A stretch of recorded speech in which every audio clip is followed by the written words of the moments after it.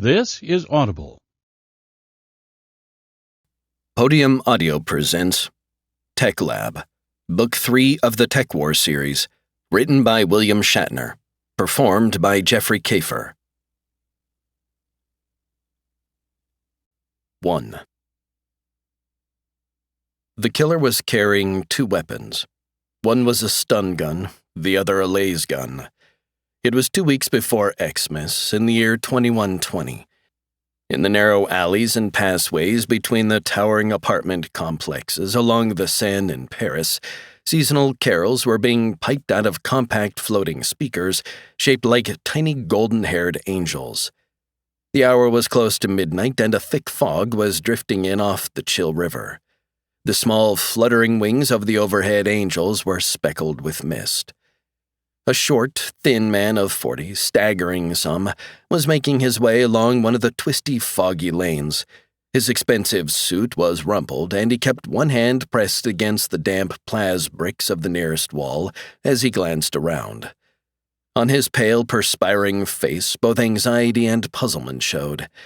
He appeared to be lost in the deserted passway, confused as to how to find his way home. He slowed his pace, feet shuffling. As he moved beneath one of the small singing angels, its mechanism suddenly expired. Song dying, it lost power and fell, hitting him on the left shoulder and then crashing to the damp pavement. The man, mumbling to himself, halted. Squatting, he attempted to pick up the fallen angel. His fingers missed on the first scoop, and losing his balance, he went sprawling out on the ground. The killer appeared behind him, materializing out of the thick night fog. He was young, didn't look more than 21 or 22, tall and lean. He had short-cropped hair, a bushy mustache, and dangling from his left ear was an earring fashioned from a Brazilian coin. He was dressed in a tattered, blood-stained uniform. It was the kind that had been worn by the United Nations combat forces during the Brazil Wars years ago. He carried the stun gun in his left hand, the laser gun in his right. The small man became aware of him. He'd been able to push himself up out of his sprawl and was attempting to stand. Grunting, he managed to struggle to his feet. He swayed, started to turn. The killer fired his stun gun. The man rose up on his toes, made a few broken, fluttering motions with his arms, then toppled forward. He hit the wet paving hard, face down. Easing slowly closer, the killer stood over the fallen man. He used his laser gun now very carefully and precisely to inscribe a huge X on the body. That very efficiently chopped it into 4 chunks. Some of the spurting blood dotted the white wings of the broken angel. Some of it splashed across the toes of the killer's boots. Genuflecting beside the remains, he jerked a note out of a pocket in his ragged tunic. He fixed it to one of the pieces of the body, a left arm and part of the torso. The hand-printed note said, "This is for Brazil," signed, "The Unknown Soldier." "Jesus," observed Sid Gomez. "Yeah, exactly," agreed Jake Cardigan. It was 13 days before Xmas, and an artificial snow was falling all across greater Los Angeles, part of the seasonal special effects. Up in Tower 2 of the Cosmos Detective Agency building, Walt Bascom, the chief, had been showing a holographic simcast to Jake and his partner. The computer-generated projection was based on data gathered by the agency, plus information provided by various law enforcement agencies.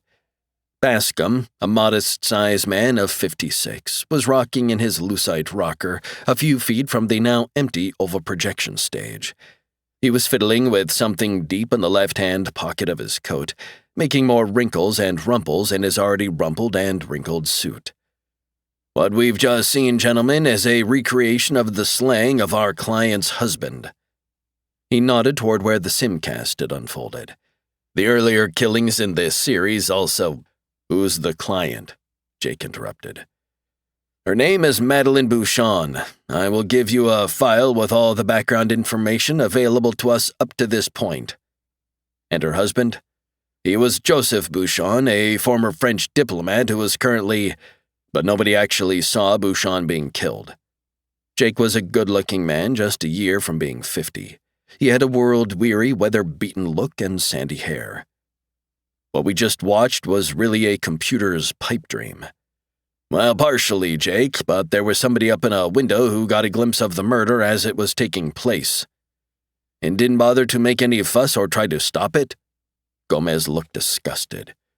Most people seeing a serial killer at work try to remain as unobtrusive as possible, remarked the agency head. I might have ducked under something myself after getting a gander at this guy. This killing was brutal. Gomez, a curly-haired man some 10 years younger than his partner, shrugged and settled back in his rubberoid chair.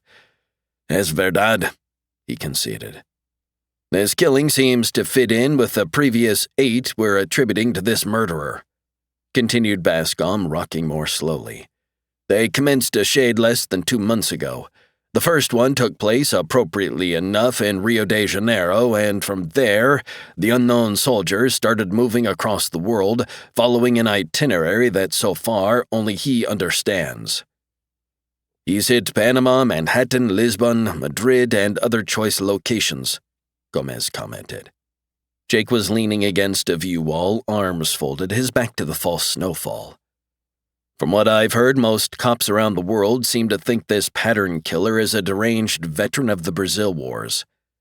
It's certainly plausible, said Bascom, since most of the victims, including Bouchon, had at least some sort of connection with those wars.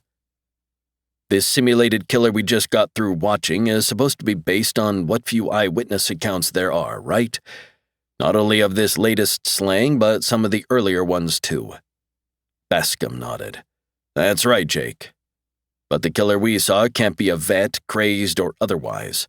The final Zil War ended nearly 10 years ago. See, seconded Gomez. This unknown soldier we just viewed can't be much older than 22 or so. They didn't have any 12-year-old soldados down there, at least not on the UN side. Bascom said. Most law officials assume the man is extremely youthful-looking for his age. None of the witnesses, keep in mind, got an up-close look at him. Jake shook his head. Something's not right. Indeed, Mrs. Bouchon is also of the opinion that certain aspects of her spouse's murder don't smell right, the agency head told him. She's offering us a handsome fee to prove that her late husband was not eliminated by the unknown soldier. Handsome enough to provide Jake and me with a bonus? Inquired Gomez. Bascom studied the ceiling. Possibly, Sid, he replied eventually. At any rate, you two need to rush over to Paris right away and find out who really did kill Bouchon. We've got you booked to leave from the GLA's Skyliner port tonight. Tonight? Jake was frowning. With a tricky case like this one and an extremely anxious client, getting to the crime scene with alacrity scores big points, sometimes bonus points. I figured we'd leave in the morning, said Jake. That way I can get up to Berkeley tonight to say goodbye to Beth Kittredge. I can depart for Paris tonight alone, amigo, offered Gomez. You can spend the night on fond farewells and join me over there mañana. Bascom had begun tapping his fingertips slowly on the arm of his chair. Ever since you joined the outfit, Jake, I've tried to accommodate your personal life, he said. But you know, the Cosmos Detective Agency isn't primarily dedicated to rehabilitating troubled ex-cops who are trying to rehabilitate themselves. Nope, you're right, said Jake. I don't want too many special favors. We'll both take off for Paris tonight as scheduled. Bueno, Gomez said with a smile. 2. Xmas, muttered Jake sourly. 'Tis the season to be jolly, remarked Gomez. Or so I hear. But you sure ain't, amigo. I'm not, agreed Jake. They were flying across twilight GLA in an agency sky car through the simulated snowfall toward the Skyliner port in the Ventura sector.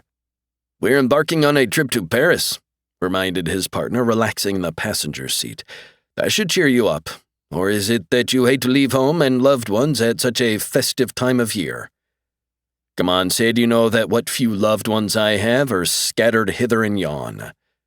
Beth Kittredge is only up in NorCal and Berkeley. That isn't all that hither.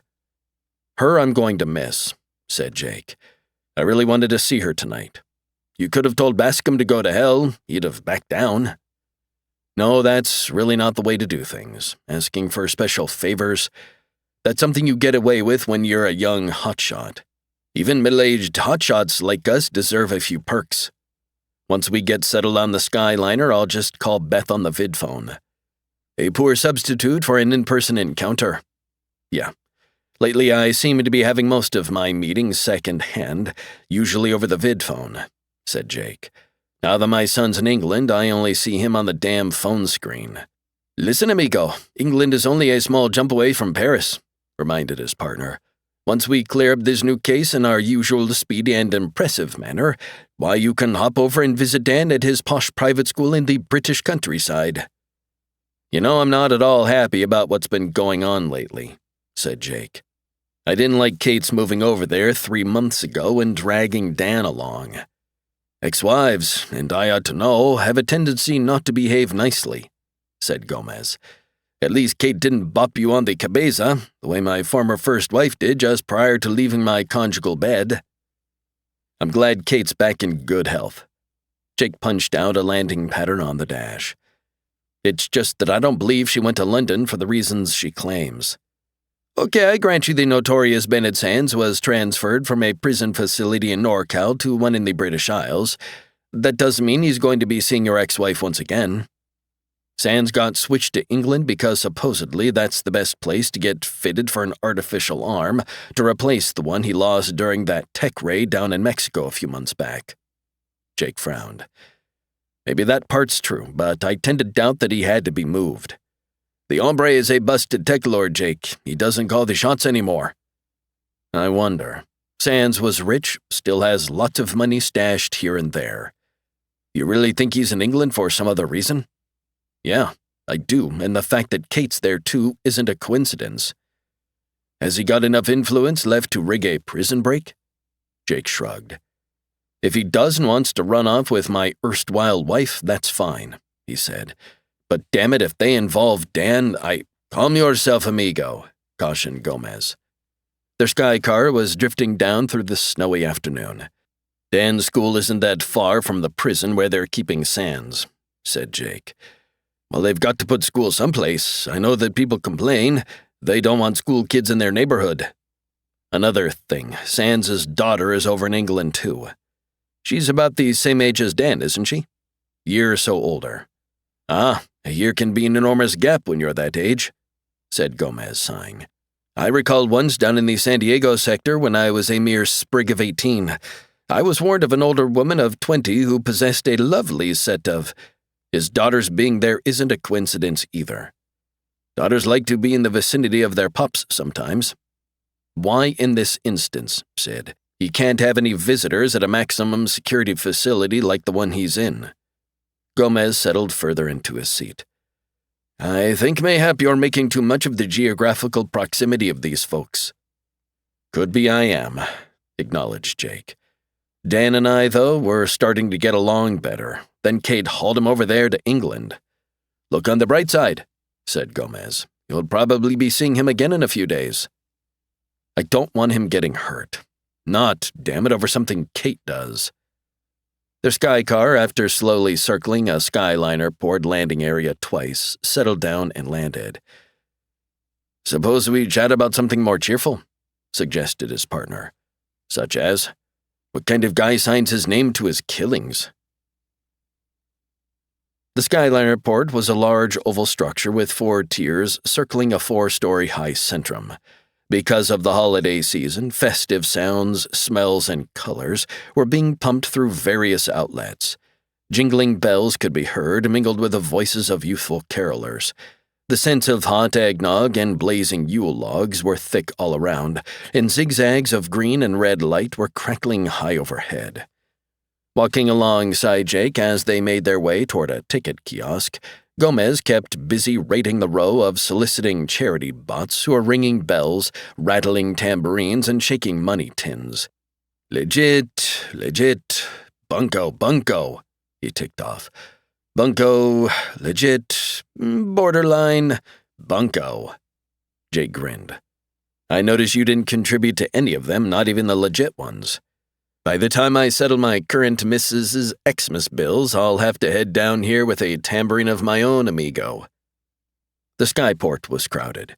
Visitors were arriving and departing, many of them laden with brightly wrapped bundles of Xmas gifts. Just beyond a tall decorative palm tree that had been festooned with Xmas ornaments stood a plastic-glass kiosk.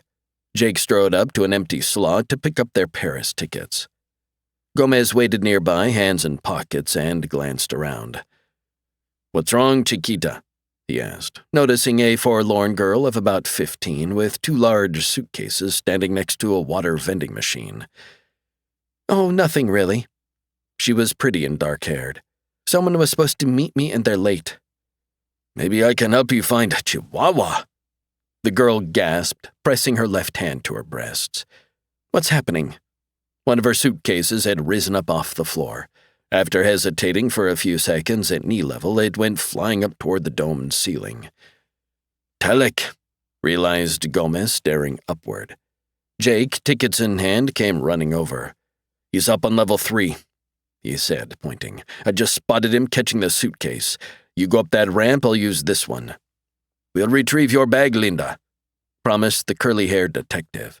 Pivoting, he started dodging through the crowd. Jake went sprinting up the ramp, weaving through travelers and porter-bots. The telekinetic thief who'd used his psi powers to levitate the suitcase from the first level up to the 3rd was elbowing his way toward an exit door by the time Jake caught up to him. "Let's have the suitcase," called Jake, closing in. "Scarf yourself," the telek replied. He was a gaunt young man wearing somebody else's dirty white suit. About 30 years old, he had a grinning skull tattooed on his forehead in livid purple. He lunged suddenly, pushed through the white metal door of the men's room. Jake followed. The first thing Jake noticed was that the robot attendant was lying flat out on his back on the white plas tile floor. A thread of gray, acrid smoke was drifting up from his dented skull. The telek, smiling, was by the far wall. He was sitting on the stolen suitcase. Standing beside him was a large, thick man in a sea-blue suit. He had a gun in his right hand. "Figured you'd take the bait, Cardigan," he said, chuckling. 3. The big man with the laser gun said, "We don't necessarily have to kill you, Cardigan." "That's comforting." He came a few steps farther into the room. "Who the hell are you?" "Just a messenger boy." The telek, sitting hunched on the suitcase, snickered. The big man continued. "The message is this: you and your greaser partner don't want to go to Paris. No, shit no. You guys want to stay right here in GLA, where it's safe." "Who is sending me this advice?" He took another step ahead, coming near to the sprawled, white-enameled robot. "Oh, just somebody who's interested in your health and well-being," he answered. "If you ignore this friendly warning, then trust me, you're probably going to have an accident." "Yeah, an accident," the telekinetic thief snickered again. "You might, for instance, lose an arm." The gunman gestured with his weapon. "I might, slice the damn thing right off. That'd be painful, but it would sure as hell keep you from wandering off to Paris. So what we have, hey, I'm not anxious to shed an arm." Jake sounded uneasy, a little frightened. "Come on, we can talk this over and work something out," he started, nervous eyes seemingly on the gunman toward him. "Look out for the bot, asshole," warned the telek. Jake tripped over the spread-eagled attendant. He fell, turned in midair, landed on his left side, and went scuttling across the slick white floor in the direction of the row of silvery Sanair nozzles. When he came to a stop, his stun gun was in his right hand. He fired, and the beam took the gunman square in his broad chest before he could swing his laser gun all the way around to take aim at Jake. The big man made an angry gulping noise, started shivering violently. His gun fell to the floor as he went toppling backwards. Unconscious, he slammed into the swinging door of a toilet cell. He fell back into the cubicle, his head cracking against the metallic seat of the unit. The telek jumped to his feet. Using his psi power, he lifted the suitcase up off the floor and was about to send it hurtling into Jake. "No, don't do that, cabron," advised Gomez, who'd come quietly into the room with his stun gun ready. He shot the telic. The skinny man gasped, stiffened, sat. The suitcase fell, landing with a thump in his narrow lap. "It's muy triste," said Gomez, glancing around and then sliding his gun back into his shoulder holster. "What is, getting ambushed in a toilet?" "No, amigo. I mean, it's very sad being set up by that sweet little Nina downstairs. She looked so innocent." "They usually do." Nodding, Jake added, "Let's turn these goons over to the cops. We have a skyliner to catch. Any notion why they wanted to maim you?" "Somebody doesn't want us in Paris." Gomez laughed. "They don't know you very well," he observed. "Warning you to stay away is the surest way to get you to go there." A robot in a Santa Claus suit was circling the sat phone lounge of the Paris-bound Skyliner, handing out eggnog. When he reached Jake's alcove, he said, "Merry Xmas, sir, compliments of Transnip Skyways." He held out a steaming plasmug. "Scram," suggested Jake, returning his attention to the ball-headed robot, whose fuzzy image was flickering on the phone screen he sat facing. "Ho, ho, ho!" The robot Santa moved on. "Ah, here's the problem," said the bot on the screen, giving himself a whack in the temple as he arrived at an insight. "Miss Kittredge, you see, has a government monitor on her vidphone, and therefore I already gave you the bypass code number." "Right, yes, so you did. So put through the damn call. Xmas season got you down too? You'd be surprised how many customers we get this time of year who are grouchy and the call." The robot vanished. Blackness replaced his image, then random spurts of rainbow light. All at once, Beth, slim and pretty, appeared with great clarity. "Jake, where are you?" "En route to Paris," he explained. "Didn't have time to call you until now." "You're working on a new case for Cosmos?" "Yeah, and according to Bascom, an important one. Otherwise, I'd be in Berkeley now instead of midair." She smiled gently. "I miss you too," she told him. "This duty stuff can really foul things up. What sort of job is it?" "You've heard of the unknown soldier?" "Wait now, Jake," she said, frowning. "Your client must be Madeleine Bouchon." "She's the one. You know her?" "Yes, I do. Her husband was a top official with the International Drug Control Agency for the past 5 years or so." 6 years. I just read the Cosmos file on him," said Jake. "You've met him?" "Yes, sure. Because of my father's work, we got to know quite a few people connected with the IDCA. Before he joined the agency office in Paris, Bouchon was the French ambassador to Rio," said Jake. "He was there during the final months of the last war." "Which means he could possibly have done something that caused the unknown soldier to put him on his list." "That's true, but there are also lots of people in the tech trade with reasons for wanting him dead," Beth said, finishing Jake's thought. "Madeleine Bouchon apparently thinks this was a copycat kill, with somebody using the unknown soldier's style to cover their murder." Jake slouched some in his seat. "It's possible I'm not the right operative for this case, since I suspect the damn Teklords of being responsible for almost everything that goes wrong around the world. A good deal of the time, I suspect they've also corrupted my father." "Things aren't getting any better now that you've been working with him again?" "Ever since what happened down in Mexico, well, I simply don't trust him completely anymore," she replied. "But when those various and sundry government agencies started pressuring me to rejoin him so that the last phase of his work could be speeded up, Jake, I just found it impossible to say no." "I know, since I went through most of it with you." "Most of it, but not all," she said quietly. "Lots of my most difficult debates went on inside my head. Anyway, I finally let myself be persuaded. You know that the hardest part was leaving you in the GLA for a while and moving up here to work at the lab they've set up for my father. Tech is a dreadful thing, and if I can help wipe it out, well, that's an accomplishment." "How close is his anti-tech system to being ready to use?" "We're very close," she said. "It should be soon." "I'd better sign off now, Beth," he said reluctantly. "This doesn't look to be my best Xmas." "We'll make up for it," she promised him.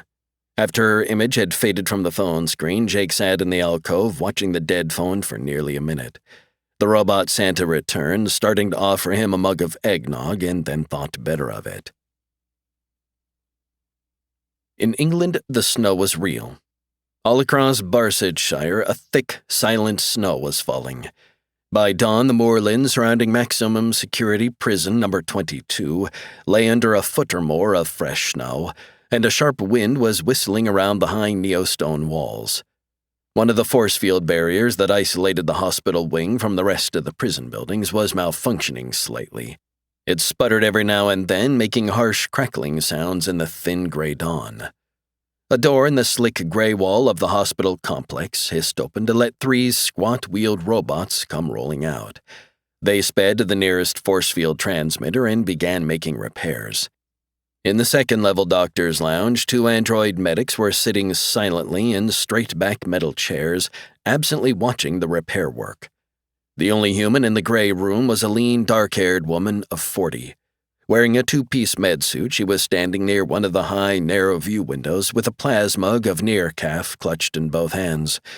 After taking a sip of her Nearcaf, she again glanced up at the floating clock. Nodding to herself, she finished drinking, tossed the empty cup into a bin. After checking the time once more, she crossed the quiet room and stepped out into the corridor. A white enameled nurse bot was going by, carrying a yellow plas tray with 2 doses of medication on it.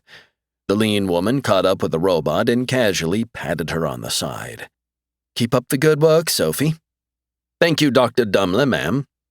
The nurse bot continued along the hall, then walked up to a ramp to the next level of the prison hospital.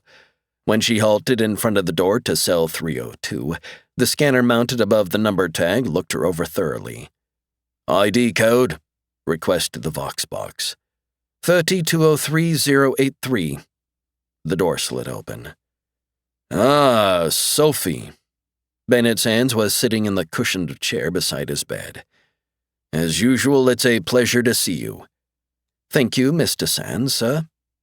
Sands was thinner than he'd been a year ago, and his face was pale. The deep shadows under his eyes were dark and sooty. He had one arm. "You make this hole almost tolerable," he said as he picked up one of the small cups from the tray and drank down the sea-blue liquid it contained. "Ugh, never can get used to the foul taste." "Sorry, Mr. Sands, sir." For less than 30 seconds, as Sands took the bright orange stuff in the second little cup, the nurse bot leaned closer to him. In a voice pitched so that only he could hear it, she told him, "Bouchon dead. Stand by." The parasite disc that Dr. Dumler had attached to the robot's side now disintegrated.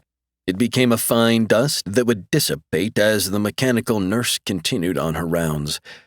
After the nurse bot left his cell, Sands brought his only hand up to his face. Masking his mouth for a few seconds, he allowed himself a brief, unseen smile of satisfaction. 4. Gomez was relaxing in their compartment when Jake returned from phoning. He was sipping an eggnog while he studied a yellow faxgram. "Is all well with Beth?" "As well as can be expected." Letting out a disgruntled sigh, Jake settled opposite his partner. "Where'd you get the drink?" "A robot decked out like Santa Claus came around giving them away. Even had a white beard. Very festive." He waggled the faxgram. "Bascom sent us some info on that pair of louts who tried to sandbag you. Care to guess?" "Let's see. They're freelance hoods," said Jake. "Got long criminal records. They don't know who hired them." "Bingo." Gomez let the faxgram drop to the Neilwood table next to his chair. "Except you missed one point. They, both of them, have prior connections with tech dealers." "Yeah, I've been nurturing a hunch that there was going to be a tech angle to this." "Whilst you were romancing Beth via satphone," said Gomez, "I've been rereading all this stuff the agency gave us on the unknown soldier murders." "Commendable. Any insights?" "Es posible," replied his partner. "Of the 9 known victims, so far there are 3, including our Joseph Bouchon, who are currently tied in with anti-tech activities of one sort or other." "But they also had prior links with the Brazil Wars?" "See, that tie-in is also there." Gomez paused to sample his drink again. The fellow who was victim number 4, Colonel W.D. Reisberson, killed in Washington, D.C. late this past October, had trained jungle combat troops for the First Brazil War. The thing is, Jake, this hombre turned into a very vocal critic of the wars, started a stew-pot of peace movements, and was eventually put out to pasture by the Army. At the time he was knocked off, he was managing an anti-tech research facility just outside Baltimore. In fact, 2 of his top technicians were transferred out to Berkeley to assist on the Kittredge project. Another connection with Beth's late father, said Jake. Joseph Bouchon and his wife were both friends of the professor and Beth. Gomez took a long, thoughtful sip. The 6th victim was Dr. Francisco Torres, who got himself bumped off in Madrid the middle of November. He continued. Now, Torres did serve on the staff of a United Nations field hospital during the Second Brazil War, but that doesn't exactly make him a war criminal. Not to you, but a madman might look at it differently. Verdad. But this Torres had been running a scatter of rehab centers for tech users since back in 2116. Initially, and until he fell from grace, none other than Bennett Sands provided about 60% of the operating funds for those centers from the impressive profits from his various legit business enterprises in Europe. Sands. Kittredge, said Jake slowly. Okay. Were there any discrepancies on any of these 3 killings? Details that don't exactly match those of the other unknown soldier murders? The message tag to Colonel Reisberson was worded exactly like all the others, and you know that the law boys around the world have never released the exact context of any of the notes, but we found out the exact wording, so could a copycat. That's what I'm coming to, amigo, said his partner. The lettering on the Reisberson note wasn't done by the same person who did the others. Wait, let me amend that. The other notes look to have been lettered by some mechanical means, by a robot, an Andy, or a secretary machine. None of them show the characteristics of a human hand at work. Maybe the copycat didn't know that when he killed the colonel. See, but he found out sometime before he knocked off Torres, said Gomez, if he did knock him off. Okay, suppose 3 of these damn killings are fake, said Jake. If that's so, then we're talking about something much more complex than someone's killing Bouchon and trying to mask it. And behind that complexity, amigo, said his partner, the Teklords are probably lurking. The highly polished bellbot carried their luggage into the second-floor hotel suite. The Louvre Hotel has quite an illustrious history, messieurs, he explained, placing the 3 suitcases on a valet stand. So completely up-to-date in its modernity, it dates back to the 12th century. Before the Louvre became a first-rate hotel, it was, we know. Gomez wandered over to a wide window to gaze out at the simulated Tuileries garden that stretched away below in the overcast afternoon. Oui, this splendid place was once a famed museum, continued the robot, moving around the living room to flip on switches and push buttons. Then came the dread panic of 2093, and our esteemed government was forced, alas, to sell all the art treasures it held and convert it into this, we know. Gomez turned away from the arched window. One of the things the bellbot had turned on was the vid screen that occupied one wall. 3 people were sitting in uncomfortable chairs and arguing with each other on the huge screen. That's none other than Professor Joel Frieden on the left there, Jake noticed. The guru of the pro-tech cause. He nodded at the thin man with the long, dead white hair. I recognized him, see? To the lingering robot, Gomez said, You can turn up the volume on that and then take your leave. Very well, adieu. Tech simply is not addictive, Frieden was saying. In point of fact, tech is a harmless, liberating agent that frees the imagination, soothes the psyche that's been ravaged by the scourges of our so-called civilized mode of... Repetition doesn't make lies any truer, Mr. Frieden, interrupted the heavy-set woman sitting 2 seats over from him. You know full well that tech is indeed dangerously addictive, that in a far too high percentage of cases, it also causes severe and irreversible brain damage. The incidence of epileptic seizures among tech addicts has been growing. Folk tales and fancies purely, dismissed the professor. There does not exist one shred of reliable research to, perhaps, cut in the nervous young man in the middle. If we were to return to some semblance of coherent debate, we might— This man is incapable of coherence. If Dr. Lance would simply attend to what I'm saying and listen with her heart and her supposedly brilliant mind, she'd perhaps hear something new and wise. She might come to realize that she has simply been mouthing International Drug Control Agency propaganda and pap rather than— The three of them suddenly vanished, replaced by a scene of fire and confusion. "A special news bulletin," said a deep, excited voice. "Just moments ago, here at the Central London Skybus station, an alleged major British tech dealer, as yet unidentified, was assassinated. In addition to the alleged tech kingpin, 5 apparently innocent bystanders were also killed, and 15— No, we've just been informed the toll has risen to 17. Others were seriously injured. Police believe a kamikaze was used. As you know, a kamikaze is an android loaded with explosives. When the kamikaze makes physical contact with its intended victim, a tremendous explosion follows. In this tragic—" Gomez turned off the wall. "Those tech lads never grow tired of their tried and true tricks," he observed. "Yeah, and they don't mind killing bystanders." Gomez glanced around the living room. "I believe I'll freshen up and change before we drop in on our client," he announced. "Don't let in any exploding Andes while I'm away." The snow continued to fall in Barsetshire, England. It flickered by the leaded windows in the main study hall of Bunter Academy. Leaning closer to the black young man seated next to him at the long neowood study table, Dan Cardigan whispered, "What would you do, Johnson?" "I'd wait, old man. I'd sit on my butt, bide my time." "But she's missing." "You think she's missing," said Rob Johnson while pretending to be gazing into his study screen. "She's gone. Nobody knows where she is. You're letting the fact that you're hot for Nancy Sands cloud your judgment, Cardigan. Listen, I've told you about her father and the way she's been. Lots of girls have crooks for fathers." Ahem. A gray monitor butt had rolled over to their table. It shook its metallic head negatively. "Quiet, please, gentlemen." "What about my request?" Dan asked the mechanism.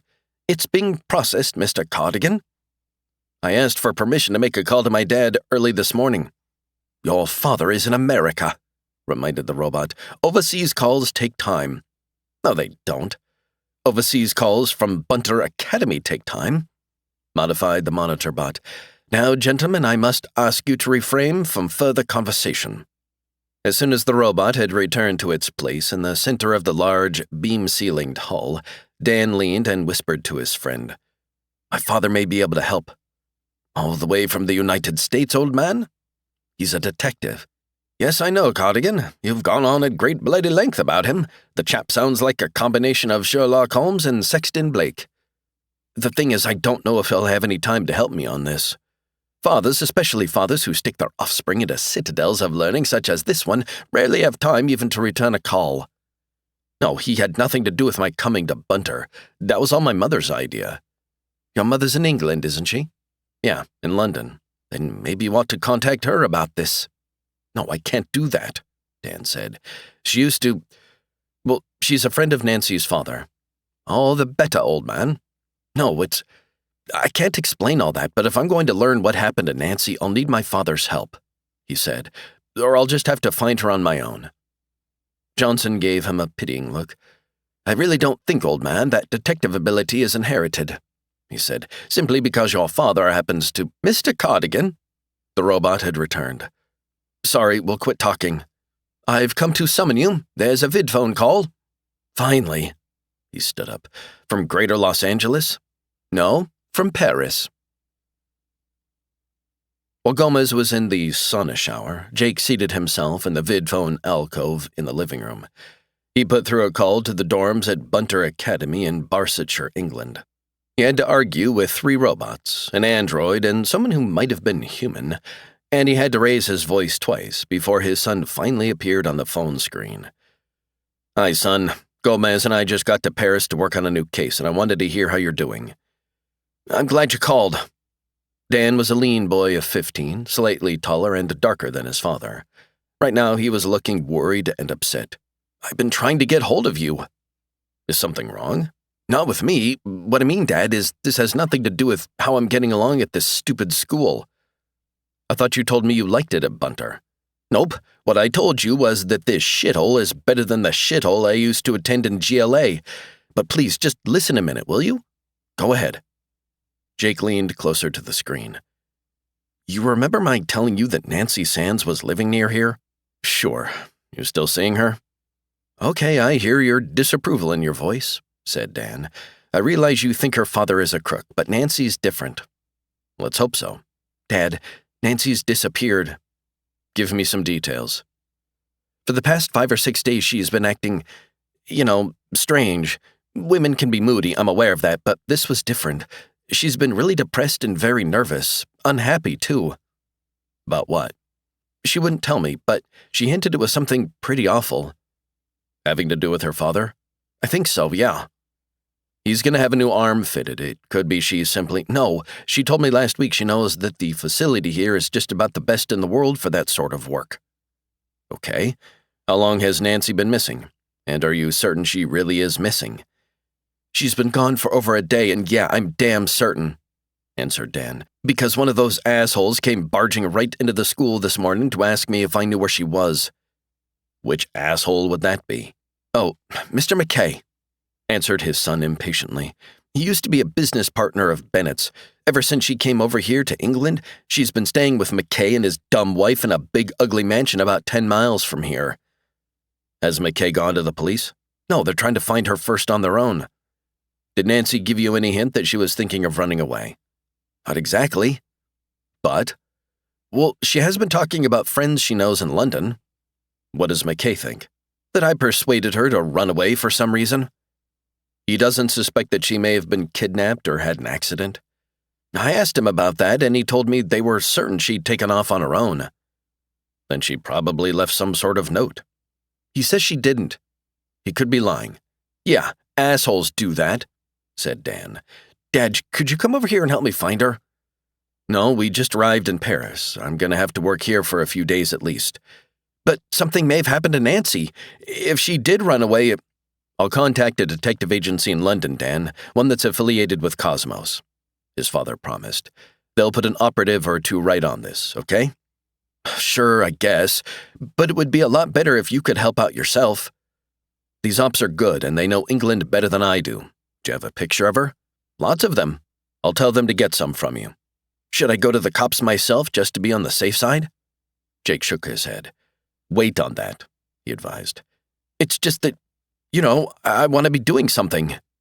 Get a detailed account of everything you know about her disappearance ready. One of the detectives will be contacting you, and that'll help. I want to do more than that, said his son.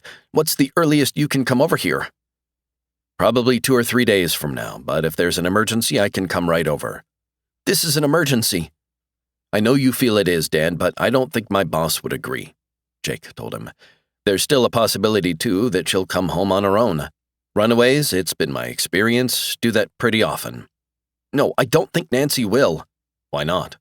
You didn't see her these past few days, the way she was acting, the way she looked. All right, hold on, and I'll see you as soon as I can. He gave Dan the number of the hotel. Call me if anything new happens. I still wish you could. Okay, bye, Dad. Goodbye, Dan.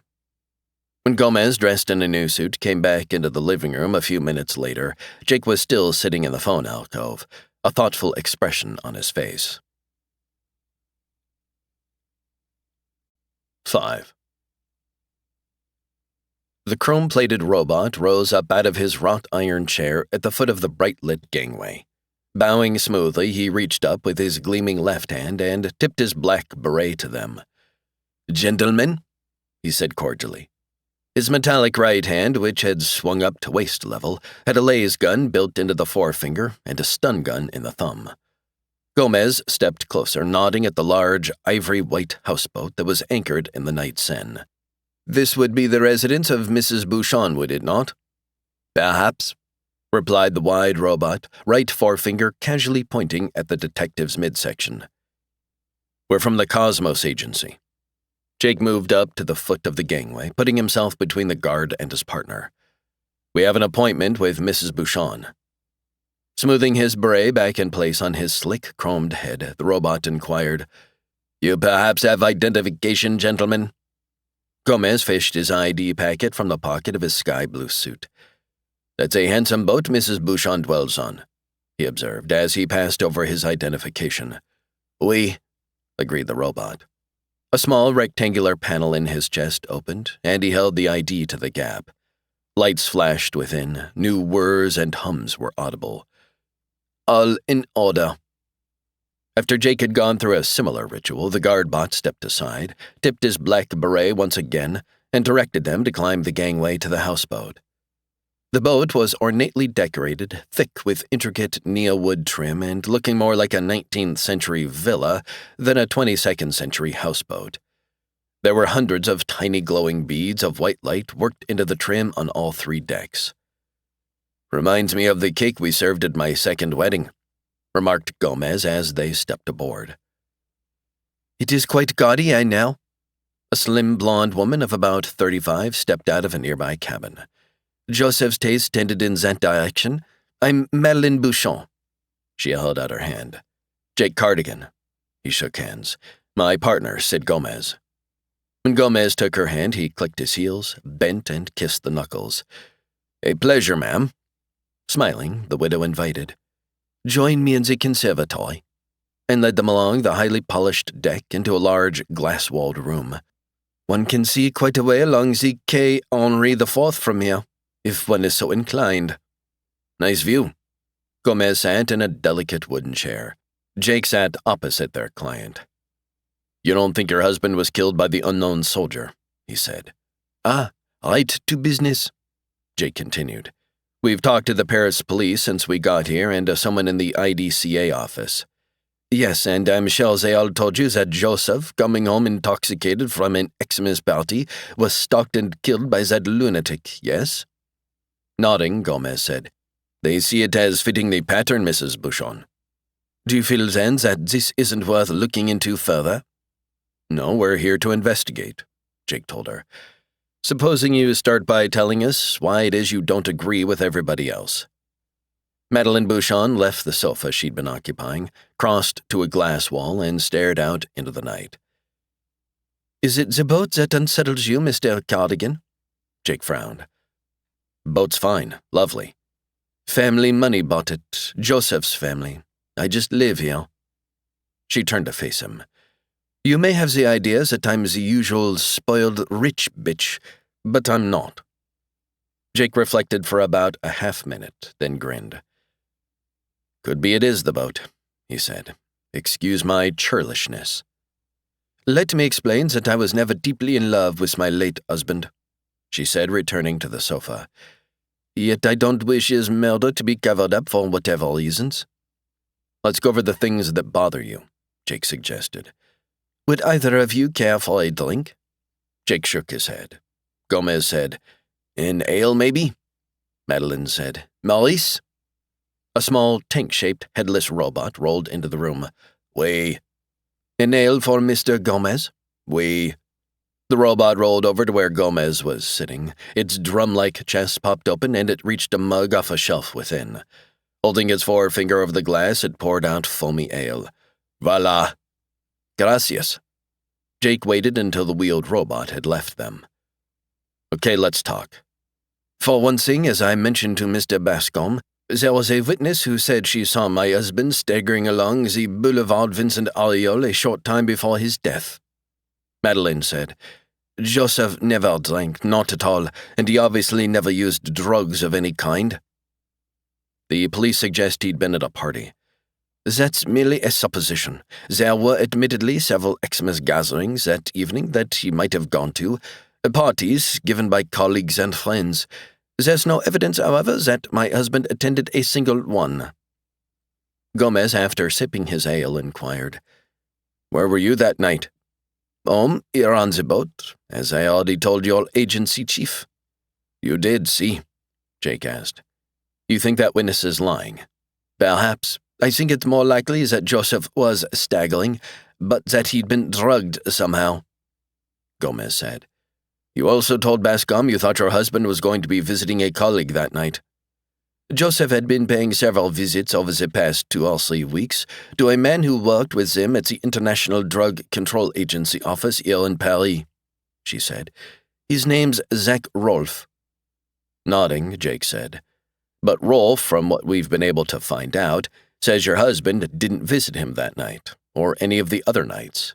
Yes, I'm aware of that. Zach now claims that my husband has been having an affair with a young woman in the agency. Yeah, but Rolfe doesn't know who she is. Yes, exactly. Zach's story is that he was only doing my husband a favor by letting him pretend he was with him on all those nights, and obviously everyone seems to believe Zach. Did you ever try to phone your husband at Rolfe's? Asked Jake.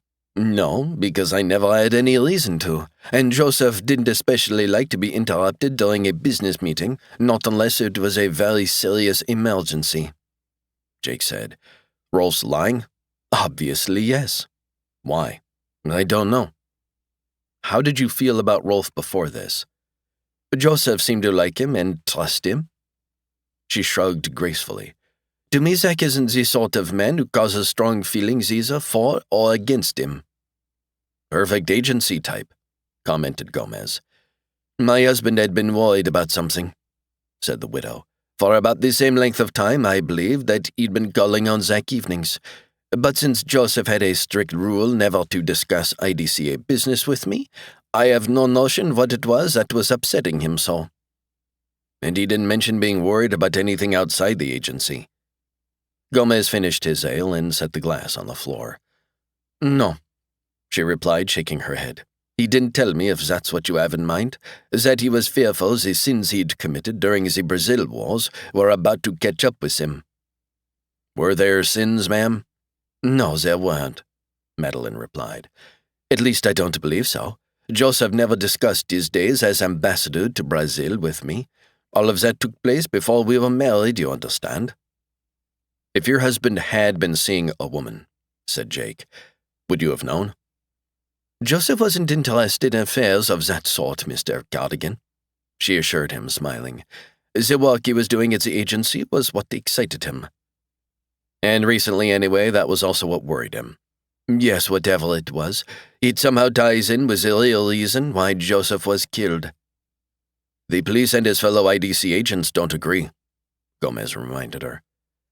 And that, said the widow quietly, may be another part of the puzzle. 6. Gomez, after he and Jake had separated to pursue different sources of information, strolled for a while along the brightly lit boulevards of nighttime Paris.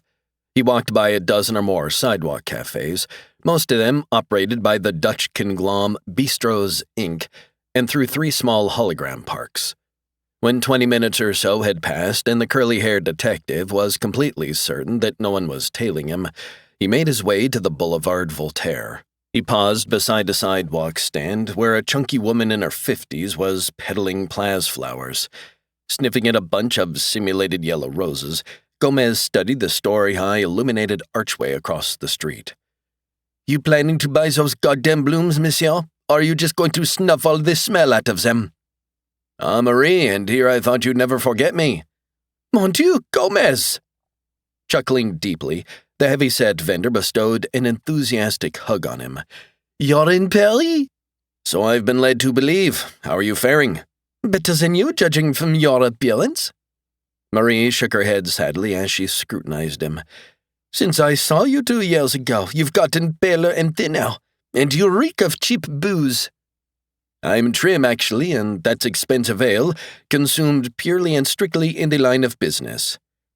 You still a dick? She tipped her head and smiled at him.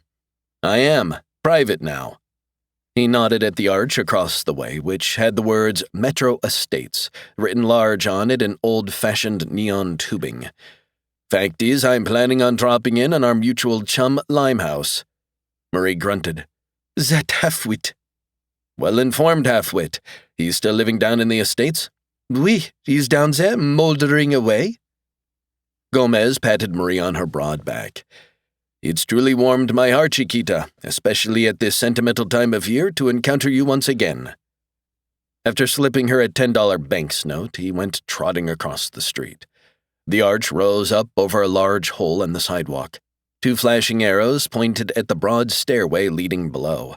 Gomez paused to take a slow, careful look around, then headed underground. Jake, meantime, dropped in at a left bank establishment known as the Hot Club. The club specialized in hologram and android recreations of American jazz music of the 20th century. On the ground level tonight, Jelly Roll Morton and his Red Hot Peppers appeared to be playing on the small floating bandstand. There were less than 10 patrons sitting at the small tables amidst the simulated smoke. On the second level of the Hot Club, Jake made his way through another artificially smoky room that held about 15 customers. Art Tatum seemed to be playing an ivory piano in one shadowy corner. Jake went through an arched doorway, climbed a curving ramp up to a heavy door marked Control. He knocked twice. Nothing happened. He knocked again. This time, the thick metal door eased open a few inches. "Oui?" whispered a thin voice. "It's Jake, Pepe." "Jake who?" "Jake Cardigan. We talked on the vidphone 10 minutes ago." The door opened a bit wider. "It does look like you, mon ami." "Well, that makes sense, Pepe, since it is me. Come on, let me in so we can talk." The door opened even wider, enough to allow Jake to squeeze into the chill, dim-lit control room of the Hot Club. Pepe Nerveau was a small, thin man, hollow-eyed and sharp-nosed. He had a tiny mustache that resembled a dab of lint and tight, curling gray hair. "Shut the door, please, quickly," he requested, rushing back to drop into his high, padded chair at his control boards. On the rows of monitor screens that rose up in front of Pepe Nerveau were dozens of images of what was going on in the 5 separate levels of the jazz club. Grabbing up an earphone, he tuned in on what Jelly Roll Morton's group was playing. "Merde, the trumpet's a shade sour." He anxiously reached up to twist a dial. "What do you think? Is it better?" He held out the earphone toward Jake. Ignoring it, Jake asked, "You implied on the phone that you're still in the information business." "I am, oui, I am." Pepe Nerveau dropped the earphone, yanked a plyo chief out of his trouser pocket, wiped sweat off his forehead, picked up another earphone. "No, mon Dieu. They sent us a defective Cootie Williams for the Duke Ellington Orchestra. Just listen to that dreadful mute work." "You seem uneasy tonight," mentioned Jake, leaning against the wall. "Supervising 5 jazz attractions, each of which has to be perfect, is stressful." He jabbed at a button on a control board at his right. "I'll have to dub in a new trumpet for the Ellington aggregation." "Much more nervous than the last time we met." "That was years ago, mon ami," reminded the small, narrow man, glancing briefly over his shoulder at Jake. "Keep in mind, too, that they call me Pepe Nerveau. That is not, obviously, my true name. No, it's a nickname bestowed on me because I'm always very nervous. Nervous all the time, in fact. Ah, what's this?" He jumped up, gesturing unhappily at a row of monitor screens. "Bud Powell's fallen off his piano bench." "I'm wondering, Pepe," said Jake. "Maybe you're too busy to do business with me tonight." Wait. He made a quick, shaky stay-put gesture with one hand while fooling with dials, buttons, switches. "Bon, he's back in place and playing un poco loco." Sighing, Pepe Nerveau sank deeper into his chair. "What about the background information on Zach Rolfe?" Cardigan persisted calmly. "While his reputation isn't spotless, I haven't heard anything especially damaging about him. Since you called, I've instigated a further probe into his background." He tugged out his plyo chief again, mopping fresh perspiration from his face. "This evening, I just learned, Rolfe is visiting the Grand Illusion. That's a very swank electronic bordello not far from here.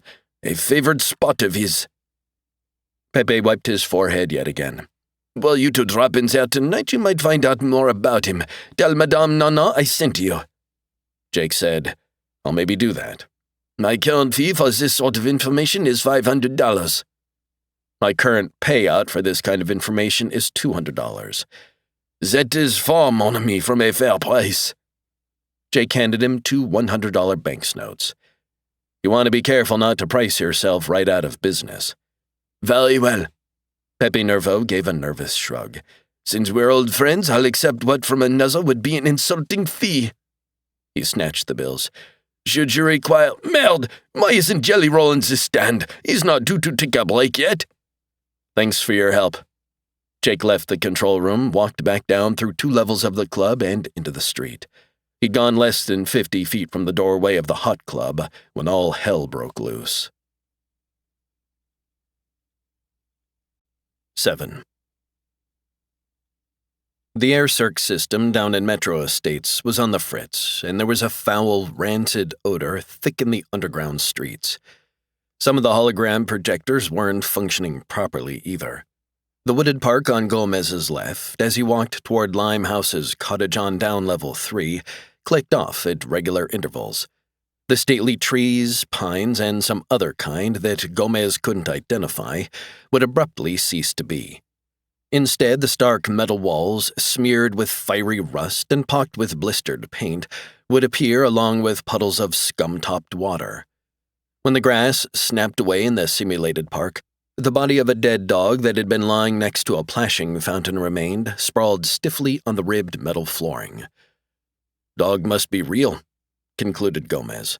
Stands to reason. Nobody'd consider a canine corpse decorative, not even down here. A handsome Gothic church on his right began to quiver as he was strolling by. Instead of vanishing in an instant, as the grass and trees had, the narrow gray church seemed slowly, gradually to melt. When it was nearly gone and the spattered walls behind it were showing distinctly, the cathedral all at once reappeared and was whole again. Hallelujah, commented Gomez. You can help me, monsieur. A one-legged man came shuffling toward him, supported by a rough-hewn wooden crutch. He staggered, walking right through the wall of the newly returned cathedral. Warily, Gomez slowed. How? All I need is skyliner fare to Australia. I got a job waiting there for me, but I'm a little short on my ticket money. How short?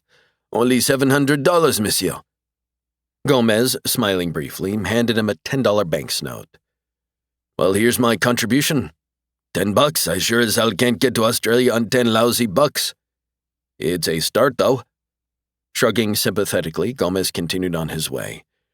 Jesus, I'm a vet, you know, called the beggar. I lost my goddamn leg in Brazil. Gomez kept moving. Looking for fun, Curly? Sitting, legs crossed, on the porch of a 2-story apartment building was a thin girl of about 14. Gomez stopped. Whatever you do, don't tell me a sad story. Who mentioned sad? $300. She smiled at him. She had almost all her teeth. For what, Chiquita? A night of fun with me. How old are you? How old do you like 'em? He gazed up at the black, shadowy metal ceiling of the tunnel for about 10 seconds. Waifs and strays, he muttered. Especially at Xmas, I seem to bump into them. If you act fast, girlie, I'll drop the price to $200, and that includes a continental breakfast come the dawn. Here. He leaned closer to the girl. Here's $50. Now take it, go home, quit hustling for tonight. You trying to reform me? A lost cause, huh? He put the $50 banknote in her thin, knobby hand. Well, adios. Shoulders hunched, he walked on. Too bad, Curly, said the girl to his back. You're sort of cute. She's right about that, he said to himself, kicking up his pace. Limehouse was out in the small garden in front of his cottage, on hands and knees among the tulip beds. He was a long, thin man, somewhere between 30 and 50, a cyborg with a right arm of tarnished silver. Just the ready bloke I'm after wanting, he said, noticing Gomez stepping over his low white picket fence. Como esta? Can't complain, lad. Now take a bloomin' gander at these tulips, will you? Momentito, cut in Gomez. I know full well that you're a one-time Londoner, Limehouse, and that you're loyal to the merry old England of bygone days. But, por favor, spare me that god-awful stage Brit accent. Bit much, would you say, Gov? A bit, see. It seems to please the tourists, you understand, especially the ones who drop down here from Great Britain. You really, can't spread it on too thick for them. You had a query. Creaking some, Limehouse got up out of the tulip beds. Take a long, appraising look at these tulips, if you will, then tell me if you can tell which ones are the real article and which ones are simply projections. Gomez scanned the rows of bright flowers. Red ones are phony. Limehouse sagged. How'd you bloody tumble to that? Your projector's on the blink. The flowers on the end keep fading away until you can see through them. Crouching, he scowled at the red tulips. Blimey, you're absolutely right. My eyes aren't as sharp as they ought to be, and that's for certain. Might we step into your parlor for a chat? Sure thing.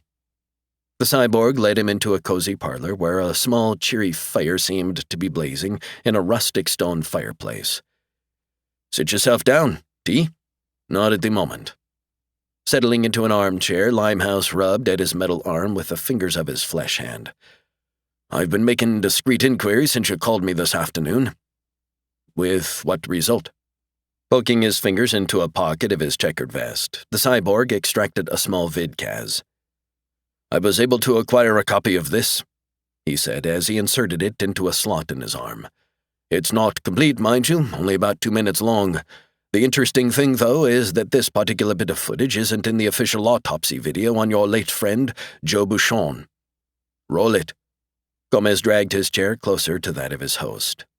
Limehouse opened his metal hand to reveal a small vid screen built into the palm. When he twisted his metal thumb, a picture appeared on the screen. Oi, remarked Gomez, grimacing. Lying on the white med table were the 4 portions of Bouchon's body. An android medic in a blood-stained smock was standing beside the table talking to a white enameled robot who was holding a tray of liquid-filled vials. Limehouse twisted his forefinger and voices came out of the tiny speaker below the screen. No alcohol? None, sir, replied the white bot. What did you find? He'd been given orally a dose of vertilium, approximately a half hour before he died. Said the android thoughtfully. What about... The film ended. Vertilium, Limehouse started to explain, is a fairly powerful... disorienting drug, see, I'm familiar with this stuff. He slid his chair back a few feet. Do you know who edited this snippet out of the official version of the autopsy? Pointing at the ceiling with his silver thumb, the informant replied, Somebody important, don't know who. Find out. Might be expensive. I've got a good budget. It could also, Gomez, be dangerous, to the both of us. I'd appreciate it nonetheless if you try in your celebrated discreet and polite fashion, urged the detective. Do you have anything else for me? Limehouse coughed into his real hand. What I've supplied you thus far I'd like to have $1,000 for. Fair enough? There is something else. His voice lowered. But on this I don't happen to be the sole proprietor. If you want it, the whole story is going to cost you an extra $1,500. Who's your partner? Don't explode when I tell you. I'll make every effort not to. It's Eddie Anguilla. Shit. Eddie came to me when he got wind of what I was scrounging around for. And cabron, if they gave out trophies for swinnishness, Anguilla would cinch permanent possession. If they took a poll to determine the 10 most unreliable and untrustworthy louts on the face of the earth, he'd fill these spots from 1 to 5, maybe 6 too. I don't especially favor the bloke myself, admitted Limehouse. But he's got this, and if you want it, well, sir, it's $1,500. Do I get a sample of what I'm buying? I have a bit of audio-visual material, yeah. A conversation snippet about a certain artifact, as it were, explained Limehouse. However, Gomez, to really find out what it all means, you've got to go to Eddie. In what pest hole does he hang his hat these days? The Hotel Algiers. Nodding, Gomez said, A first-class dump for sure. Is this sample going to cost me extra? Rubbing his metal hand along his leg, Limehouse said apologetically, If it was up to me, you understand, I'd run this off for you for nothing. But Eddie, he doesn't believe in free samples. What's the tab? $250. Plus the $1,500 when I go to him? It's the blooming deal, I'm afraid, Gomez. You don't usually work cons. This isn't a scam. Leastwise, I don't think so. Gomez left his chair. On one wall of the parlor hung portraits of past and hopefully future kings and queens of England. Queen Victoria looks a trifle sexier than she did in my history class at high school. The artist, I expect, took a few liberties. What do you think of the latest portrait I've added? Which one? On the end of the lower row. King Arthur II? Who the hell is he? He'll perhaps be the King of England someday. Limehouse stood up, enthusiasm spreading across his thin face. By all rights, he should be sitting on the throne of England even as we speak. There isn't any throne of England, reminded Gomez. England's been a democracy since the revolution some 60 years back. That there was the worst bloody thing that ever happened to Great Britain. Limehouse sat down again. Ousting the monarchy and putting in a president. I'll never set foot back home again until... Okay, I'll take you and Eddie up on this deal, Gomez told him. Here's the $250. What does that buy me? Limehouse showed him. Jake heard the fight before he saw it. Something was happening up in the narrow alley that ran alongside the hot club. Someone cried out in pain. Then came the sound of a body slamming into the ground. A Plaz can hit the pavement, spilled coins clattered. Don't, please! Jake went sprinting to the mouth of the alley. A flung crutch nearly hit him as he reached the opening. Dodging, he entered. On the rutted pavement, a ragged man in an old Brazil Wars jacket and a pair of suit trousers was screaming and thrashing around as two large young men in skin-tight black clothing kicked at his ribs and groin. What did we tell you, asshole? Not to— Ow! What? Speak up, Kevard. What did we tell you? Not to beg around here. Ow, ow! That's right, Jake said evenly. I think he's got the message, fellas. You can quit. The larger of the two large young men stopped kicking the crippled beggar and took a step back. This is none of your business, asshole. Scarf off, said the smaller of the two, or you're going to need a cup and a crutch. Quit, advised Jake quietly. Screw you. The larger one kicked the fallen man again in the ribs. Jake moved fast. He caught the thug's left arm, twisted it behind his back. Spinning him half around, he shoved. The force of the push sent the man all the way across the alley to smack into the sooty stone wall opposite. Jake nodded at the other thug. Be a good idea to go away. Like hell, Kifad. He came charging at Jake. Jake sidestepped, kicking out. The man howled as Jake's booted foot smashed into his kneecap. Cursing, he stumbled and fell against his rising partner. Watching them, Jake bent over the beggar. Can you get up? The Brazil vet gave Jake a thin, sly smile. Sure, Cardigan. He jumped to his feet. The two others were already scurrying clear of the alley. The beggar thrust a note into Jake's hand, ducked around him, and went running off. The note said, "The beggar could have been a kamikaze. Go home to GLA." 8. The robot doorman at the narrow 5-story Hotel Algiers had broken down some time ago and fallen to the sidewalk. No one had bothered to pick him up or had attempted to repair him. Rusted, gutted, scrawled over with rude messages in several tongues, he lay on his back just to the left of the lobby entrance. A cold, harsh rain had started to fall about a half hour earlier, and it was hitting the carcass of the doorman, making loud pinging noises. The cracked paving was slick and black. Gomez's sky cab came sputtering down through the rain-swept night, dodging between the multi-level ped ramps that skirted the hotel and the other run-down buildings in this forlorn section of Paris. Hopping clear of the jittery cab as soon as it touched down, Gomez ran into the Algiers, skirting the fallen doorman.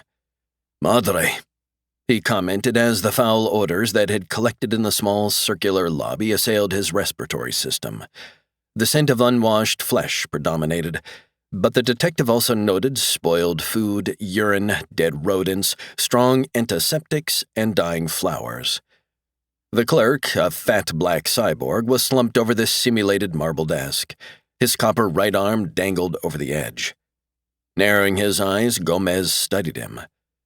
He's breathing. he determined after a watchful 10 seconds. Finding his way to the stairway, he began his ascent. The elevator looked as though it wasn't to be trusted. New odors hit him as he climbed toward the 3rd floor where Eddie Anguille had his room. Smokable drugs, vomit, something vile that he couldn't identify.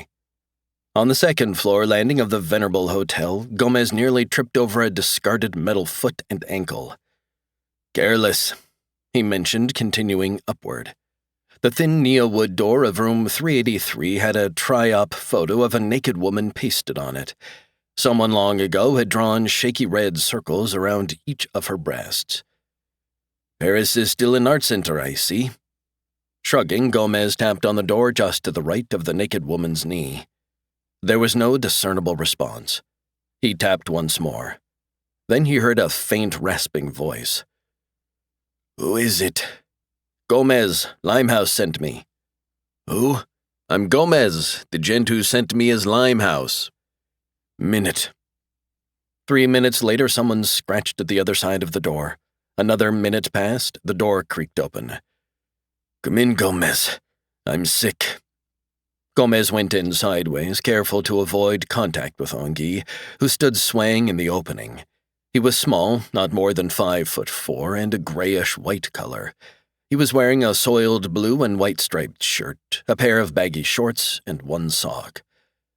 On the little lame bedside table next to his gray, unmade cot sat the evidence of a recent tech session. There was a brain box, the roach-like tech chips, and the electrodes to hook up the box to your skull. "You've added tech to your long line of vices, huh?" Anguille started to reply, but began coughing instead. "Shit, Gomez, I'm not that stupid," he was able to say eventually. "No, that crap belongs to my girlfriend." "And she's where?" "Out." "Sit down somewhere," suggested Gomez. "We'll talk business."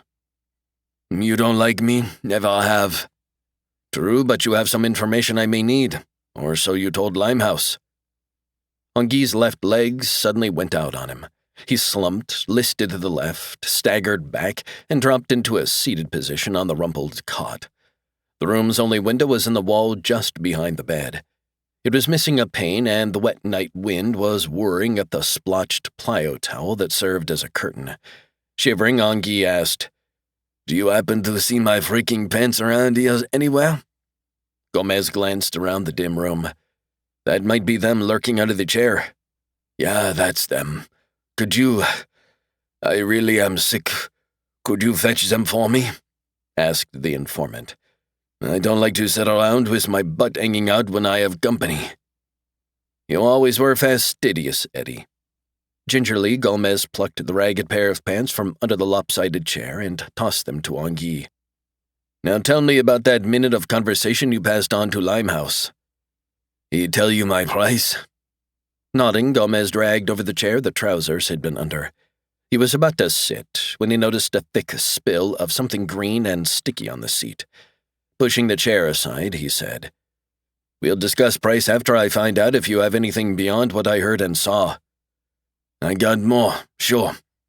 He was breathing with difficulty as he attempted to tug on his pants while sitting on the cot. Gomez looked away. "Very fuzzy bit of video. You claim the two gents conversing are with the Paris Police Bureau." "They are. Trust me. That piece you saw came from a much larger sequence," said Anguille, still struggling with his pants. "A colleague of mine made it for a different purpose altogether." "For all I know," Gomez pointed out, "those two lads were also colleagues of yours pretending to be cops." Wheezing some, Anguille finally got the pants all the way on. "No, it's a real police conversation between two high-place officials," he swore. "And what's important to you, Gomez, is that they're talking about the other letter from the unknown soldier." "Not the note that was stuck to Bouchon's remains?" No, a different letter entirely, one that was sent directly to the cops." "The unknown soldier never does that, Eddie. It's not his method." "Well, he sure as hell did this time. Once I happened to hear about what was said on this vid film, since I already knew why you were in town, I realized I was onto something," explained Anguille, breathing shallowly. I made a special effort, Gomez, and busted my ass for you. I got hold of a copy of the very letter. And that's what you're selling? When he nodded, Anguille set himself to coughing again. Right you are, for $1,500. Why don't I just trot over to the police as an accredited operative and ask to see the damn letter? Be cheaper. The reason you can't do that, Gomez, is because they won't admit that they have such a letter. You heard them talking about covering it up. What's bothering me, said Gomez, beside the god-awful smell of this room, is what I know about your past activities. You're not Eddie, the most trustworthy gent in Paris. Look, you can have it for $1,000, offered the ailing informant. I happen to be in need of quick cash, and shit, I laid out $500 for the damn letter myself. Nodding, Gomez told him, Okay, it's a deal. From his jacket pocket, he took out the $1,000 in banknotes that he'd slipped in there earlier. Where's the letter? Anguille lifted his backside off the bed. In my pants. That's why I was so anxious over them. He reached into a hip pocket and came out with a folded sheet of fax paper. You hand me the money and I'll— Holy shit! He stood up completely, staring at something behind Gomez. Spinning around, Gomez was just in time to see the door of the little room begin to crumble away to dust. Jake stepped out of the Parisian night and into the Grand Illusion Bordello, from the rainy head ramp into the sultry, simulated formal garden. Paths of spotless white gravel crisscrossed what appeared to be acres of well-cropped, bright green grass. There were rows of rose bushes in full scarlet flower, great topiary hedges carved into the shapes of crouching panthers, roaring lions, and running wolves. There was a tall fountain up at the center of the holographic garden, topped with a life-size statue of a naked young woman pouring deep blue water from an urn. The steamy scent of hothouse flowers was thick in the air. Sitting in a white metal chair in a pink arbor near the fountain was a black young woman dressed in a delicate 19th century gown. On the white metal table beside her rested a portable vidphone. The gravel crunched underfoot as Jake made his way over to her. "Evening," he said when he reached the arbor. "Good evening, sir," she said, smiling pleasantly. "My name is Onita, and I'm your receptionist for tonight here at the world-famous Grand Illusion. Before we proceed with satisfying your every sexual need, I'm obliged by French law to inform you that, while I am a living, breathing human being, none of the hookers whom you'll encounter during your enjoyable stay here are real. Some are state-of-the-art androids, while others are simulated directly in your brain using completely legal brain stem techniques. While we insist on a simple, painless robo-physical exam for each and every customer, we accept no legal or moral responsibility for any subsequent physical or mental mishap that may befall you during or after you've indulged your passions at our establishment. If you have heard and thoroughly comprehended all this, please signify by saying yes." "Yeah, but what I actually— The next matter to settle, sir, is how you intend to pay for your evening's pleasures," continued the young woman. "While we prefer banknotes in advance, we do honor World Card, Disney Charge, and— Onita, I'm not a customer. If you're suffering from financial difficulties, sir, our friendly loan department stands ready to— What I mean is, I really came here to talk to Madame Nana. She never sees any—" The vidphone chimed discreetly. "Excuse me, sir." She turned the phone so Jake couldn't see the screen. "Yes, ma'am." "Is that Jake Cardigan?" inquired a slightly harsh female voice. "Are you?" asked Onita, looking up at him. He nodded. "I am, yep." "I thought so," said the phone. "Sent him right up to my suite, honey." "Yes, ma'am." Hanging up, she smiled more brightly at him. "Madame Nana wishes to see you, sir. Are you a celebrity?" "A non-entity, really. Where do I find her?" Onita pointed. "Go along this path until you come to the tiger hedge. Turn right on that path, and when you come to the Arch of Wild Flowers, stop and wait. An escort will come for you. You're sure you're not someone I might have heard of?" Jake grinned. "That seems unlikely," he told her. "But then I don't know what sort of people you hang out with in your off hours." He started on his way. 9. As the first husky hoodlum stepped through the opening where the hotel room door once had been, Gomez tossed the sticky chair across the room at him. Then, ducking low, he spun and dashed toward the cot. While jamming his bank's notes back into his pocket with one hand, he snatched the sheet of folded paper out of Anghi's knobby hand. The first hood, propelled by the legs of the chair nudging him hard in the chest, stumbled backwards into the second hood, who was still in the shadowy corridor outside. Gomez continued in motion, walking right across the unmade bed. He yanked aside the plyo towel that served as a curtain, went climbing through the paneless window. As he'd noticed when approaching the Algiers by Skycab, there was a ped ramp running close to the third-floor windows and about 6 feet below them. He jumped free of the room, hitting the rain-slick ramp on his side. He skidded, rolled a few feet, came to a stop. He sat up and very rapidly tucked the copy of the Unknown Soldier letter away. Yanking out his stun gun, he scrambled to his feet and glanced back up at the window.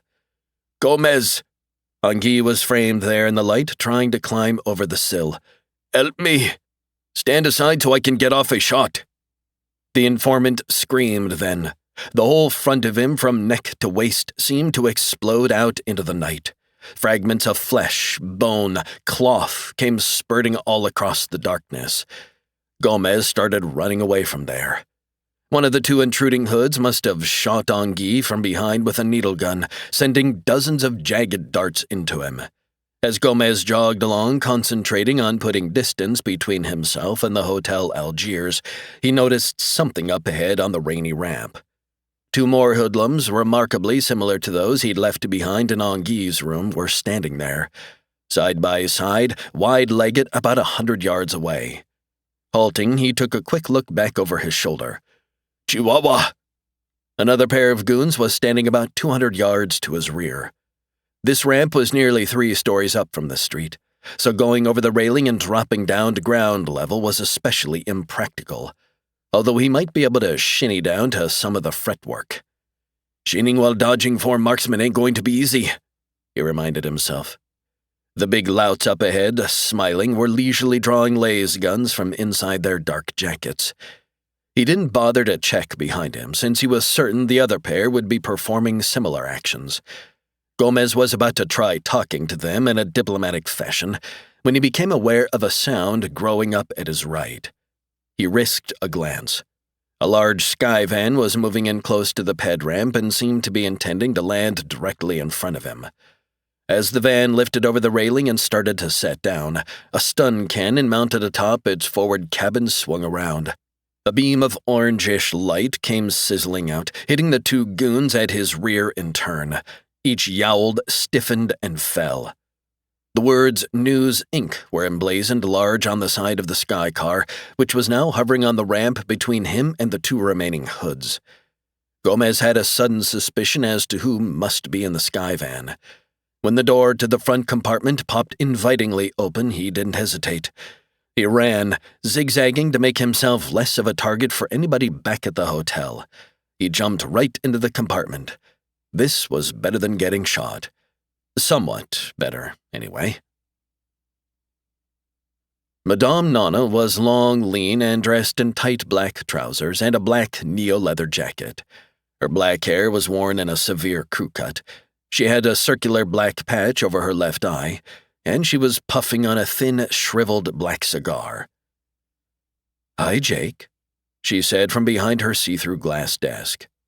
Her office simulated a sunlit forest clearing, and the big desk and the 3 glass chairs seemed to be sitting on grass and pine needles. Jake stopped at the edge of the clearing to study the slim madam. "You've changed your name again, Lulu," he said finally. "For business reasons. When I knew you in Greater L.A. 6 years ago, you were Madam Blueberry," he said. "And 5 years before that, down in Mexico, you called yourself—" "No need to go back that far in time," she said, "especially since everyone hereabouts thinks I'm 31 years old." She took a puff on the cigar, then exhaled a swirl of smoke. "Sit down, Jake." He remained on his feet. "Though it's always a pleasure, I have to admit I dropped in on business." "Please sit down. We're old friends and there's always time for pleasantries." My arresting you a few times for running illegal whorehouses in GLA doesn't exactly make us old buddies, Lulu." He lowered himself into a glass chair, watching her. "Whenever you broke into one of my places because of some license trouble, you were always a gentleman." He grinned. "That's not what you called me at the time." "There's plenty of time for business. Tell me all about yourself." She leaned back in her chair and contemplated him. "I was sorry when I heard you got sent up to the freezer for a 15-year stretch." "I'm interested in one of your customers," cut in Jake. "Guy named Zach Rolfe. A friend and client, though a shade perverse in his tastes.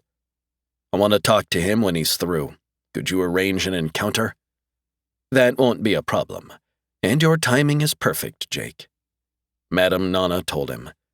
"Zach likes to have a bit of supper first. Right now he's up in one of our private dining rooms with Felice, Paulette, and Roscoe. I'll have one of my people take you there soon as we finish talking over old times." Jake stood. "I'm about done. You haven't even told me how your old pal's doing." She inhaled and exhaled smoke. "That horny Mexican, what was his name?" "Gomez, and he's in crackerjack shape," said Jake. "Where's this dining room?" "Gomez, yes. I should have remembered that. So, do you ever run into Gomez these days?" Putting both hands on the back of the glass chair, he leaned slightly toward her. "Come on, Lulu. If I know you, you're already aware that Gomez and I work for the Cosmos Detective Agency and that we're in Paris on a case." She flicked ashes off into the simulated grass. "You're thinking of me as I was during my Madame Blueberry days," she said. "These days, Jake, I concentrate on my business and take practically no interest in the outside world and its affairs." "I'll pass your best wishes on to Gomez. How about that escort?" Smiling, Madame Nana touched a panel at the edge of her desk. Chimes sounded off in the forest. "I'll have Marcel guide you up to the dining room. Sit down and rest until he arrives." "How long is it going to take the guy to get here?" "Not long, 5 minutes." It took nearly 10. And another 10 for the chrome-plated robot to lead Jake along dim-lit corridors and up gently curving ramps to the dining area high up in the Grand Illusion. "Your friend Monsieur Rolfe is in dining room number 13. Marcel stopped, bowed, pointed toward a wide pink door. "A discreet tap before entering is usually in order." Jake was raising his hand to knock when a young woman screamed on the other side of the door. 10. The redhead smiled at Gomez as he hooked himself into the passenger seat next to hers in the rapidly climbing News Inc. Skyvan. "I truly hope, Gomez, that you won't think I'm being overly critical of you, especially at a time such as this, when you've screwed up to such an extent that you very nearly got your backside in a sling and must therefore be feeling hugely disappointed in yourself and oppressed by your manifest inadequacies, and it's all right with me, incidentally, that you haven't so much as bothered to give us even a teensy thank you for pulling your walnuts out of the fire or—" "Chestnuts, Nat." "It's chestnuts that zealous folks are forever pulling out of the fire for other ungrateful folks." He slouched more deeply into the seat, watching the night rain hit at the window beside him. "Be that as it may, and ignoring your grouchy reaction to what I myself judged to have been a really impressive hairbreadth rescue—" "Didn't I tell you the fellow was a putz, Princess?" A highly polished, chrome-plated robot was piloting the Skyvan. He had the word News Inc. staff spelled out across his wide chest in diamond studs. "Concentrate on your flying, sidebar," cautioned Natalie Dent. "I'm a cameraman, Princess. I'm only handling this crate because the regular—" "Don't get the idea, sidebar dear, that I don't admire and respect you, even though I'm dead certain that the robotics firm that constructed you erred somewhere in the installing of your ego, but I do wish you'd refrain from interrupting me while I'm having a conversation with my old friend Gomez." "A putz," reiterated the cameraman robot, returning his full attention to guiding the van through the rain-swept Paris night. Natalie patted Gomez on the arm. "Are you feeling okay?" she asked. "That spill you took would have jiggled a man half your age." She smiled sweetly. "A man half my age would still be cooped up in a playpen." said Gomez. "What the hell brings you to Paris, Nat, and into such close proximity with me?" "Well, as one of the ace investigative reporters in the profession and as a star news person for News, Inc., the top round-the-clock news service on video, I get a lot of plum assignments, and this alleged unknown soldier killing fits into the category of important stories," she replied. "It really strikes me as an incredible twist of fate that you and I are continually bumping into each other in these odd corners of the globe." "Paris isn't an odd corner, Nat. Millions of people flock here daily." "True, but I was just mentioning to Sidebar right after we noticed you making your clumsy exit from Eddie Anguille's hotel room. It's funny how Gomez and I, while professing to have nothing in common, are continually showing up at the exact same spot." Gomez straightened up in his seat. "You were en route to talk to Anguille?" "Yes, because I had a tip that he had a document that would bolster my theory about this particular killing," said Natalie. "A document, you say, Nat?" Gomez assumed a guileless look. "I'm referring to the letter sent by the unknown soldier." "A letter, eh? Fancy that." Sidebar snorted. "The letter you have in your pocket, Putz."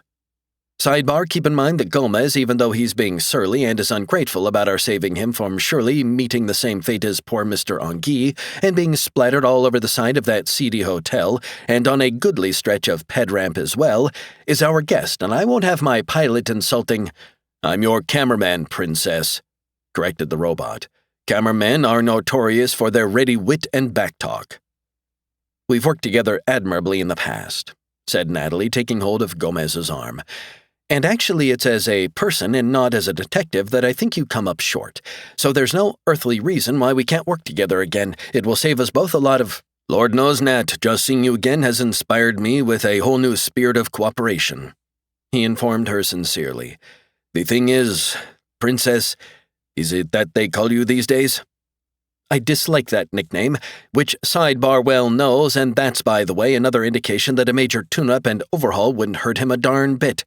You can continue to call me Nat, which isn't all that attractive a diminutive, but since you can't bring yourself to use Natalie, I'm willing to settle." "Okay, Nat. The gratitude I'm feeling because of your timely rescue of me inspires me to share everything I know with you," said Gomez. "Alas, however, these goons killed poor Eddie Anguille before he had a chance to tell me a damn thing, let alone pass me this alleged letter you seem so het up about." Sidebar turned his head, stared at Gomez. His plass eyes glowed briefly, an intense green. "It's addressed to the Paris Police Bureau," he said, as his eyes faded back to their usual silvery gray. "It says, and I quote, 'Bouchon was not one of mine,' signed the unknown soldier." "Wonderful. Yes, that confirms my— How'd he do that?" Scowling, Gomez touched the pocket where he'd stowed the copy of the letter. "X-ray vision, schmuck," answered Sidebar.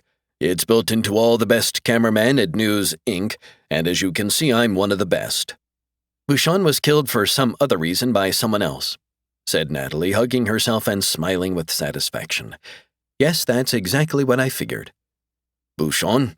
said Gomez, frowning. "Oh, see, I heard about his being knocked off." "Don't think, please, that I don't enjoy these simple little games you're so fond of trying to play with me, Gomez, because if I'm in the right mood, they can be mildly amusing," said Natalie. "But honestly, you better level with me from now on so that we can work side by side." "You're absolutely right, Nat, and excuse me for not being completely open with you.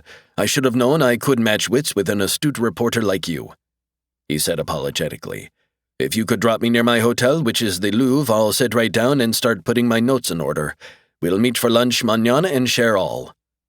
The redhead watched his face for several silent seconds. "That would be nice, although I still don't feel you're being completely honest," she said. "You're not lying to me, are you?" "I most certainly am not, Chiquita," he lied. The door of the dining room snapped open. A lovely blonde android, clad in just about nothing, came stumbling out. There was blood splashed across her face and breasts.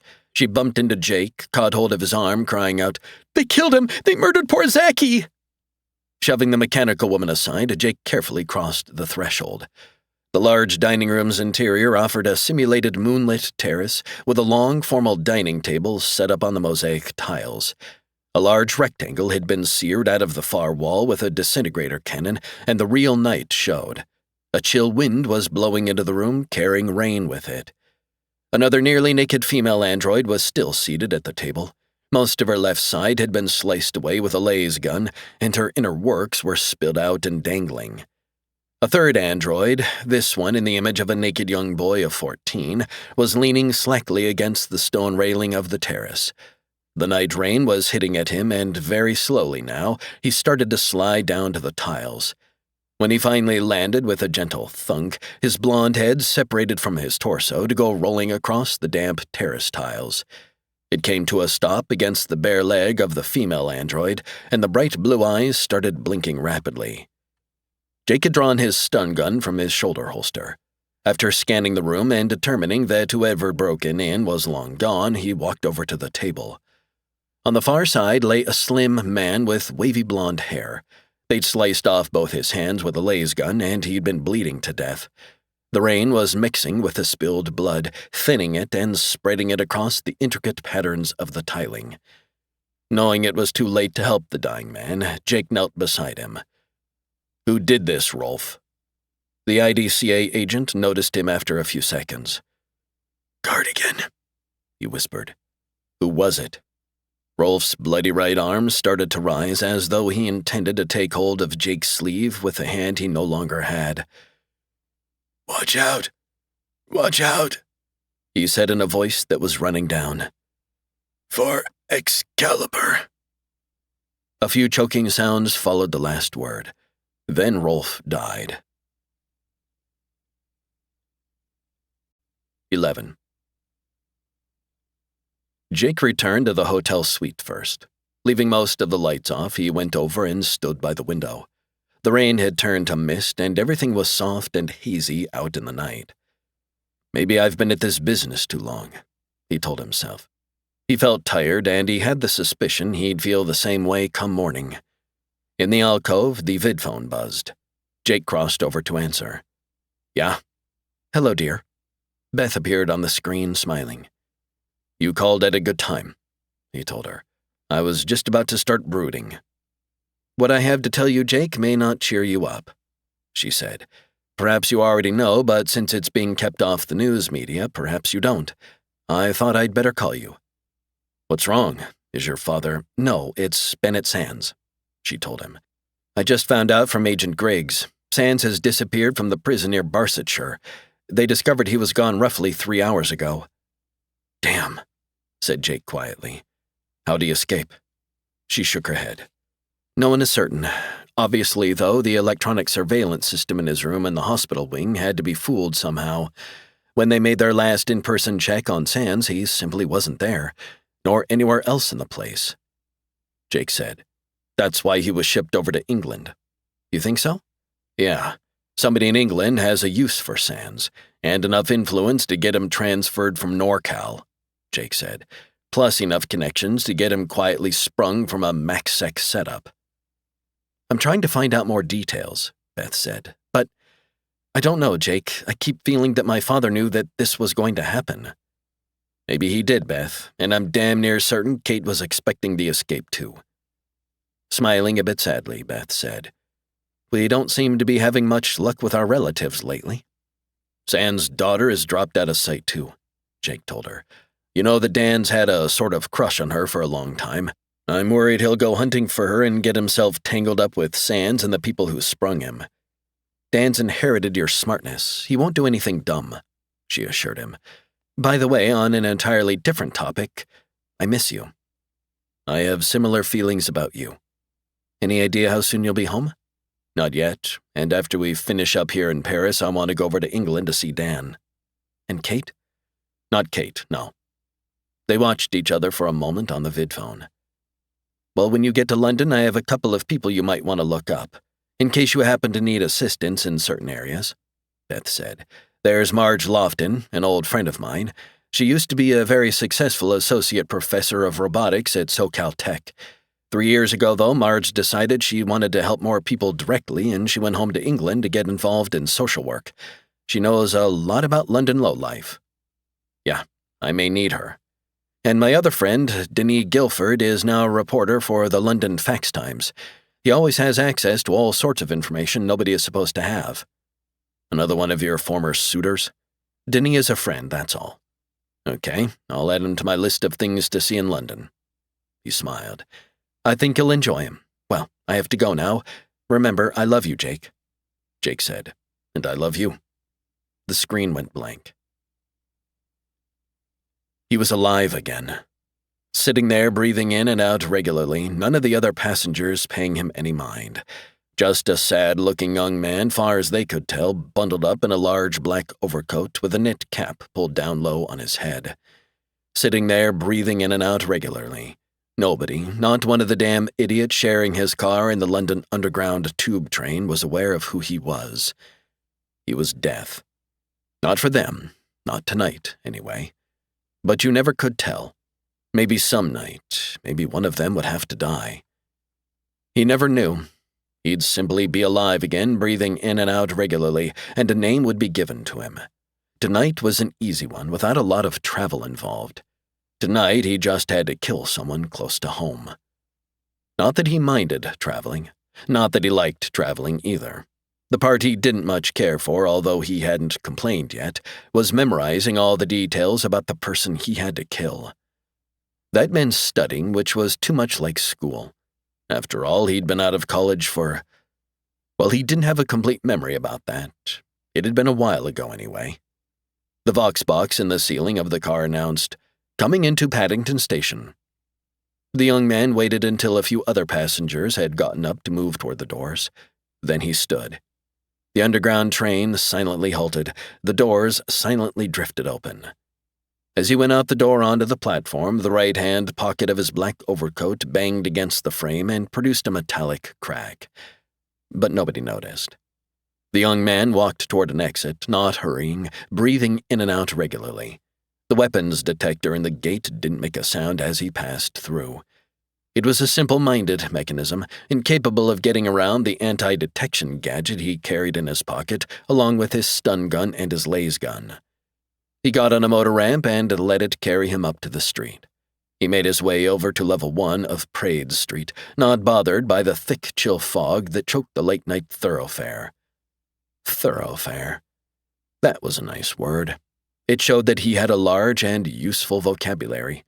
He sometimes, however, wished that his memory matched his vocabulary. On his left, the words tourist pub floated, glowing a prickly red in the fog. The young man continued on until he reached level 1 of the Edgware Road. He halted for a moment, listening, glancing casually around him. Nobody was following him. No one was paying him undue attention. It was safe to go ahead with tonight's killing. Nodding, he climbed the ramp to level 2 of Edgware. He patted the other pocket of his overcoat. It contained, neatly folded, the note he had to leave on the corpse after he cut it into 4. 12. As soon as the room service robot took its leave, Gomez carried his bottle of ale over to a soft armchair. "What do you figure we have, Jake?" he asked as he sat down. "A lot of pieces of one big jigsaw puzzle or a few pieces for several little puzzles?" "I'm not sure yet." Jake was leaning against the wall near the window, arms folded, looking out at the night city. "My bet right now is that most of this does tie together. Which means the Teklords are behind it all." He drank directly from the chilled bottle. "They didn't, I don't think, break Sans out of prison just because they like him or because they owe the guy a favor. My feeling is there's some big plan in the works and they need him for that." Gomez studied the ceiling. "It's possible, amigo, that Bouchon found out something about that same plan and was bumped off to hush him up." Jake crossed over to pick up the copy of the unknown soldier letter from atop the coffee table. "If this is real, it definitely establishes that he wasn't killed by our serial killer." He absently folded the note. "Zakharov knew something too. My guess is he helped set up Bouchon. You say Madame Nana, a.k.a. our old chum Lulu Blueberry, claims to know absolutely nada?" "We had a lively chat after I left the private dining room and while we were waiting for the Paris cops to get there. She claims she wasn't stalling me, didn't tip anyone that I'd come looking for Rolf, didn't know anyone was planning to drop in at her establishment to kill the guy. Furthermore, the word Excalibur means nothing at all to Lulu. I'll get someone digging deeper into her recent activities and associations. promised his partner. As to Excalibur. Yeah? A very dim chime went off deep in my cabeza when first you mentioned it. Gomez shook his head. Nope, I am still unable to dredge anything up. Tossing the folded note back on the table, Jake wandered again to the window. Sands knows quite a lot about Professor Kittredge's anti-tech system, he said. He might also know how to sabotage it. Could be that hombre also can tell certain selected tech potentates how to render themselves immune to the upcoming anti-tech Passover that Kittredge and the IDCA are planning, speculated Gomez.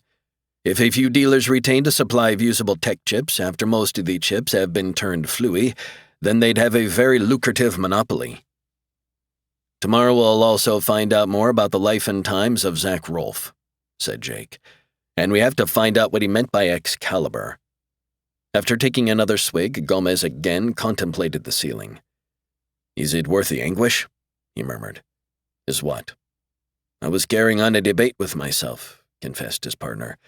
It's possible that I can sweet-talk a stew pot of useful info out of the fair Natalie.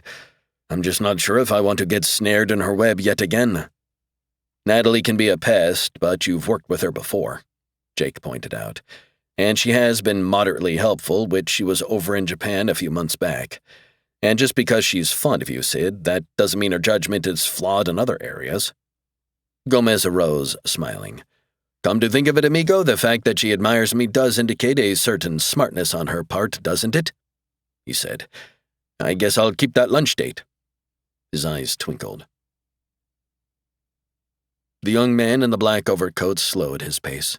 A half-block ahead of him on his right, only partially visible in the night fog, rose the three tall towers of the Maida Vale complex.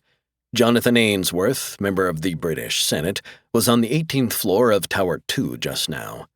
He was visiting, unbeknownst to his wife, a young woman named Felicity Blore. Silly name. Silly young woman, for that matter. The young man, breathing in and out regularly, walked on by the apartment towers. Just beyond them was Visitors Landing Area 2. There were approximately 60 sky cars and sky vans parked there, swathed in fog. The globe lights ringing the wide area were all blurred by the thick mist. The young man walked up to the small plexiglass guard hut. Wiping at his nose with the back of his left hand, he asked in a voice not his own, "Can I maybe cover a bit of lolly by polishing up some of them cars?" The guard bot was large and grey. He came lumbering out of the hut to eye the young man. "I'm having hard times, I am," the young man continued. "Why, I ain't eaten since. Go away." The robot had a deep, rumbling voice. "Oh, I bet a lot of these toffs wouldn't mind me earning up. Go away, young fellow, me lad, or I shall have the law on you." Lurching, the young man put his hand on the guard bot's shoulder to keep his balance. That contact produced a faint, unexpected buzzing sound. The robot suddenly stiffened, metallic eyelids clicking rapidly for nearly half a minute. "Back into your shed," ordered the young man. "I've a permit to visit here, and you've seen it." "Yes, sir, right you are, sir." Bowing once, the robot withdrew to his dim-lit hut. The young man crossed over into the lot and walked straight to an expensive crimson sky car parked in the third row. The uniformed human pilot, a thick-set man of 30, was dozing in the drive seat. After easing his stun gun out with his right hand, the young man held it down at his side. With his left, he tapped nervously on the window. The pilot jerked awake, blinking. "What the devil you want?" he asked, lowering his window a few inches. "Oh dear, I do hope you're the person I'm seeking, sir. This is just awful." "What the devil are you nattering about?" "Are you Simmons? Bert Simmons?" "I am. What's it to you?" "Well, you see, I'm Alfred Swindon, and I'm employed over there in Tower 2, he explained excitedly. "I very much fear that your employer, if your employer is Senator Ainsworth, is he?" "Yes, now quit your acting daft and explain yourself." "He's had. It's Senator Ainsworth I'm alluding to. He suffered some sort of seizure in Miss Blore's apartment, unfortunately. I thought perhaps under the circumstances that you might wish to remove him to a more—" "All right, twit." The door came popping open, and the thick-set man stepped out. "I'll come up there with you, see and take charge." "Yes, you strike me as the sort of gentleman who can handle these embarrassing situations." The young man shot the pilot with his stun gun. Then he hopped deftly backward out of the way of the falling man. After a careful look around, he stored the unconscious man in the back compartment of the sky car. Next, he took off his cap and removed his overcoat. He was ready. He was wearing a tattered, blood-stained uniform. It was the kind worn by the United Nations combat forces during the Brazil Wars years ago. His hair was cut short, his mustache was bushy, and from his left ear dangled an earring made of a Brazilian coin. It was important that Senator Ainsworth see him in this uniform in the last minutes of his life. Ainsworth had been an enthusiastic supporter of those wars. He had spearheaded the reinstatement of the draft in Great Britain. A lot of young men had died because of him. The young man took his other gun out of his pocket. He removed the note and tucked it into the breast pocket of his tunic. After folding up the coat and placing it carefully on the passenger seat, he slid in and sat where the pilot had been. He didn't mind waiting. 13. The copper-plated robot chef set their breakfast plates before them. "Allow me to apologize again, messieurs," he said, fluffing his crisp white chef's hat. "In all my years at the Louvre Hotel, I assure you, the waiter androids have never before gone out on strike. Machines that put on airs? Dah!" Turning briskly, he went striding away across the large, vaulted dining room. Gomez picked up his knife and fork.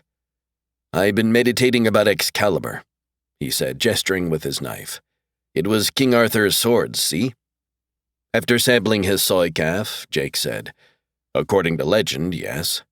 My informative buddy Limehouse is what you might call an Anglophile, a monarchist, actually, who yearns to see a king back in place," continued his partner. "The gent has his underground digs lavishly plastered with pics of British royalty. And yesterday, amongst the newer portraits, I glimpsed one of a chinless chap called King Arthur II. When did he reign? He hasn't, amigo, not yet, though he's apparently standing by." Gomez used his knife and fork on his fake bacon. "Should the present English system, with Prez, Vice-Prez, and so on, collapse or be overthrown, then Artie would dig up the discarded throne, dust it off, and hop aboard. He'd rule as King Art II.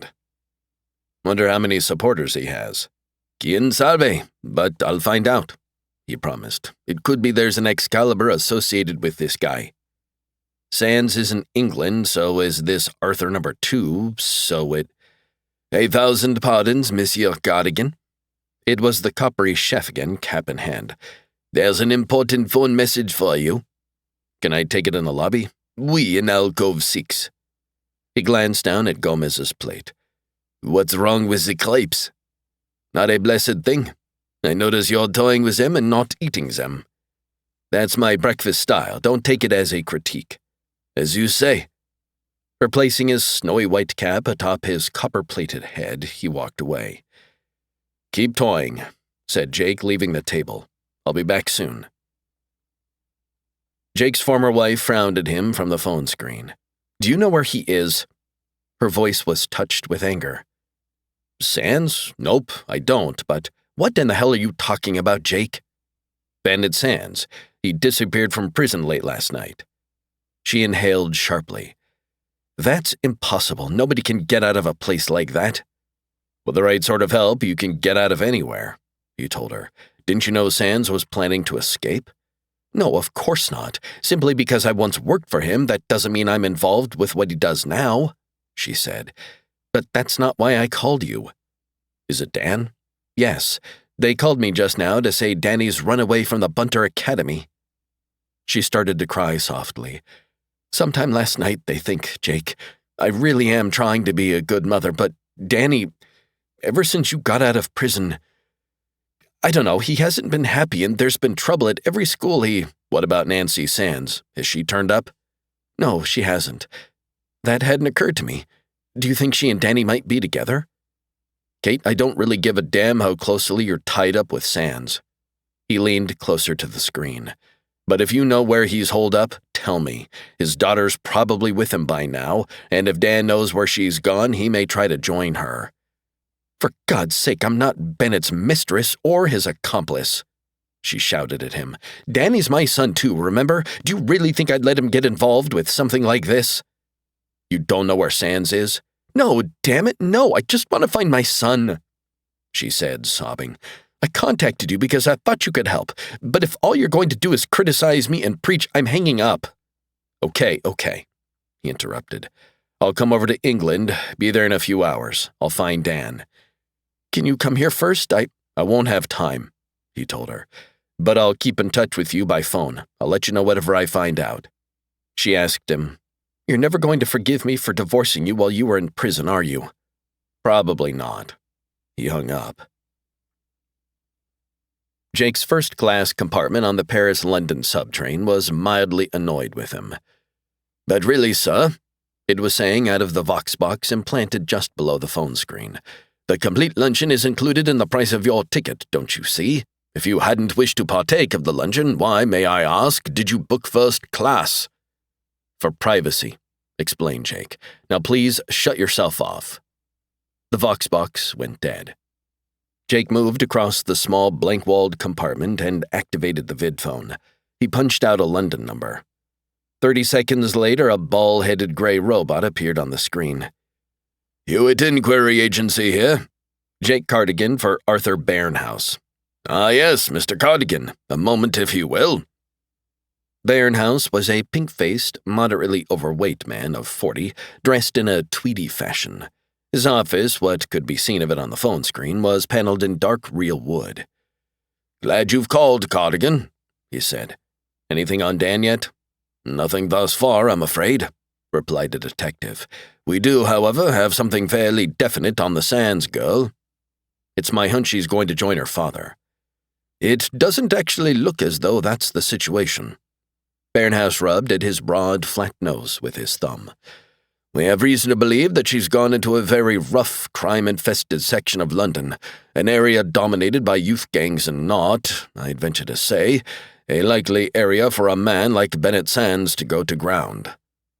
Dan is probably following her. He may even have heard from Nancy and know where she is. When we had our violent revolution some 60 years ago, Cardigan, a great deal of damage was done to large sections of London. The area around Buckingham Palace was especially hard hit," the plump detective told him. "For various reasons, some of them symbolic, a goodly portion of that damage was never remedied. Now the children control the area, and it is, to state the case quite simply, not a safe place for a decent young person to be roaming unprotected. Soon as I reach London, I'll have to head for there to start hunting for my son. Drop by our offices first, will you, Cardigan? We should have more information by the time you arrive, and I can be of some help in preparing you for the pitfalls," said the detective. "There will be, believe me, a great many pitfalls." "Yeah, I'm expecting that," said Jake. 14. The previous evening, all across Barrettshire, it had been snowing. A quiet, gentle snow that fell straight down through the dark sky. From the side door of Dan's dorm building to the stone wall that surrounded the grounds of Bunter Academy was roughly 200 yards. Dan had stood in the doorway for nearly 10 minutes, waiting and listening. The snow kept flickering silently down. Far off, probably at the estate up on the hill, a lone dog barked once. Readjusting the tan neo-wool muffler that Nancy Sands had given him just 2 weeks ago, Dan went darting out into the open. He ran across the white ground, snow quietly crackling underfoot. When he reached the 6-foot-high wall, he struggled up it and grasped the top with both hands. Breathing hard, Dan pulled himself up and stretched out flat for a moment. The 5 gray buildings that made up the school looked flat and two-dimensional through the soft, fluttering snow. No one seemed to have noticed him. Dan took a deep breath before dropping off the wall to muffled turf on the other side. Getting to his feet, he brushed snow off his dark jacket and trousers. He started walking rapidly along the road that led to the village. It was 2 miles distant, but Dan figured he could make it there in under half an hour. He glanced back over his shoulder a few times. As soon as he was sure no one from the academy had been aware of his unauthorized departure or had come after him, he quit looking back. and so he never saw the dark figure that moved out of the stand of trees and started to tail him. Night was well along by the time Dan reached the center of the village. The windows of the 1- and 2-story metal and plexiglass shops glowed pale yellow, and a light wind was swirling the snowflakes as they fell. Hurrying, Dan turned onto a narrow street marked Antiquity Lane. All the shops and restaurants here had been designed to resemble 19th-century structures. There were tiled roofs, thatched roofs, timbered fronts, oaken shutters, stained glass windows. An android beggar boy dressed in raggedy, mismatched 19th-century clothes stood shivering in front of Dan's destination. "Spare me a tuppence, sir?" Ignoring him, Dan entered the maze tea shop. There seemed to be a fire blazing briskly in the deep stone fireplace of the simulated parlor. A plump maternal android in appropriate dress came bustling over, smiling broadly, wiping her hands on her large white apron. "How may I serve you, young master?" he said. "I'm supposed to meet someone here. Bless me if I don't sense another romance in the making," said the proprietress, chuckling. "Would it be a pretty dark-haired young lady that you're seeking?" "Yes, it is." "She's here already, anxiously awaiting you. You'll find the dear thing out in the maze and looking pretty as a picture." The android pointed toward a doorway on the left. "Follow the arrow, mind."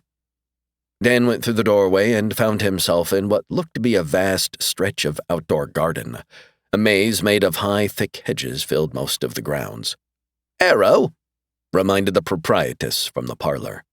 On the grassy path at his feet, a yard-long arrow of red light appeared. The arrow started moving slowly forward. Following, Dan was led along pathways and through the green leafy corridors of the hologram maze. When the arrow reached a small sunlit clearing, it faded away. Seated alone at a round white wicker table was a slim young woman of 16. Her hair was dark and long, and she had on the uniform of a nearby school. "I thought perhaps they wouldn't give you permission to leave the academy this late in the evening," she said. They didn't. He sat opposite her. "Are you likely to get in trouble, Daniel?" "I am, yeah," he admitted. "You said on the phone that you had something new to tell me about Nancy, Jillian." "I think perhaps I do." "Perhaps?" Jillian Kearney asked him. "Would you care for some tea, Daniel?" "Not especially. Do you know where she is?" "I have a notion," the girl answered. "I was considering telling the McKays the people she's been staying with, yet I suspect Nancy didn't trust them too awfully much." "Are they involved in this?" "I'm not certain." Carefully, Jillian poured herself a cup from the china teapot. "I've only known Nancy, keep in mind, a few weeks," she reminded him. "In that time, however, we have become rather close friends." "I know, that's why when you phoned, I've been going over all this in my head ever since Nancy ran away." "You're sure she did run away on her own, that she wasn't taken?" "Yes, I am. A few days ago, you see, before she left the McKays, I think something unpleasant happened there." "Did they hurt her?" "Nothing of that sort, Daniel. Nancy did, though, discover something that upset her a great deal. I was aware that she was upset, but she wouldn't confide any details." "She didn't even hint at what she'd found out?" "She simply didn't wish to talk about what was bothering her." Jillian paused, sipped her tea. "My impression is that this had something to do with her father." "Did she mention him?" "Rather, she stopped talking about him, which is the point, do you see? Up until then, she'd mentioned Mr. Sands quite often," said the girl. "Nancy always spoke of him in a positive way, defending his reputation. She firmly believed, I'm convinced, that he was innocent of all he'd been charged with, and was unjustly serving time in prison." "But then she must have found out something negative about Bennett." "Yes, though I am, of course, merely guessing." "Why did she go away?" "She did say that she wanted very much to get away by herself for a while, away from under the eyes of the McKays. Nancy felt she needed time to work things out. I had the impression she wasn't certain what to do about whatever it was that she'd learned." Dan rested both elbows on the tabletop.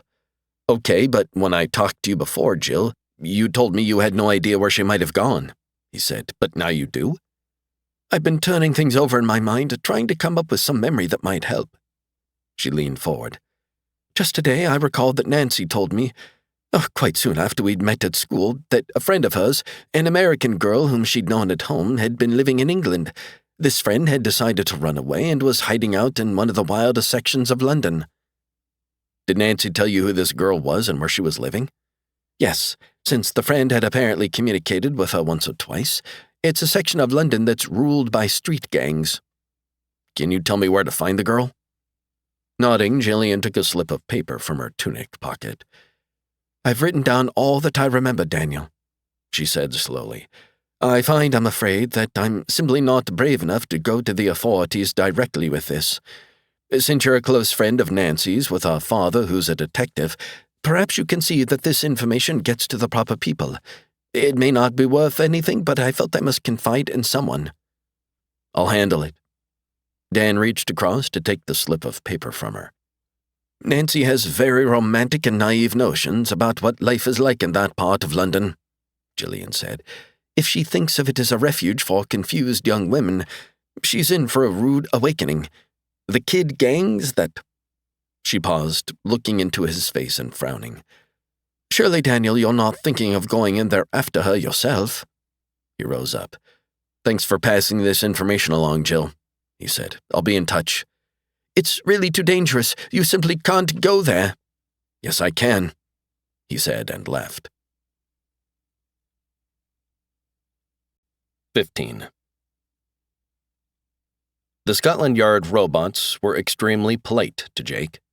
There were two of them, big gunmetal bots wearing plaid overcoats and bowler hats. When Jake hit the platform at the London subtrain station, they were waiting close to the spot where his compartment had come to a stop.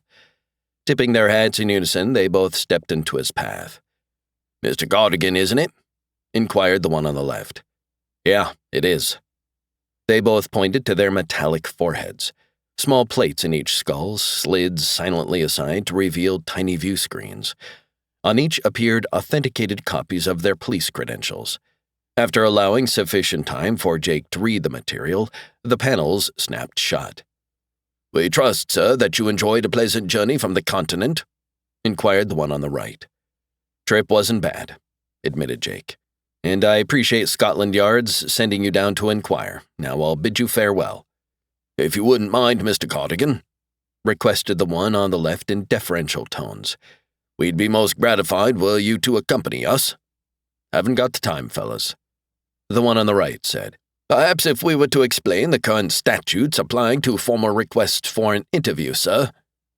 "Yes, that might be a jolly good idea," seconded the one on the left. "I know," cut in Jake. "You have the right to use a stun gun on me if I don't come along willingly. That's a dimwit law, by the way." "Ah, but then, sir, we merely carry out the laws as they are written." The robot on the right adjusted his bowler hat on his round metal head. "You are not, please understand, being arrested, nor are we implying in any manner or form that you might perhaps be a wrongdoer. Not at all. We are simply inviting you to step around to the yard, Mr. Cardigan." "To see who?" "Our Inspector Beckford." "Beckford," said Jake with a definite lack of respect. "You're acquainted with the inspector, I believe." "I know Becky," admitted Jake.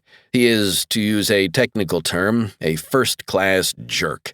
Really, fellas, there's absolutely no good reason why—" "Since you're familiar not only with Inspector Beckford, but with British law in all its richness and complexity, Mr. Cardigan," said the robot on the right, "you must be aware that if you dawdle and stall much longer, we'll be compelled to stun you and transport you to the yard in a medevan."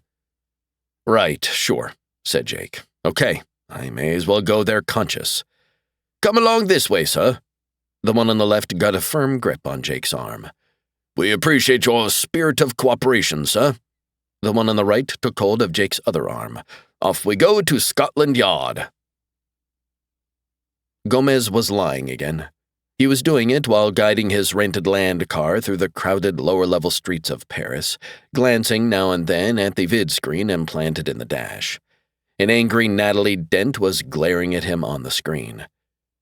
"But you weren't at your darn hotel or anywhere in the vicinity," she said accusingly. "It seems to me that when you make a date to meet someone for lunch, Gomez, you either ought to show up at the preordained spot or make other arrangements."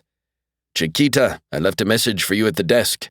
"There wasn't anybody at the desk except some nitwit robot chef who claimed he was filling in because the clerks were off taking a strike vote." Nat, had not a sudden important situation come up, we'd be lunching right this minute in some Ritz bistro and exchanging important info. Where are you? The red-haired reporter asked pointedly. En route to the American Embassy, he assured her. It's a routine check of my travel papers. That doesn't, if you'll pardon my mentioning it, sound like anything very serious to me, Gomez. Not to you, not to me, see, but to the embassy it is. It seems to me that a man with your gall could simply have told them you had a lunch date. It isn't Cosmos policy to ignore official requests like this. Gomez turned his car onto a quirky lane. But I see the embassy looming up ahead, so I must bid you a reluctant adios. What I'm seeing, and granted I'm only getting a somewhat cockeyed view of what the phone cam is seeing over your droopy shoulder and out of the dingy back window of that clunky vehicle you're joyriding around in, but what I'm seeing looks an awful lot like the neighborhood down along the Seine, where your present client happens to live. The embassy, on the other hand, is way over on— Es verdad, admitted the detective as he drove into a parking area. But actually, I'm meeting the ambassador himself down here. Don't know why I said embassy. I meant I saw the ambassador looming up. It's his custom, pobrecito, to take a stroll along the river after lunch. How can you handle paperwork while strolling along the river? I asked him the very same question, Ned, and he replied, You simply have to trust your government, Mr. Gomez. I must rush off now. I'm not the sort of person who likes to issue dire warnings, said Natalie on the phone screen. But Gomez, you darn well better get together with me before the sun sets on another day and be prepared to share some facts about the Bouchon killing with me. Otherwise, my seldom-seen vindictive side will work out some very unpleasant consequences. We'll meet later in the day, he promised, unbuckling his safety gear. Where? When? Those are excellent reporter questions, Nat. I'll phone and set up a meeting, he said. Adios. He clicked off the phone, dived out of the car. Their client had contacted him a half-hour earlier and told him it was important that she see him at once. That was, well, it was one of the reasons, anyway, why Gomez had ditched Natalie Dent. He went hurrying out of the parking area, slowing only to grab the chit that came out of the slot in the chest of the mechanical attendant. When he got to the gangway leading up to Madeleine Bouchon's houseboat, there was no sign of the chrome-plated guard bot. Not even his wrought-iron chair was there. Poking his tongue into his cheek, Gomez scanned the area along the river. A few plump pigeons were strutting on the imitation cobblestones. An android was sitting under a tree playing the accordion. Uneasy but unable to pinpoint anything else out of the ordinary beyond the absence of the guard, Gomez started slowly up the gangway. Less than halfway to the deck, he noticed a beret floating down in the water. It looked a lot like the one the robot had tipped to them on their last visit. He took a few more steps toward the boat, then noticed the wrought-iron chair underwater down in the river, its legs sticking up. From the conservatory on the houseboat came the sudden cry of a woman in pain. 16. There was nothing in Inspector Beckford's large, off-white office except the inspector, two off-white chairs, and Jake. After dusting off the seat of his chair with a plyo chief, the trim blonde Beckford seated himself. My associates tell me you alluded to me as a first-class jerk, he said. I didn't want to use stronger language in front of them, said Jake. I never like to see a robot blush. What exactly do you want? They also stated that you referred to me as Becky. Not a term of endearment. Jake spun the chair around, sat straddling it. I prefer not to be called Becky, Cardigan. Fine. Why am I here? That's precisely what I'm most anxious to learn, Inspector Beckford told him. What does bring you to London? Personal business. You may recall that I didn't care for you when you were a California police officer and came poking around in London some years ago, said the inspector. I find I care for you even less now that you're nothing more than a private investigator. Jake reflected.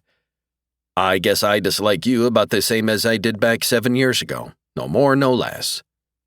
Beckford rested his hands on his knees, watching Jake. This unknown soldier case is one I don't want anyone interfering with, he warned. Whoa now, you don't have any jurisdiction in France. Don't try playing schoolboy games with me. You're much too along in years to bring it off, Cardigan. Grinning, Jake asked, "There's been a new killing, huh? Right here in England." "I assumed you already knew that. Isn't that why you came over to England in such a rush?" "No, it isn't. Who's the victim?" "Senator Ainsworth. He was murdered outside the apartment of his current mistress," answered the inspector. "His Sky Car pilot was only stunned. Ainsworth, of course, was killed by having his body quartered." "Do all the details match the other killings?" Leaving his chair, Beckford slowly walked to the room's solitary window. He stared out at the gray day. "The description of the killer matches. His method was the same. But something's bothering you. I know you've been hired to look into the murder of Joseph Bouchon. Are there really any indications that he wasn't a victim of the unknown soldier?" "Some, yeah." The inspector returned to his chair. He dusted it again before reseating himself. "The note he left last night contained a variation, which was, in addition to his usual message, he added a postscript. It consisted of one word, true. Which could mean," said Jake, "that this was a true unknown soldier kill and not an imitation. You're thoroughly convinced, are you, that there are two separate killers?" "There seem to be," said Jake. "There's the unknown soldier and there's the copycat who did in Bouchon." Inspector Beckford said, "You give me your word that you aren't in England to interfere in my investigation? Until you told me, I didn't even know there'd been a new killing. Where are you staying?" "The Crystal Palace Hotel." The inspector stood. "You may consider our interview at an end." Gomez recognized both of the goons who were standing in the conservatory, glaring down at the sprawled Madeleine Bouchon. They were the exact same lads who'd burst into Eddie Anguille's room at the Hotel Algiers yesterday. In fact, the needle gun thrust in the belt of the larger of the two louts was probably the same one that had been used to shred the informer to tatters. "What I really need right now," the lurking detective said to himself, "is a diversion." He was crouched in the galley next to the conservatory, having snuck about the houseboat and slipped in there. He was watching the two husky men threaten Madeleine, his eye to the slit of the barely open door between the two rooms. "You understand?" The one with a needle gun squatted next to the woman. "You bet they'll forget all about your husband's murder, lady." His companion squatted too, grabbing hold of her blonde hair. He yanked hard, jerking her head up clear of the carpeting. "All you got to remember is it's the unknown soldier killed the bastard." Gomez overcame an impulse to go charging in there.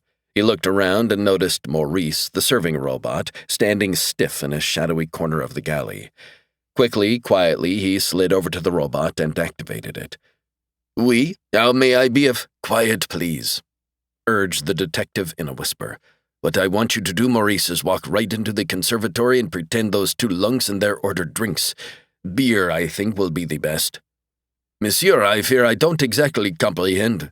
"Just listen. You missed the glass, and making it look like an accident, you spritz beer into one of the guy's faces. Then, acting flustered, you drop the glass on his foot. Do you think you can play a scene like that, Maurice, old chum, without— One hates to perform one's duties in such a slovenly fashion. Mrs. Bouchon is in danger, but you and I working as a team can save her." "Ah, but in that case I am yours to command." The robot rolled to the door, pushed it open, and went into the next room. "Hey, who the hell are you? Here's your beer, monsieur. Oh, this ain't the time for booze, or yikes! Watch out, you stupid tin can, you shot it in his kissel, and ow! Don't roll over my damn foot." Gomez entered then, stun gun in hand. He fired at the one with the needle gun. The other lout was wiping beer off his face with a plyo chief. The other one had reached for the needle gun, but the stun gun beam had hit him square in the chest before his fingers closed on the butt. He stiffened, executed a jerky shuffle off to his left, stumbled, went crashing into the glass wall of the big room.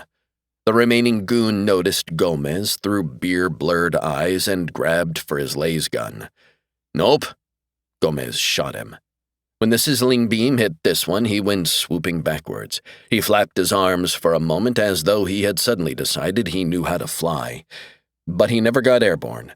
Instead, he fell over with an impressive thud, bounced once, and lay still. Tucking away his stun gun, Gomez ran to Madeline's side, saying to the robot in passing, "You did a dandy job of distracting them, Maurice. It was rather effective, oui?" Kneeling, Gomez slid an arm around the blonde woman's slim shoulders. "You all right, ma'am?" "I'm not too bad. They've only been here a few moments." He helped her to stand. "From what I overheard, they'd like you to stop looking into your husband's death." "We'll keep on," she said. "In fact, we have something important to take care of as soon as we can." 17. Showered and changed, Jake stepped back into the living room of his hotel suite. There was a lean, pale man sitting relaxedly up on his bed, smoking a pot cig and casually rummaging through the contents of a suitcase. "These aren't from the best shops, old man," he observed, tossing two of Jake's tunics back into the case.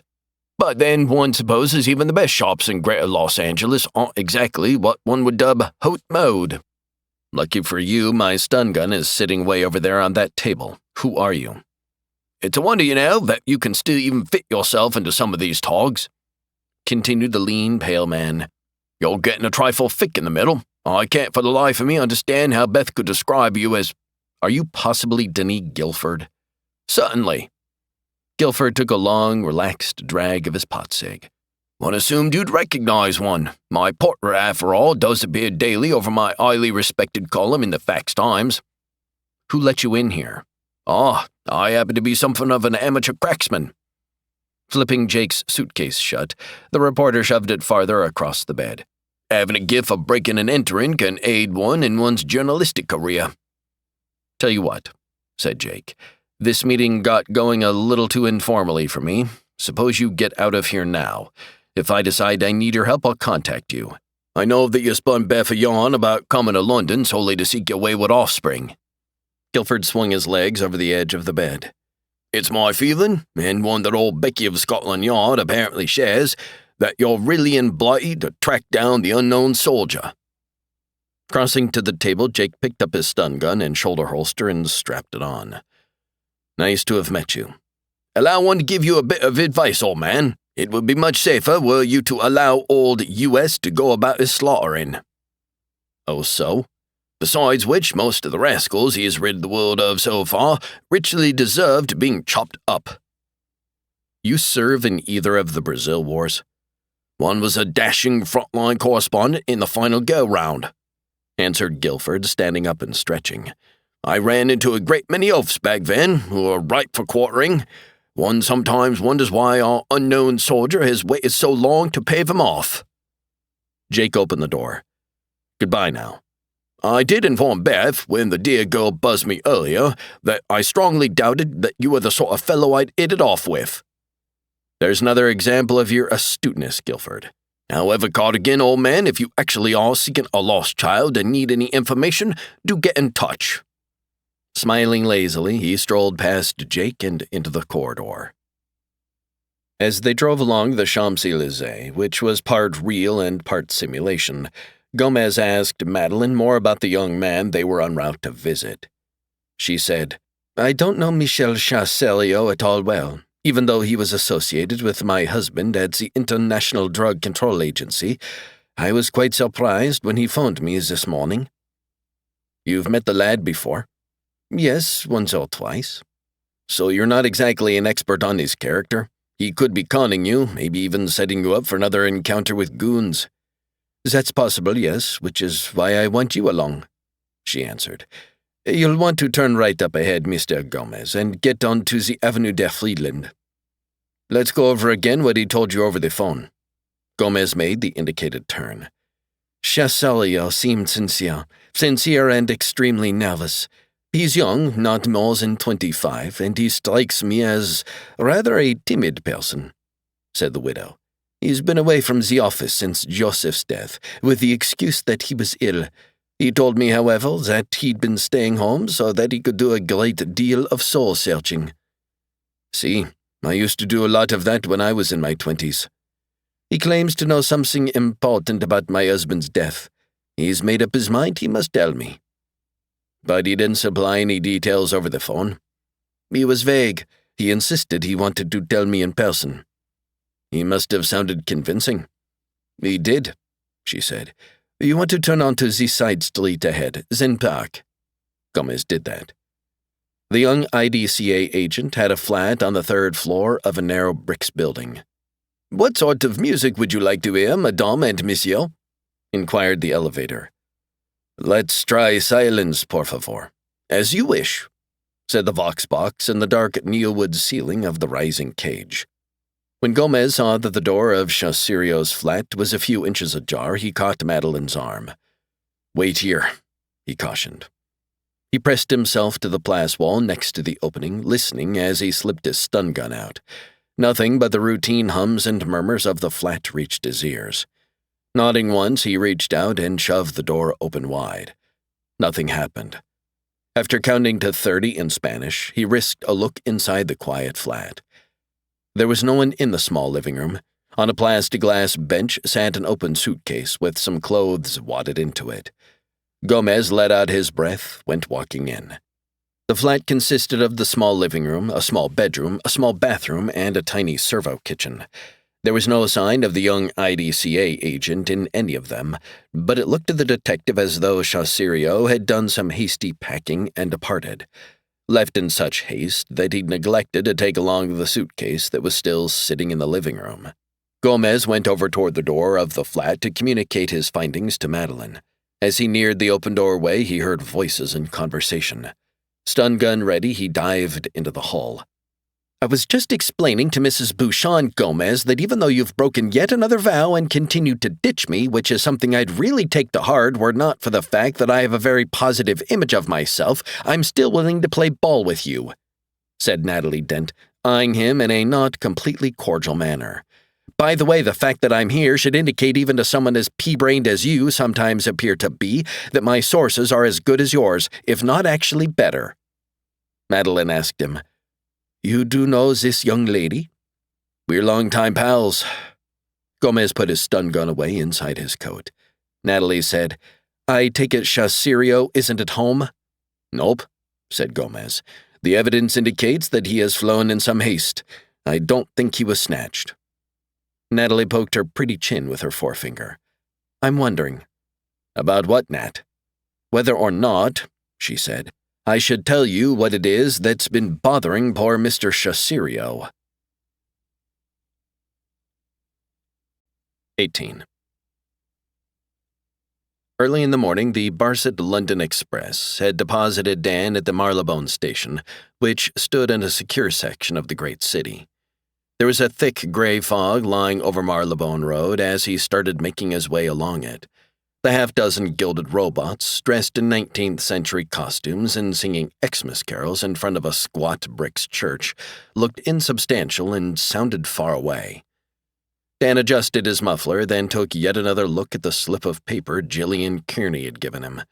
He'd consulted a map at one of the village shops, and he knew he had to get over to the Edgware Road and then follow Park Lane along the border of Hyde Park. From there, he'd have to find a way to slip into the unsecure zone where Nancy had gone. At least I think that's where she must have gone. Dan, hands deep in his trouser pockets, walked determinedly along the quiet, misty streets of early morning London. He was aware that he was sort of trying to imitate his father, that he was trying to be a detective. Yet he really didn't have that much confidence in himself. Sure, he'd acted brave and wise in front of Gillian, but he sometimes had doubts that he could handle this. He wasn't even certain Nancy was really here in London someplace. If he did find her, he wondered if he would be able to persuade her to come back to Barrettshire with him. The one thing he was sure of was that he had to try to find her. He had to see her again. Following him through the blurred morning was the person who'd been tailing him since last night, a person who was betting that Nancy Sands was indeed in London and that Dan Cardigan would lead the way straight to her. A short distance beyond Hyde Park, Dan encountered a weathered barricade built of faded neowood planks and rusted barbed wire. Stenciled on it in shaky white letters were the words, Gang Zone, Keep Out, Extreme Danger. Scanning the barrier, he noticed there'd once been a force fence in operation here too, but the projectors for that were broken and corroded. He was thinking about trying to climb over the 5-foot fence, wondering if he could do that without getting all snarled in the spiky wire, when a raspy voice behind him spoke. "Away from there, my lad," it warned, "or it'll be deep trouble you'll be getting into." Standing nearby, broad gunmetal chest misted by the fog, was a large robot Bobby. He had a truncheon built into his right hand and a stun rod in his left. "I was only looking at it, officer," Dan told him in a tone he hoped sounded polite. "I'm, a tourist." "From America, by the sound of you," said the cop bot. "Well, this isn't a safe place for any tourist. Scoot along, home to your hotel. Off with you now." "Yes, sir. Sorry."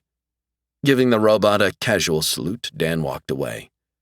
As soon as he was out of sight of the mechanical man and shielded by the heavy fog, he began exploring the area. There were barricades blocking all of the streets leading into the zone dominated by the kid gangs.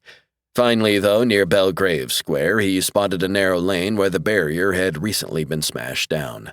Dan went darting into the lane, the thick morning fog seeming to close in on him. In the first block, the buildings were gutted and empty. A soft, damp silence filled the street. Though he struggled to fight against it, Dan started shivering as he walked along. He found he was moving more slowly, his head turning from side to side to scan the dead, silent structures that floated in the fog. He stepped on something, slipping, almost losing his balance. What he'd put his foot down on was the severed head of a cat. Its dead eyes were open and staring, its teeth were bared in a rigid grimace. Shaking himself as though he'd suddenly been splashed with something cold, Dan increased his pace. He began noticing smells now. The pungent reek of pot cigs, the strong odor of cooking fat, the smell of rotting flesh. Then he saw a child, a sexless kid of 2 or 3, leaning in the gaping doorway of a ruined apartment house, staring straight ahead, wide-eyed with a bloody knife dangling in its pudgy fist. From some of the buildings came the sounds of squabbling, love-making, fighting, laughing. There were young people lounging on some of the porches, thin kids in their early teens wearing patchwork outfits that didn't fit. They showed little interest in Dan's passing. He turned another corner, cried out, stopped in his tracks. There was the body of a naked girl of about 16 lying in the street. 5 large, scruffy mongrel dogs were feeding on the corpse. "Get away! Get away!" shouted Dan, charging at them. He was afraid it was Nancy. But then he noticed that this girl was dark-haired and thin. One of the dogs, a one-eyed gray with a bloody muzzle, slowly turned. It began snarling warningly at him. Dan felt he had to scare the animals off, then see about getting the girl's body to a safe place. Another dog noticed him. It didn't growl or bristle. It simply charged at him, trying to sink its jagged teeth into his leg. Dan stumbled back, went down to one knee, and then scuttled across the pavement.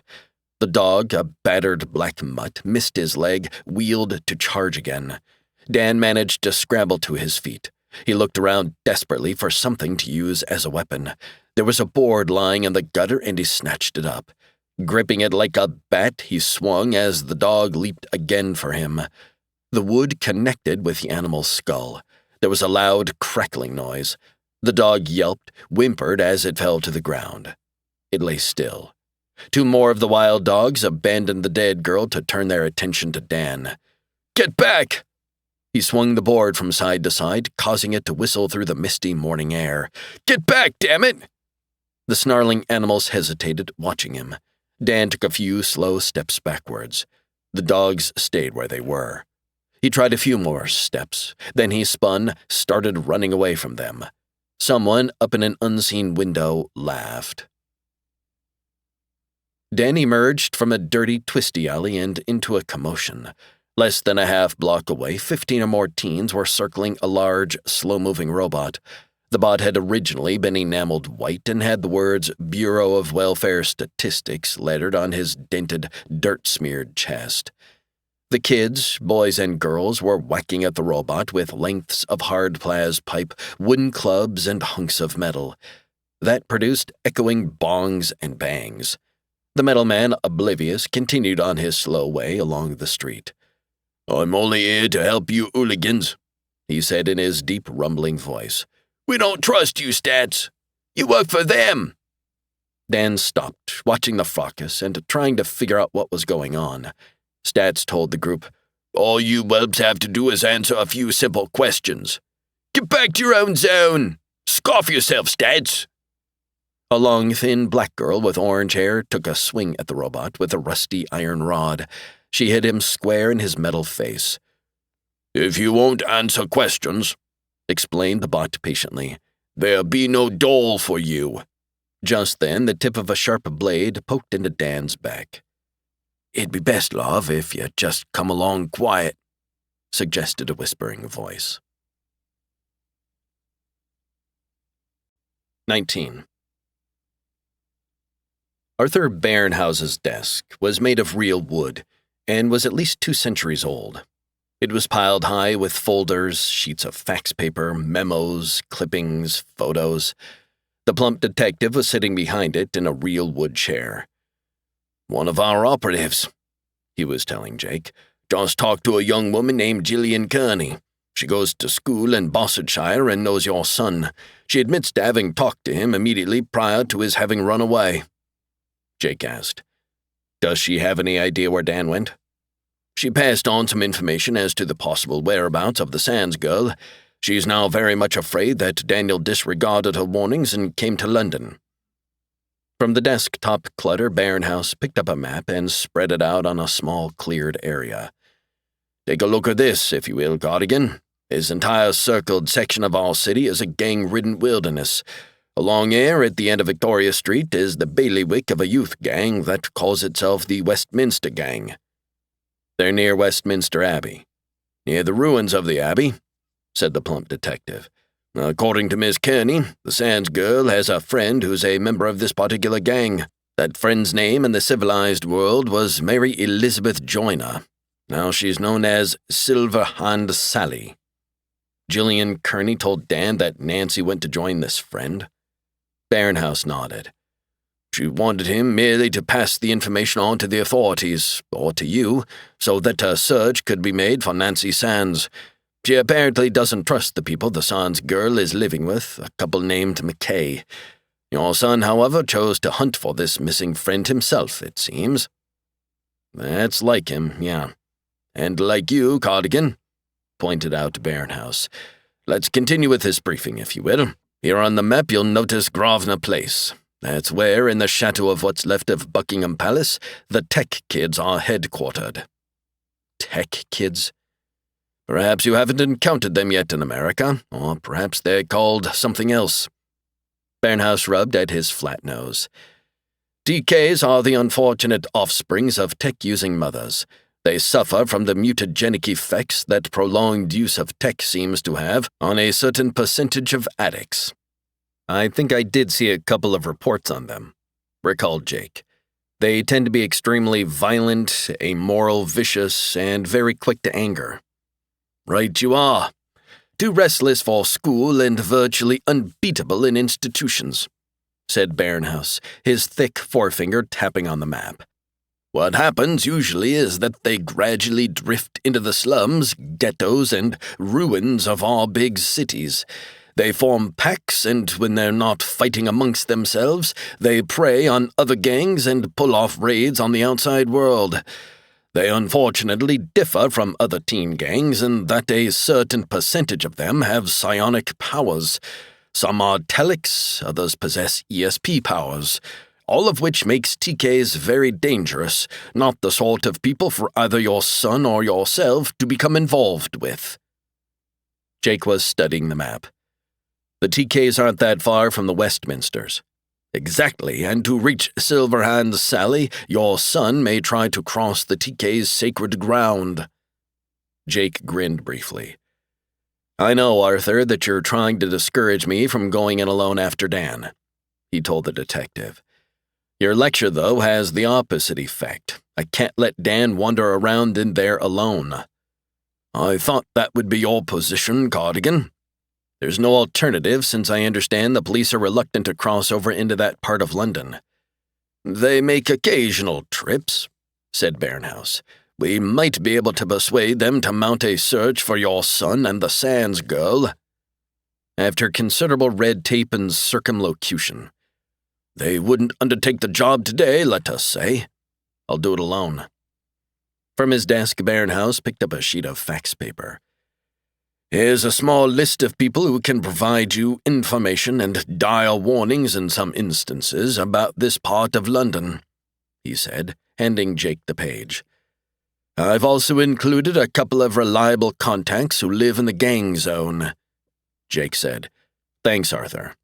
We'll continue to work on this in our way, of course. Good. I'll continue to work on it in my way. Natalie Dent was sitting in a silvery control chair in briefing room 2 of the Paris offices of News, Inc. Pay attention, Gomez, she urged. Sit up straight. He was slumped in a lower chair at her right, more or less watching the wall in front of them. It contained 16 large PIX monitor screens laid out in rows of 4. I've been drinking all this in, Nat, he assured her, hoping against hope that we'd soon get to the point. Once a putt's always a putz, observed Sidebar.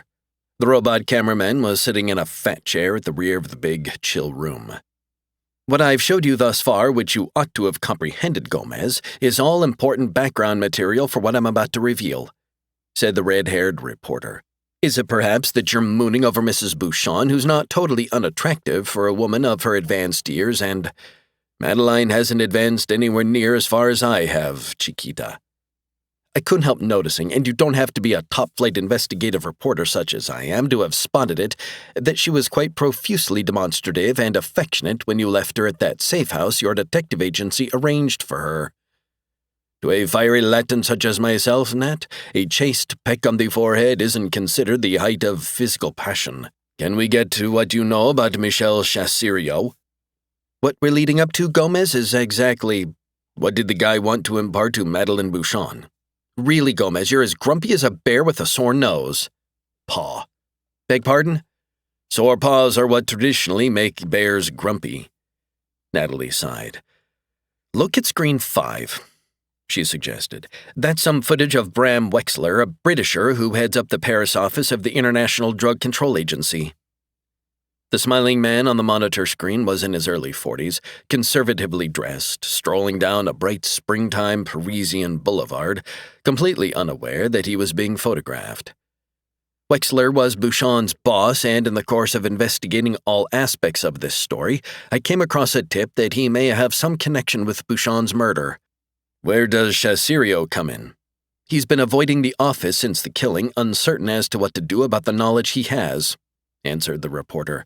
Another informant told me that Chassirio might be willing to talk about what he knew. That's Chassirio on screen 7. On the monitor screen, a frail young man in his middle 20s had appeared. He was nervously pacing the small living room of his apartment. Notice the quality of this footage, said Sidebar. I shot it this morning using nothing but natural light. Gomez poked Natalie in the side with his thumb. You folks called on him and talked with him? Bright and early, she replied. Can you tell me some of what he told you? Bouchon had confided in him just a few days before he was slaughtered that he suspected Bram Wexler was conspiring with 2 or 3 of the major Teklords. That's a pretty serious charge. Did Bouchon have proof?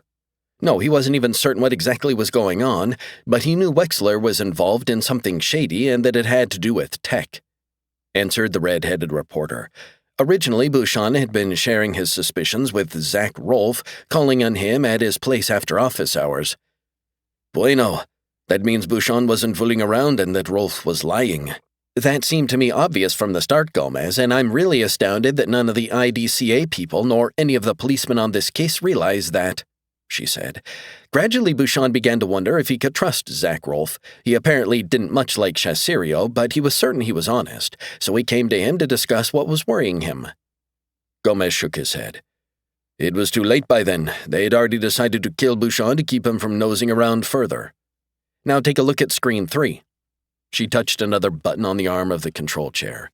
A bland, chinless man wearing rich, regal robes and a glittering, gem-encrusted golden crown was addressing a crowded auditorium. I'm keeping the sound off on all these images because it interferes with my narration, explained Natalie. "But you can take my word that his powers of caramba," said Gomez. "That's none other than King Arthur II. Bram Wexler, a hypocrite who outwardly pretends to be loyal to the President of Great Britain, is associated with an organization known as the Excalibur Movement," said Natalie. "Their prime objective is to see that England once again becomes a monarchy. I haven't been able to find out yet if they'd resort to murder to gain their ends, but by whatever means, they want to see this simp ruling their country." This explains Zach Rolfe's last words. "He said something to Jake as he was dying. It would have been nice, Gomez, and in keeping with your alleged newfound spirit of cooperation, had you found it in your peanut-sized heart to share those words." "Chiquita, what Rolfe did was warn Jake to watch out for Excalibur, or words to that effect." The pretty reporter tapped the palms of her hands on her knees, then rubbed her hands together and smiled at him. "I can really sense this. We're on top of a very big story here." "And a very big conspiracy, most likely, involving Teklords, monarchists, and Lord knows who else." "It would make sense, especially since your partner is over in England just now, for you and I'd work closely together on this from here on out, Gomez." "Si, absolutely," he said. "That's a dandy notion, Nat." "Wonderful." Leaning over, she kissed him on the cheek. "Mush," said Sidebar. 20. There had been two of them, both carrying highly polished electro-knives. When Dan had tried to explain to them what he was doing in the ruins, one of them slapped him hard across the face. "We don't want any bleeding back talk, puffer," he warned in his whispery voice. "You just keep it buttoned and come along with us, yeah?" "But What did I tell you about talking back?" The lanky blonde young man slapped Dan again. This blow hit him across the mouth, splitting his lip and drawing blood. Spitting, Dan started at the young man. The other boy, who was thin and at least a year younger than Dan, stepped between them. "He doesn't mean any harm, lad," he said, catching hold of Dan's arm and shoving him back. "Let him try to come at me, Angel. I'd like a chance to slice his heart out." "No, we have to take him back to camp. That's the rules." "Rules me arse." Ludd swung his knife up in front of his face, flicking the switch that started the sawtooth blade whirring. "What's to stop us from slitting him open here and now, taking his dabs and—" "That's against the rules," warned Angel. "Strangers have to be taken to camp. After that, if Jamaica decides, we can kill him. Whole bloomin' country's going to hell because of bloody rules." He slashed angrily at the air with his knife, shut it off, and jammed it into his thigh holster. All right. We'll act like raven twits and take him back with us." Angel knuckled Dan's upper arm. "It isn't a far walk," he told him quietly. "Don't try to break loose. Don't say a bleeding word, otherwise Ludd may decide to do for you." After a few seconds, Dan nodded curtly. After leaving the detective agency offices, Jake walked along Barclay Street.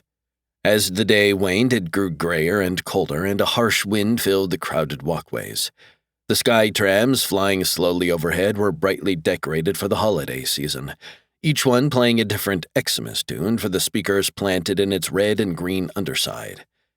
Stationed on the corner was a chrome-plated newsbot hawking the Daily Scan. Jake paused, seemingly to listen to the mechanical man recite the menu of scandalous news to be found in this afternoon's edition. "Is the VP above?" asked the bot in his deep, tinny voice.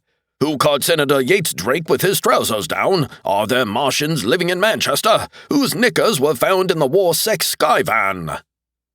A plump black man brushed by Jake. "Excuse me, sir," he said, poking his bank's card into the appropriate slot in the robot's side. "Here's a bloke what knows what's news." Whirring and rattling, the robot swiftly produced an 8-page fax copy of the scan out of the wide slot across his chest. "Here you are, Gov, hot off the bloomin' presses." As the customer accepted his newspaper, Jake moved on. He was certain now, as he'd suspected since leaving Barinhouse's, that he was being tailed. Crossing the street, he went through one of the arched entryways to the Berkeley Square multi-mall. It was exceedingly warm on the ground level of the vast mall, and the air smelled of pine boughs and hot toddy. Jake hopped onto a servo ramp and let it start him on a slow circuit of the place. He rode by a string of self-serve boutiques, Styles, fits, rags, and then past a great sprawling food market called Farmer Dell's Hydroponic Farm Stand, branch number 225 of My Man Chumley's Fish and Chips, and branch number 316 of Pubs, Inc. He stepped off the moving ramp in front of the St. George and the Dragon Inn. The Neowood sign dangling over the wide doorway of the simulated country inn offered a crude depiction of the armored saint slaying a fierce, fire-breathing creature. The paint was convincingly aged to make it seem centuries old. Jake ignored the main entrance, slipping instead into the imitation courtyard next to the imitation inn. The yard was paved with authentic-looking cobblestones, and a wagon loaded with real straw was parked near the simulated stables. Running, Jake stationed himself behind the wagon. He couldn't be seen from here, but he had a good view of the entrance of the courtyard. Within the shadowy stables, robot horses snorted and shifted on their hooves. Even the smell of a real stable, suitably subdued, came drifting out of the shadows. A moment passed before a figure slipped cautiously into the courtyard. It was a slim young woman, auburn-haired, in her late 20s. She was the one Jake had noticed following him. She might be with Scotland Yard, yet he doubted that. When she was a few feet from the stable door, he eased out from behind the wagon and poked the barrel of his stun gun into her back. Dan had seen what was left of the vast Westminster Abbey rising up out of the fog.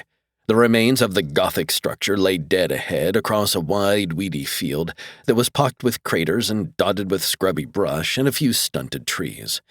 Most of its nearest tower was gone, and there were great gaps in the stone walls. Dozens of sooty pigeons were circling the abbey in a restless way. Ludd held up his hand and halted. "Bollocks!" he muttered, moving behind a gnarled tree midway across the field. Angel stopped too, yanking Dan over beside him. "Something's bloody wrong." He was squinting up at the pigeons as they circled in the foggy sky. Whipping out his knife, Ludd said, "Something's gone and got them bleeding birds all excited." Uneasiness sounded in his voice. "I'll slip closer," offered Angel, letting go of Dan. "To see what's going on." Ludd shook his head. "No, you stay here with the ponce," he ordered. "I'll do the bloody reconnoitering." "Hell, I'm smaller and quicker. Stick here." Ducking low, Ludd started a zigzag course across the field. Dan asked Angel, "What do you think's wrong?" He was watching his buddy move closer to the ruined abbey. "Could be most anything," he answered as the fog swallowed up Ludd. "But those pigeons being agitated like that, it definitely means something must be going wrong at our camp." "Westminster is your camp?" "I just said that, didn't I now?" "But I'm looking for the Westminster gang."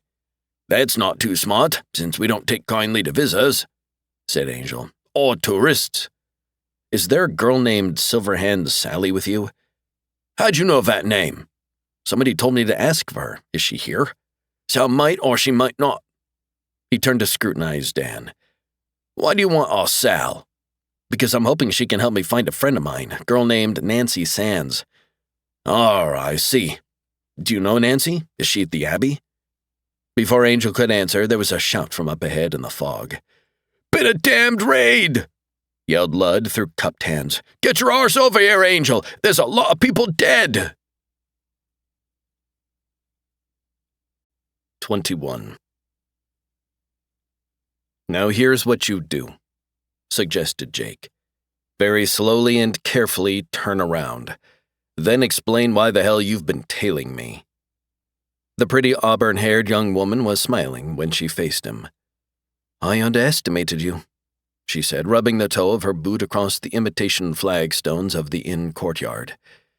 "You'll have to forgive me. I guess taking care of myself over in the gang zones has made me a trifle too confident." "You're not with the police?" "No, the welfare squad," she explained. "I'm Marge Lofton." "Oh, so?" "Beth Kittredge suggested that I look you up." "Really? Didn't she tell you about me?"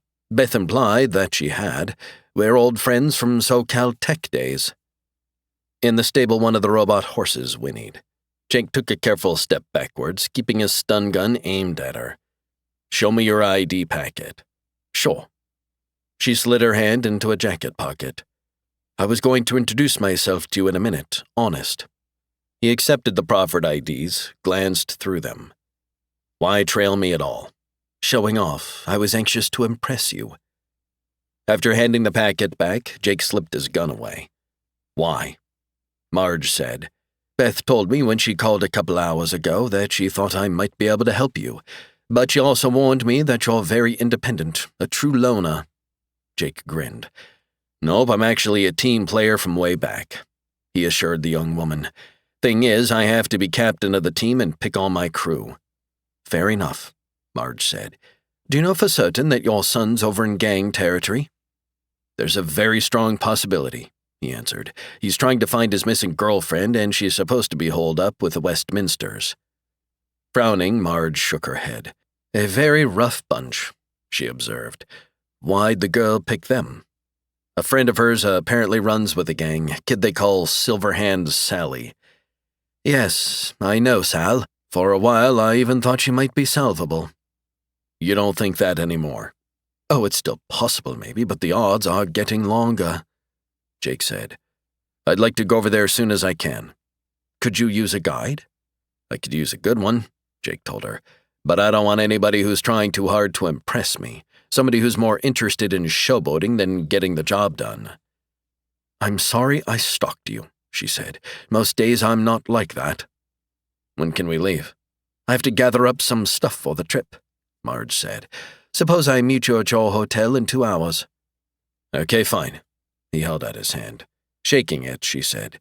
I really am pretty good. I'm counting on that, he said. The Parisian night was crisp and clear. Hands in the pockets of the stylish thermocoat he'd purchased earlier in the day, Gomez was strolling along beside the dark Seine. He'd found over the years that solitary walks sometimes helped him think. Muy frío, he remarked to himself. Being a crackerjack international investigator has its disadvantages, one of which is frigid climes. On the night river, a music barge was slowly sailing by. A band of brightly uniformed robot musicians was playing a solemn Xmas carol. The golden glitter of their uniform trims sparkled and flashed in the illumination from the boat's multicolored tube lights. Gomez continued along parallel to the boat for a few minutes. Then, turning his back to it, he walked away from the river and headed in the direction of his hotel. I have a hunch that various events, including some of what's afoot in England with Jake's offspring, ought to tie together, he reflected. But madre, I still don't see quite how. He chose a different route than the one he'd traveled on his way to the Seine, and just off the Place du Châtelet, he spotted someone who looked vaguely familiar. The man was walking hurriedly along, coming toward Gomez on the opposite side of the street. Who the hell is that hombre? The detective asked himself, feigning indifference. Then, snapping his fingers without taking his hand out of his pocket, he realized who it was. The man hurrying now up the stone steps of a narrow apartment building across the way was Bram Wexler, the head of the Paris office of the International Drug Control Agency, and the guy Natalie Dent had just been showing him pictures of. He was the one their client's late husband had suspicions about. Gomez glanced quickly and casually around. He spotted a recessed doorway that was very sparsely lit. He entered it, striving to look innocent, and took up a watchful position. The night grew colder. Gomez turned up the controls on his coat, but then the garment started giving off a burning plaz smell. He turned the controls down again. 15 chill minutes later, the IDCA man came out of the building. He was accompanied by a plump woman of 40-some years. The two of them walked to the end of the block and got into a parked land car.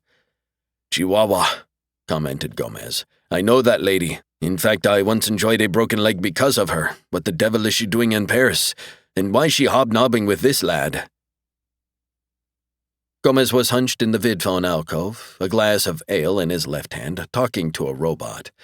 He was in the living room of the suite at the Louvre Hotel, and the bot was in the data center of the Cosmos Detective Agency in Greater Los Angeles.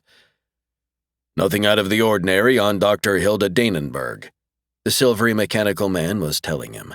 Her record seems to be, as always, spotless. Why is she in Paris? Vacation, it says here.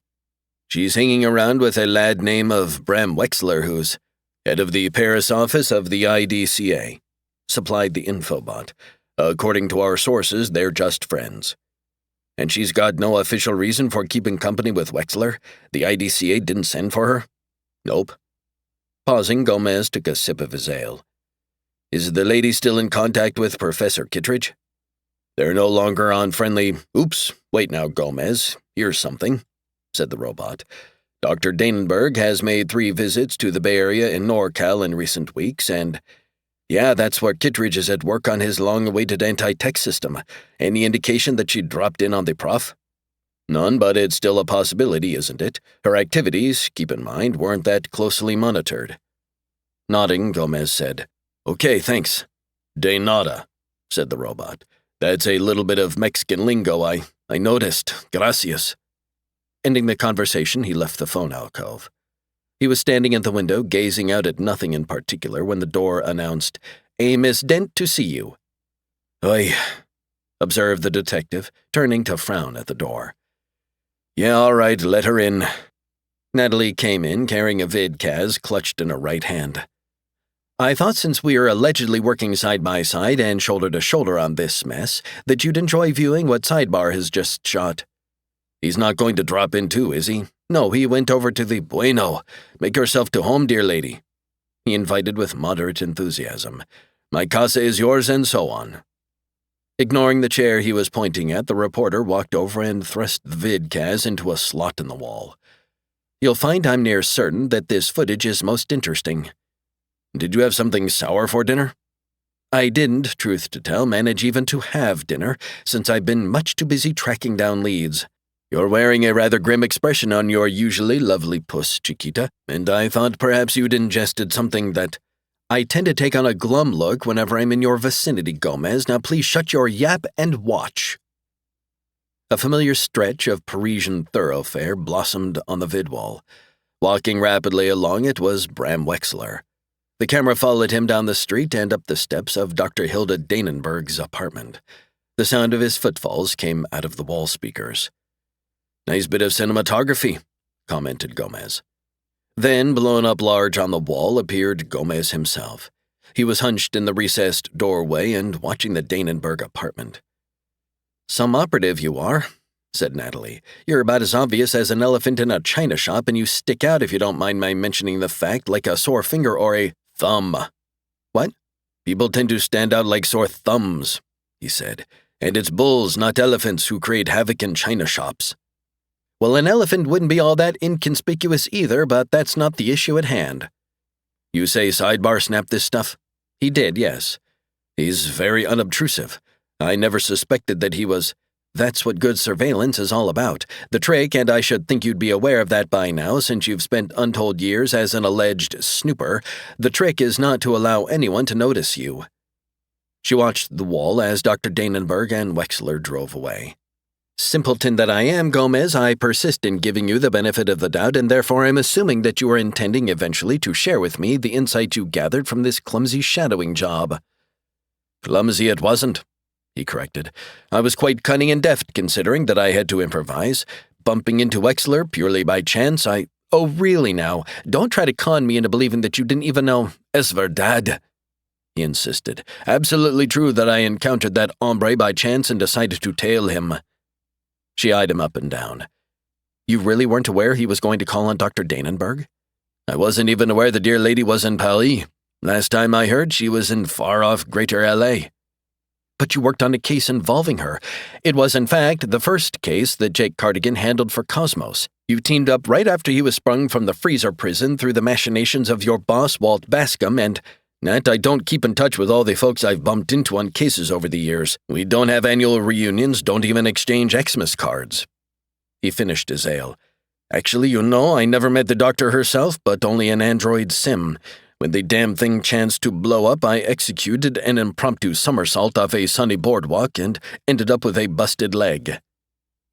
Natalie gave him a brief look of sympathy. Yes, I recall hearing about that incident, she said.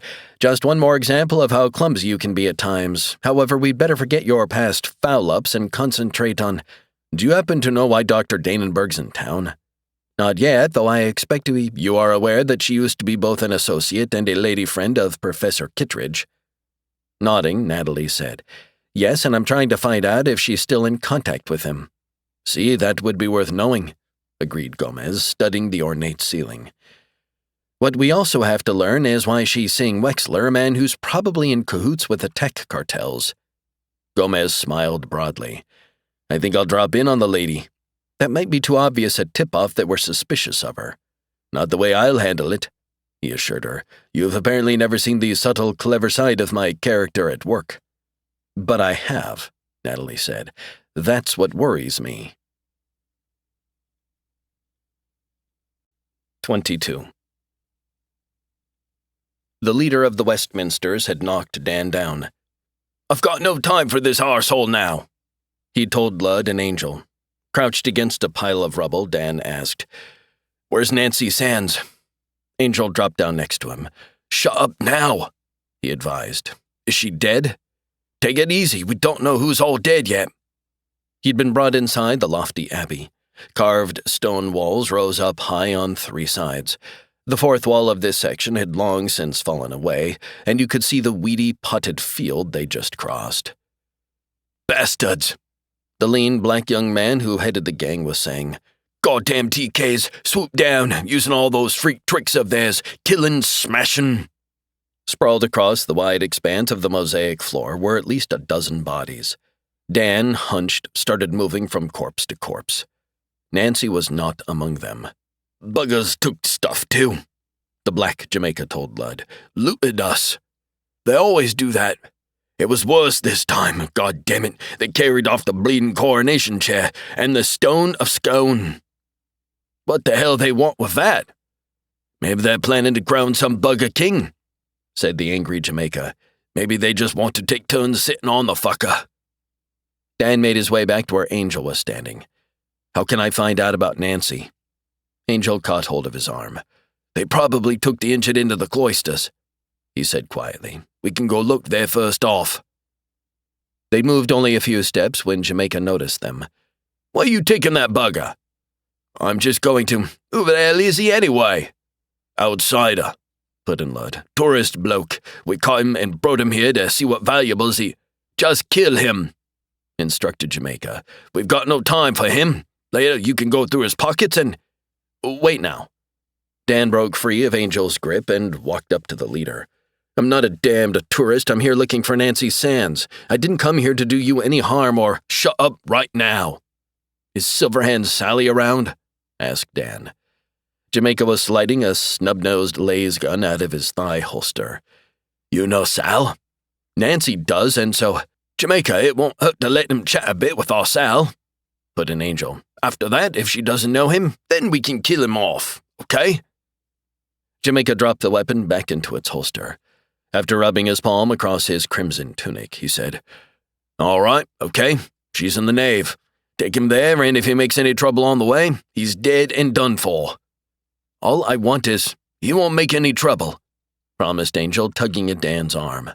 When they were walking along a dim, vaulted corridor, he said, That was very risky getting beaky with Jamaica. He's not a chap who's too awfully fond of debating. Yeah, I know that, but you, on the other hand, truly love to argue. Dan nodded. Guess I do, yeah. There were 7 or 8 young people in the large, stone-walled room Angel brought him to. 3 of them had been wounded and were bandaged. None of them was Nancy. Silverhand Sally finished bandaging the 3rd and turned toward Angel. She was a slim girl of about 17, blonde, wearing tan trousers, a gray tunic, and a gun belt that held 2 laser guns. Her right hand and arm to the elbow were of silvery metal. Who's that with you? I'm Dan Cardigan. He crossed the mosaic floor to her. You're a friend of Nancy's and Dan Cardigan. She stood. Sure, she told me about you. I figured she might be staying with you, so I came to find her. He explained. Where is she? Sally shook her head. I'm sorry, Dan. The tech kids took some prisoners, she said quietly. Nancy was one of them. Sally, her chill metallic hand holding his arm, was leading Dan along a shadowy vaulted corridor.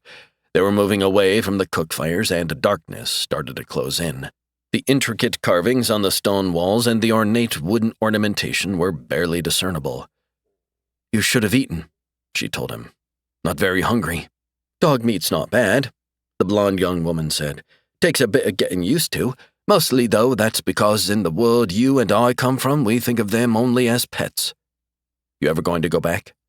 Mind that fallen masonry, scrunch over close to this wall, she cautioned. No, I'm here for life. Why? Because this is better than that was. Parents? Father, mostly. She guided him through an arched doorway. After me accident, after I got my imitation arm, he turned much worse. Not that he was ever a very good dad. Dan asked her. The arm you have now, that's not the one they got you originally, is it? No, not at all. No, they bought me a very proper, very conventional one. Highly believable and looking just exactly like flesh and blood. Duck your head for a minute along here and keep an eye cocked for bats, she warned as they entered another long, partially ruined corridor. Might be a few rats underfoot, too. So why the silver arm? Well, I simply grew tired of the bullshit, she replied. Seemed like every time I touch anybody with a replacement, they'd cringe or look all nervous. I decided, why hide the damn thing? I got me a nice, shiny robot arm, and there's no question as to whether it's real or not. If I touch you, you know damn well what I touched you with, and fuck you if you don't like it. They'd reached a room that was nearly intact. Statues and carvings ringed it. Sally let go of him. You can bunk safely here for tonight, she told him. One of those straw mats yonder. From under her tunic, she produced a squat chunk of tallow candle. Probably have the place to yourself, since most of them think it's haunted hereabouts. This used to be called the Poet's Corner. Lighting the candle, she stuck it down on a stone bench. To his right, Dan noticed a wall carving of someone referred to as O'Rare Ben Johnson. He asked, What's likely to happen to Nancy? Best not to think about it, Dan. I can't just let them. It's tough, I know, but believe me, the TKs will kill you dead if you try to go near their digs at Buckingham Palace. But she's a friend of yours, too. How can living here, being part of a gang, that means you can't afford to be sentimental. We're not talking about making stew out of dogs, he said to her, angry. This is a girl who may be raped or tortured or even killed. Sally touched his arm with her real fingers. I'd like to help, but there's nothing to do, she said. You saw what happened here, how many of us they hurt and killed. I thought gangs like yours believed in revenge. Sure, but not in suicide. She walked over, kicking at a sleeping mat with her foot. Eventually we'll do something. You can count on that, but it'll be carefully planned. Meantime, Nancy's in danger. Yes, but that can't be helped, Sally said. You'd best turn in now. I have to get back. Why'd she come here? You already know that. Nancy was looking for some kind of sanctuary. No, I mean, why did she run away from the McKays? She didn't like them much. Maybe not, but her life wasn't in danger there, and it sure as hell is here, Sally said. Well, she overheard some conversations. About what? Her father? The girl nodded. It's funny, you know. Some girls take one hell of a long time to see through their dads, she said. Nancy, in spite of everything, had been going along thinking that Bennett Sands was an innocent chap who'd been maligned and framed by the authorities. She laughed. And him one of the tech kingpins. But, you know, you couldn't get her to believe that. Dan moved closer to her. Why'd she change? What did she find out? She didn't confide all that much in me, Dan, but I know she happened to overhear the McKays talking about a business venture that was going to involve her father. A tech business venture? Exactly, and something quite big and important, answered Sally. How's he going to run tech business from prison? Maybe he's not planning to stay in prison. I'm not sure, she said.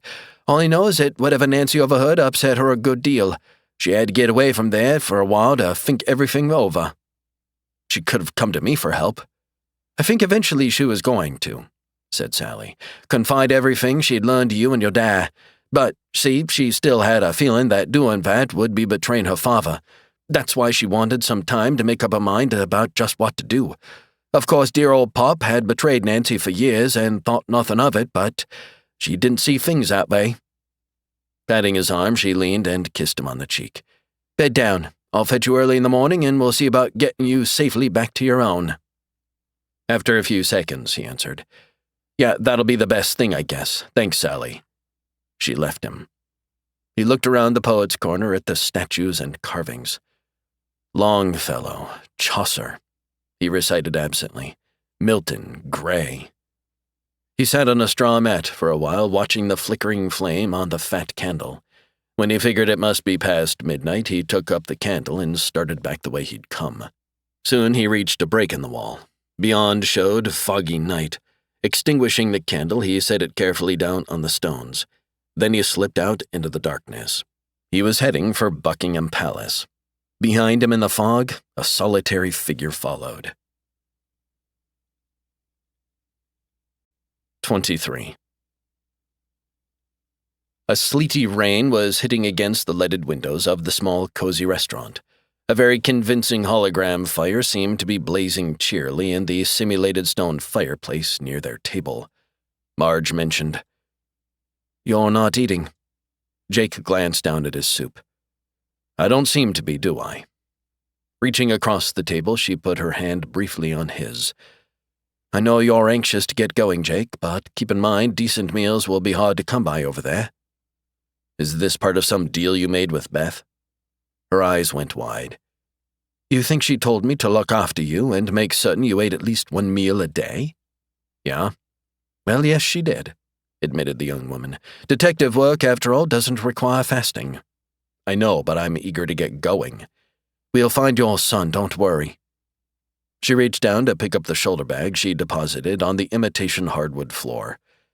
"Here's a little gadget you'd better carry with you." He accepted the small black disc that she took from her bag and handed it to him. "Good luck charm?" Smiling, she told him, "It's something I developed myself, based on a somewhat larger one used by Scotland Yard." "And it does what?" "It serves as a sort of scrambler," Marge explained. "We may run into some tech kids over there, ones with ESP talent. This'll keep them from tapping in on what we're thinking." Holding the disc between thumb and forefinger, he studied it for a moment before dropping it into his coat pocket. "The TKs really can do that sort of stuff?" "Oh yes, some of them are very gifted in some pretty strange and unsettling ways." "You say you came up with his gadget yourself?" "I've long since given up my major calling, which was robotics, but I find I still like to tinker with small electronics projects now and then. Eat your soup." "Oh, yeah." He took a few spoonfuls. "Why'd you change careers?" "Why'd you?" "Didn't have much choice." "Well, in a way, neither did I. A few years ago, I simply started feeling that I needed to work more directly with people," she explained. "Help them in some first-hand way. Designing and constructing androids helps." "Sure, maybe, but I was simply getting too detached from the outside world. I quit and came over here. I'm much happier these days."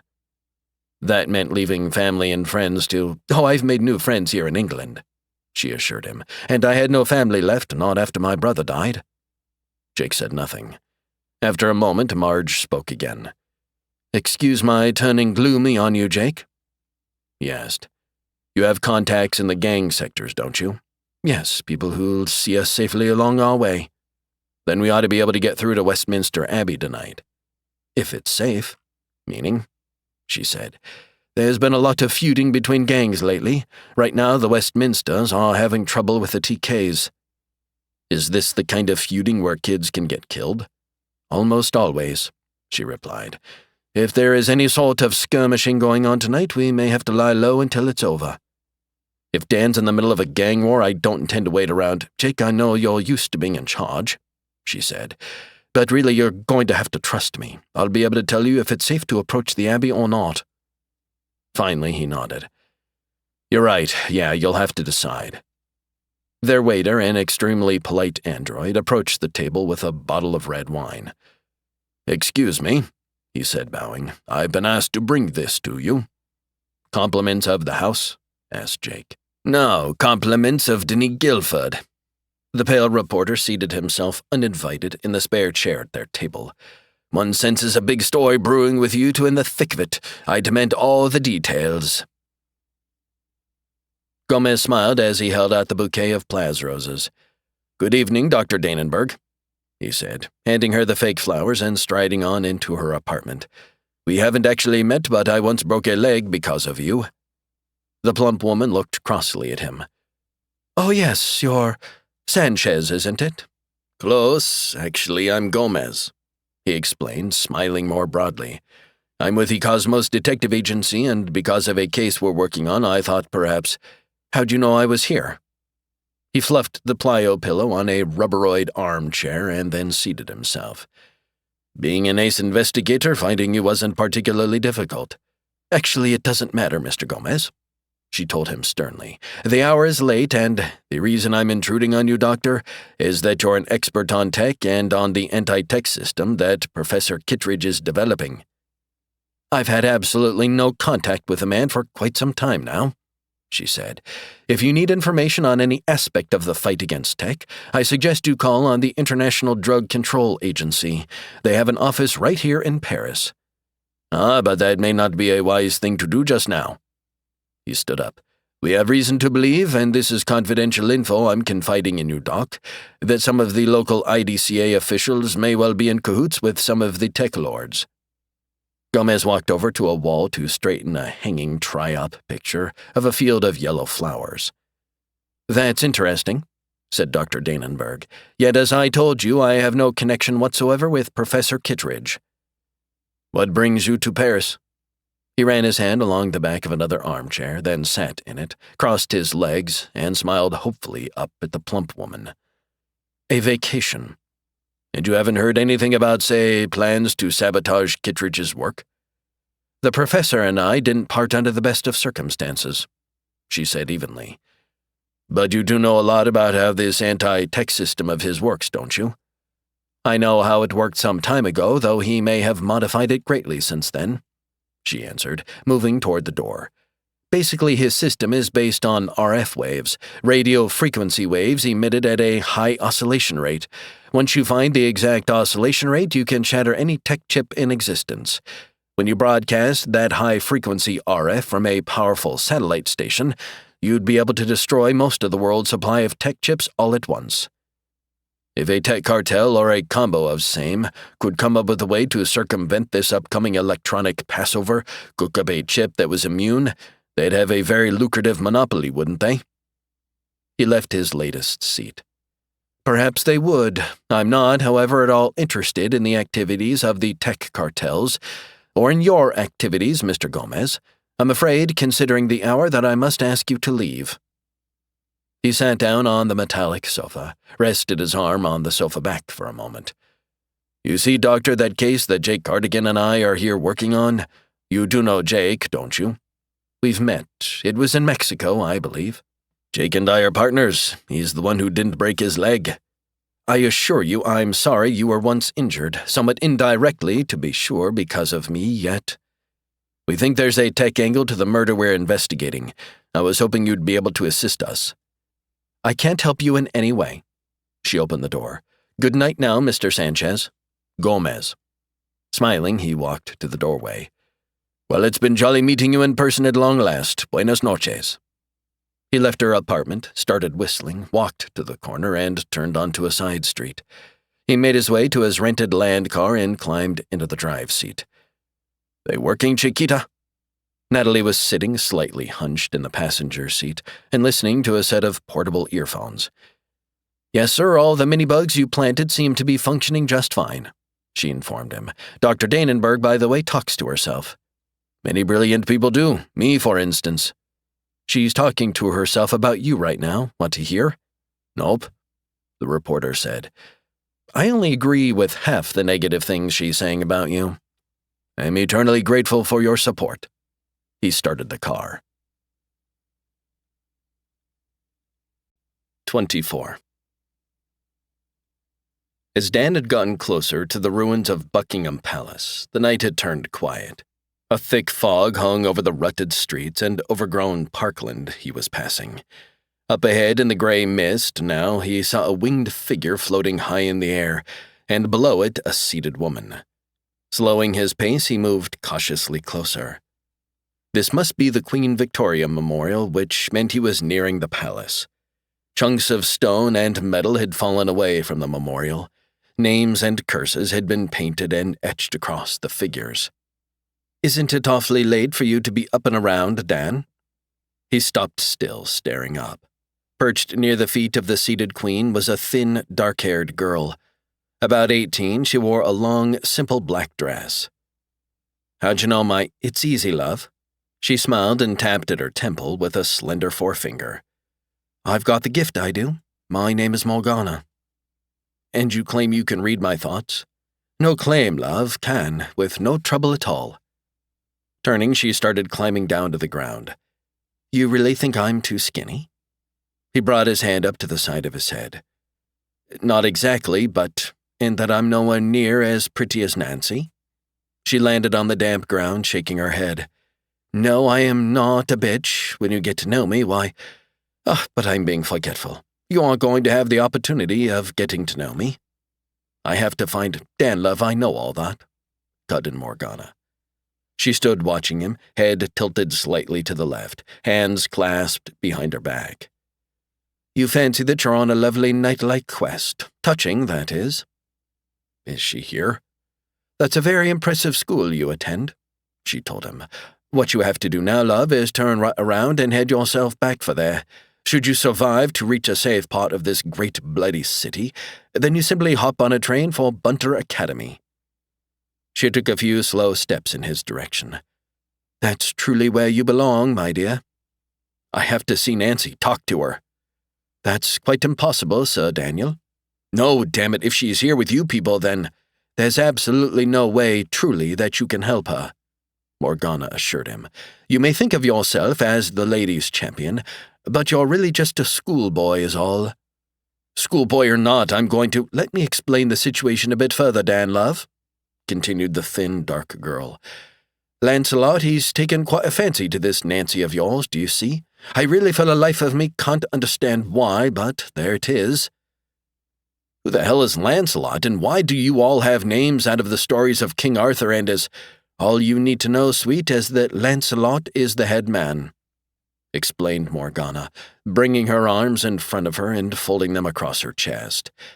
As I say, Lancelot is smitten, and even as we speak, he's in one of the royal bedchambers with your Nancy, trying to convince her to— I'm going in there. That you're not, love. Merlin? A heavy-set young man with short-cropped blonde hair materialized out of the fog. He had on a loose, tattered gray overcoat. Told you he'd be too dumb to save his arse. I'm going to get inside there, Dan said. If I have to fight you first, well, then okay. Merlin chuckled. Oh, I say, Danny boy, he said, shaking his plump head. I never fight. He doesn't have to, explained Morgana. You may as well go ahead and do it, Merlin, love. Don't, though, hurt him too much, you hear? He's got some really sweet notions in that cute little head of his. Dan decided he'd better make his move before the thick-set young man pulled out a weapon. As he started for Merlin, the chunky young man raised his left hand and pointed at Dan. All at once, Dan felt his breath go whooshing out of his chest. Intense pain spread through his body. His feet left the ground, and he went rising up in a zigzag way through the thick night fog. He slammed into the figure of Queen Victoria. Then he was yanked back. He spun around once before plummeting downward. Dan smacked into the ground and passed out. Their car on the underground tube train was rushing smoothly along, nearly empty. I'm surprised that Denis was so cooperative, said Marge. When he first sat down with us, I was certain he was going to insist on coming along. Jake grinned. I persuaded him we didn't need a reporter. That usually doesn't discourage Denis. He and his paper are extremely persistent. And I'm extremely persuasive. After you suggested that the two of you talk things over privately in the alley, I expected a fight, she admitted. That's the way the kid gang settled things. No need for a fight. She turned in her seat, studying his face. I don't know you very well, Jake, but that looks like a smug expression on your face, she said. What really took place in the alley? I used my stun gun on him. What? But that's not sporting. I don't mean that exactly. It's only that I thought you'd used reason on him, and I had a chat with Guilford earlier. He didn't strike me as the sort of guy you could reason with. I see, yes. As I told you, Marge, the important thing to me is finding my son. So you used your gun. On its lowest setting. He'll only be out for an hour or so, Jake assured her. And I propped him up in a comfortable, fairly warm spot. I'd forgotten that yours is a violent profession. It is, he agreed. If you'd like to resign as my guide, No, I'm sticking. They rode in silence for a few minutes. My brother and I, she said finally, used to have long debates on subjects like this. He always accused me of being too idealistic. What do you think of your going into social work? He never knew about that. He was already dead when I came over here. He must have died young. Yes, much too young. The overhead speakers announced, Knightsbridge Station, final stop. The tube train began slowing. Marge said, Let the other passengers get off first. The car halted, the doors opened. Knightsbridge, all off. When they were on the platform, Marge said quietly, We want that door on the left, the one marked staff only. You visiting friends? No, this is a shortcut over to the gang territory. She tapped on the metal door 3 times. It slid open. Standing in the corridor beyond was a black enameled robot wearing a station master's cap. Ah, a pleasure to see you, Miss Lofton, as always. I'm making a late call over there, Jarvis. This a beau of yours? A colleague. Take good care of her, lad, the robot told him. Were you to ask me, I'd say this is a very risky job she's got herself. I'll look after the lady, promised Jake, although she strikes me as being very capable on her own. Nobody's safe over there. Jarvis grunted and moved aside. Good luck to both of you. I'm happy it's you who are making this little trip and not me. Catching Jake's hand, Marge led him through another door and into a damp, dim-lit tunnel. 25. A set of portable earphones on his head, Gomez was roaming the living room of his hotel suite. This Wexler hombre ought to be at Doc Danenberg's by now, he observed. She phoned him nearly an hour ago. Investigative work, as you should have learned long since, requires considerable patience. Natalie was sitting in an armchair near one of the windows, holding her set of earphones in her lap. I'd have thought, by the way, that a hotel of the stature of the Louvre provided maid service. That they do. A robot rolls in twice daily. Glancing around, nose wrinkling, the reporter said, Does that mean you managed to make all this mess just since the last cleaning? There's no mess to be seen, Chiquita. Well, probably you and I disagree as to what constitutes a mess. To me, 2 empty ale bottles lying on the sofa, a boot sprawled on the rug, and a pair of discarded undershorts dangling from a doorknob qualifies as a mess. Gomez shook his head. No, those are merely signs of a relaxed, low-pressure approach to life, and bingo, Wexler has arrived. We'll continue this discussion of your slipshod habits later. She grabbed up her earphones. Why'd you allow him in? The International Drug Agency chief was asking the doctor. Bram, I've already explained that the man simply forced his way in here. He must be suspicious of you, Hilda. How did he... I don't know when he knew I was in Paris. I called you to... What did he say? Go over it again. A good deal of it was just babble and false amiability. Natalie smiled. She certainly got you figured out. Silence, por favor. Anyway, Wexler was saying, does he suspect a relationship with Kittredge? He mentioned the professor. I don't know, said Dr. Danenberg. Gomez and that damned partner of his obviously don't accept the idea that Bouchon was killed by the actual unknown soldier. Did he say why? No, but it's clear they suspected a tech link with the murder. It wasn't exactly a murder, Hilda. It was merely the elimination of a problem. The problem being that Bouchon became aware of what you're up to. You know, Bram, I can't help wondering if you perhaps haven't made someone else suspicious by your... Bouchon was the only one we had to worry about. No, there's still Jake Cardigan to worry about. He seems to have some idea of what's really going on. So does this Gomez, then. Yes, but Gomez is a half-wit, not a serious threat. I know Cardigan, though, and he... Half-wit, echoed Natalie, nodding her head. Another apt description. Hush up, Chiquita. Gomez settled into a chair that put him with his back to her. And they don't know that Kittredge has managed to pass on to us through you a method for manufacturing a new super tech that will be immune to his chip-destroying system, Wexler said. Nor do they have any idea where our new TekLab is located. So really, there's no reason for... Unless we can stop him, Cardigan will find out. Cardigan is over in London, dear Hilda, and... Why are these dreadful flowers lying on the table? Oh, that halfwit brought them and I haven't gotten around to disposing of them. Did you inspect them? What do you mean?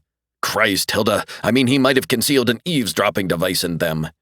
He's not bright enough for— But he is. Here's a goddamn bug. Don't speak another word. And they didn't. In less than 5 minutes, probably using a portable bug detector, Wexler had discovered all the listening devices Gomez had planted during his recent visit to the doctor's place. All of them were speedily destroyed. Yanking off his earphones, Gomez said, Beth was right about distrusting her padre. Standing up, he crossed to a window. Super tech, huh? Those cabrones never give up. I bet Bennett Sands is involved in this as well, said Natalie. They got him out of prison to help on their new super tech project. See, he agreed, and Jake's ex-wife has to be mixed up in it too. Jake, led by Marge, emerged from the underground and found himself in the ruins of a railway station. There were bodies scattered about, dozens of them, looking like bundles of rags and piles of discarded clothes. Lots of kids sleep here, explained Marge, especially the newcomers who haven't taken up with a gang yet. It smelled hereabouts of sweat, decay, and illness. Jake noticed that one of the sleeping youths was hooked up to a battered tech brain box. As they worked their way through the sleepers toward the night street, Jake chanced to brush against the huddled figure of a thin girl. The girl awakened, sat up, and screamed, Jesus! Jesus, help! Easy, easy. Marge knelt beside her, putting an arm around her narrow shoulders. It's okay, Sue. The girl blinked, shook her head, came fully awake. Oh, hi, Marge. What's wrong? My friend accidentally bumped into you. It must have tied in with a nightmare you are having. Yeah, I have a lot of nightmares. She hugged the older woman for a moment. I hope I didn't scare anybody. Only me, Jake told her, grinning. Letting go of her, Marge rose. Take care, Sue. Best I can, night. She settled down on the floor, readjusting her tattered coat around her. Out on the street, Marge said, We never get ahead. You help 2 kids get away from here, and 4 new ones move in. There was noise and light about a block away. A calliope was playing Xmas carols, and light signs were flashing messages. Salvation is now. It's never too late to mend. Free meals 24 hours a day. Father Tim's mobile mission. Marge nodded in the direction of the mobile mission. We can talk to Father Tim first, she suggested. He knows just about everything that's going on. Father Tim was a plump, jovial android dressed in a well-worn clerical suit. His mission was housed in a parked land van that was festooned with light signs and speakers. Inside the main cabin of the van was a small dining area where a tarnished robot was ladling out soup from a cauldron built into its chest. 3 forlorn kids, the youngest about 10, were sitting at the table. Bless my soul if I had one, said Father Tim, scratching at his curly white hair. It does my old heart. If I had one of those either. Good to see you, my child. And who's the pilgrim with you? While she shook hands with the android priest, Marge explained, Father Tim, this is Jake Cardigan. The noted detective, is it? The detective, anyway. Jake shook hands with the mechanical man. Either of you folks care for a bowl of soup before we chat? Tonight it's moon-based gumbo. Shaking her head, Marge said, Jake is fairly certain his son Dan came over here a day or so ago. He was planning to contact somebody in the Westminsters. You've been away for a few days, my dear. Yes, has something happened? The TKs raided the hangout at the Abbey, the priest informed her. There was, I'm afraid, considerable killing. Jake asked, Do you know if my son was hurt? I don't as yet have the names of any of the dead or injured, he replied. But hear me out, the both of you. What happened next may have some bearing on your search. It seems the tech kids took some prisoners, along with considerable loot, back to their headquarters at the palace. That very night there was a ferocious raid on the TK Enclave. By the Westminsters? Asked Marge. No, these were apparently outsiders, mercenaries of some sort, I've been told, said Father Tim. Came roaring in with considerable firepower and did a goodly amount of damage. The psi powers of the TKs didn't help them a bit. The raiders, in turn, took off with several prisoners. They also carried away the coronation chair, which the tech kids had swiped during their raid at Westminster Abbey. You don't know the names of the kids who were taken? Asked Jake, or where they went? I fear I do not, said the android. Though if you can give me a day or so, I'm sure I can find out. We don't have a day, said Jake. We've got to get some answers tonight. 26. They found Silverhand Sally sitting on a pile of rubble in one of the chapels of Westminster Abbey. She had a leg folded under her and was absently rubbing at the fine mist that was forming on her metallic arm. Marge said, "We'd like to talk with you, Sally." "All right," the girl replied in a faraway voice. "Something wrong?" She crouched beside her. "Oh, nothing special, Marge. When just about everything is wrong, it's hard to pinpoint." Jake told her, "I'm Jake Cardigan and I met your son." "Is he here?" "No," she replied. "Not anymore." "But he was." "Yes. Angel and Lud brought him in. They found him wandering around and brought him here." "Do you know where Dan is now?" Sally looked up at him. "I'm afraid maybe he did something really stupid," she said. "I warned him, and so did Angel. He wouldn't listen." Marge asked. "He came here searching for Nancy Sands, didn't he?" "Sure, and when I told him the tech kids had taken a prisoner in a raid, well, he said he had to go over to the palace to find her." She rubbed again slowly at her arm. "I warned him that wasn't smart." "Do you know for certain," Jake asked, "that he got there?" "I'm pretty certain he did." "Any idea what happened to him?" "I don't think he's dead," said Sally. "Whoever it was that raided the TKs took some prisoners, and maybe he was one of them." "You sure of that?" "All I know is that he wasn't among the dead ones.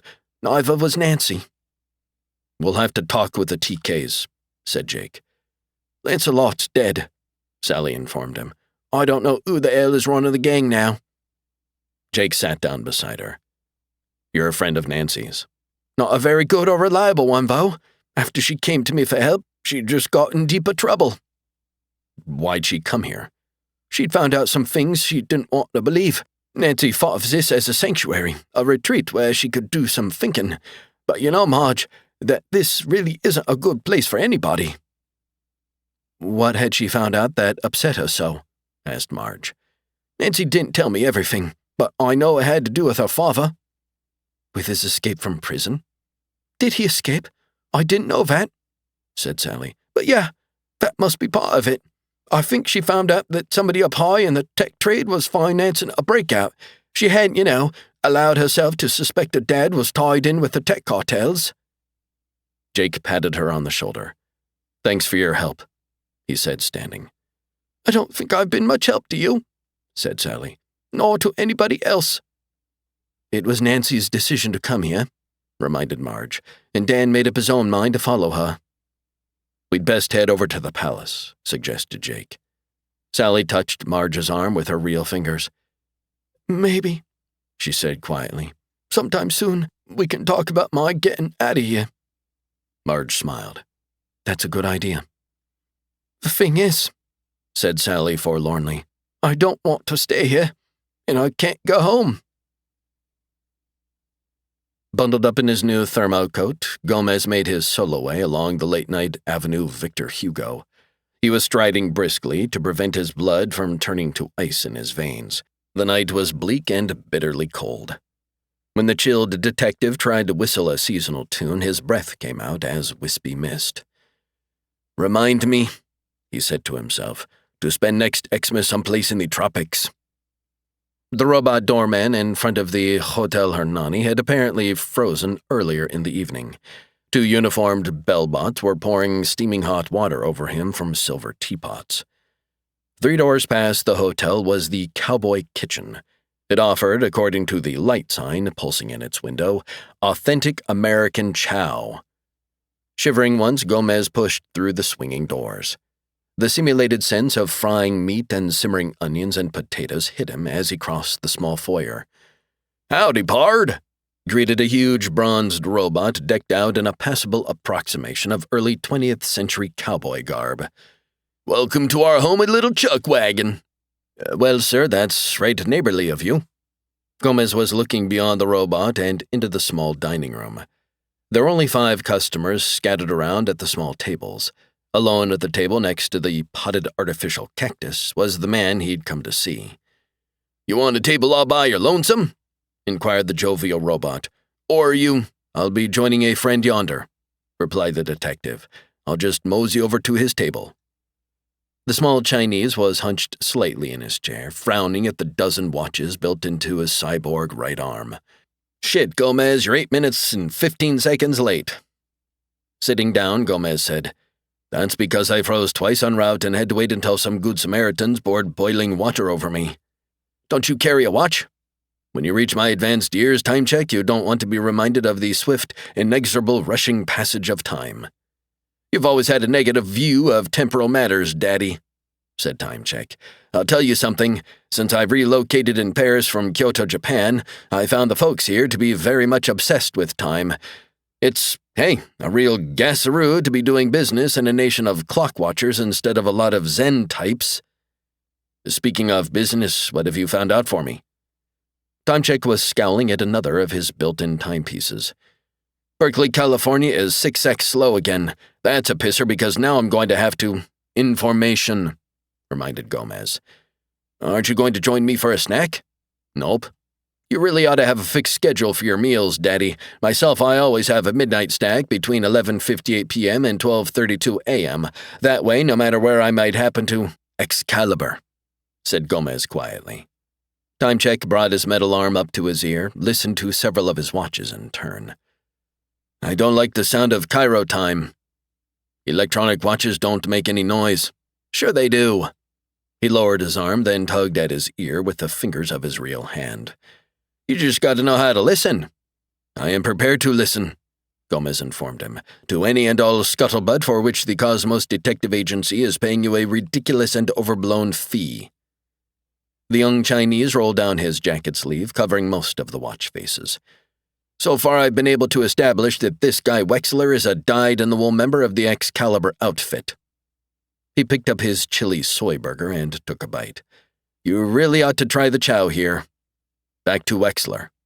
"He's a big man in Excalibur. Those gonzos want a king to rule merry old England once again," said the informant. "Toppling the established democratic government of Great Britain takes dough. How are these jerk-offs going to raise the bucks? The answer, my friend, is by peddling tech." "Yowza, you got it. Rumor has it there's something called super tech about to hit the market. This new stuff is more powerful than regular tech, and it's designed to withstand any destructive devices turned against it," said Time Check, taking another bite of the burger. "Super tech sounds like a neat idea to me, Gomez, and if these ginks were selling stock, I'd buy a sizable—" "What about Dr. Danenberg?" "The old bimbo's a buddy of Wexler." "That I know. But she's not a card-carrying member of Excalibur. The skirt doesn't care if King Arthur II sits on the throne or on a portable biffy." He paused, rubbing his thumb and forefinger together. "The good doctor is in it strictly for the old cumshaw." Nodding, Gomez asked, "You got anything on her itinerary?" "She's departing Paris comes the dawn tomorrow." "Bound for where?" "London." "London," said Gomez. "It's not likely to be any warmer than Paris, but I've got a feeling I'd better follow her there." Morgana was leaning against the base of the Queen Victoria Memorial, arms folded across her narrow chest. "You missed all the excitement, Marge," she said. "Who's your friend? He's carrying one of those damn scramblers of yours, and I can't get his mind." "I'm Jake Cardigan. Did my son—" "Dan? Yes, he was here," she answered. "I do hope he's not going to end up looking as world-weary and shop-worn as you do, love. He's a handsome lad, he is." Marge asked her, "What happened to him?" Shrugging her left shoulder, Morgana answered, "The bastards carried him off along with that Nancy bitch." "Who were they?" asked Jake. She shrugged both shoulders. "They were all equipped with blockers. I couldn't read a single font," she said. "Hired hands, my guess would be, outsiders and not kids. Old sods, some of them, in their 40s and more." "How many were there?" "At least 24. They used land cars, sky cars, and a stew pot of weapons. It was fast and efficient, and a lot of us got killed." "Any of them killed?" "Only 2 or 3. "Where are the bodies?" She cocked a thumb in the direction of the ruined palace. "We dumped them out in front for the dogs and rats to eat." Jake walked in the direction Morgana had indicated. Marge followed him. There were 3 bodies, 2 men and a woman, laid out side by side on the rutted ground. Kneeling, Jake started to search one of the men. After a moment, he stood. Nothing on him, no ID packet. Frowning, Marge moved over to look down at the dead woman. "I know this one," she told him. "A long-time raider for hire." "Know whom she worked for?" "Yes, I know who probably provided her and the others," answered Marge. "We ought to be able to persuade him to tell us who the mercenaries were working for and where they took Dan and Nancy." Morgana drifted over to them. "I have a feeling," she said, "that we've maybe been sold out." Jake asked, "How so?" "We're very much for monarchy for the old times when the first King Arthur ruled and England was a decent, well-ordered place to live," she explained. "Hell, we took our bloody names, a lot of us, from the old stories about him and his knights." "Who betrayed you?" "I'm not certain, but those bastard raiders took the coronation chair. Seems to me they have some use for it in mind," Morgana said. "If they'd told us what they were planning, that they were monarchists too, why, we might have given it to them and there wouldn't have been any damn killing at all." "They probably do have a use for the throne," agreed Jake. "But they wanted Nancy Sands, too. She's important enough to them that they'll kill to get hold of her." "And what makes that bitch so special?" Jake said. "I don't have a complete answer yet." 27. The new Vauxhall Mall rose up 20 stories beside a safe stretch of the Thames. The see-through elevator carried Jake and Marge up past the bright-lit 24-hour shops and restaurants toward the quieter commercial tiers. "Is this Edwin Boswell likely to be here this late?" asked Jake as they rose slowly upward. "Far as I know, Boswell just about lives in his offices." "What business does he pretend to be in?" "He calls himself a theatrical agent," she replied. "He does book and occasional act, mostly mechanical stuff, anti-strippers, robo-boxers, programmed puppets, and the like." "But his real vocation is providing sluggers and stormtroopers?"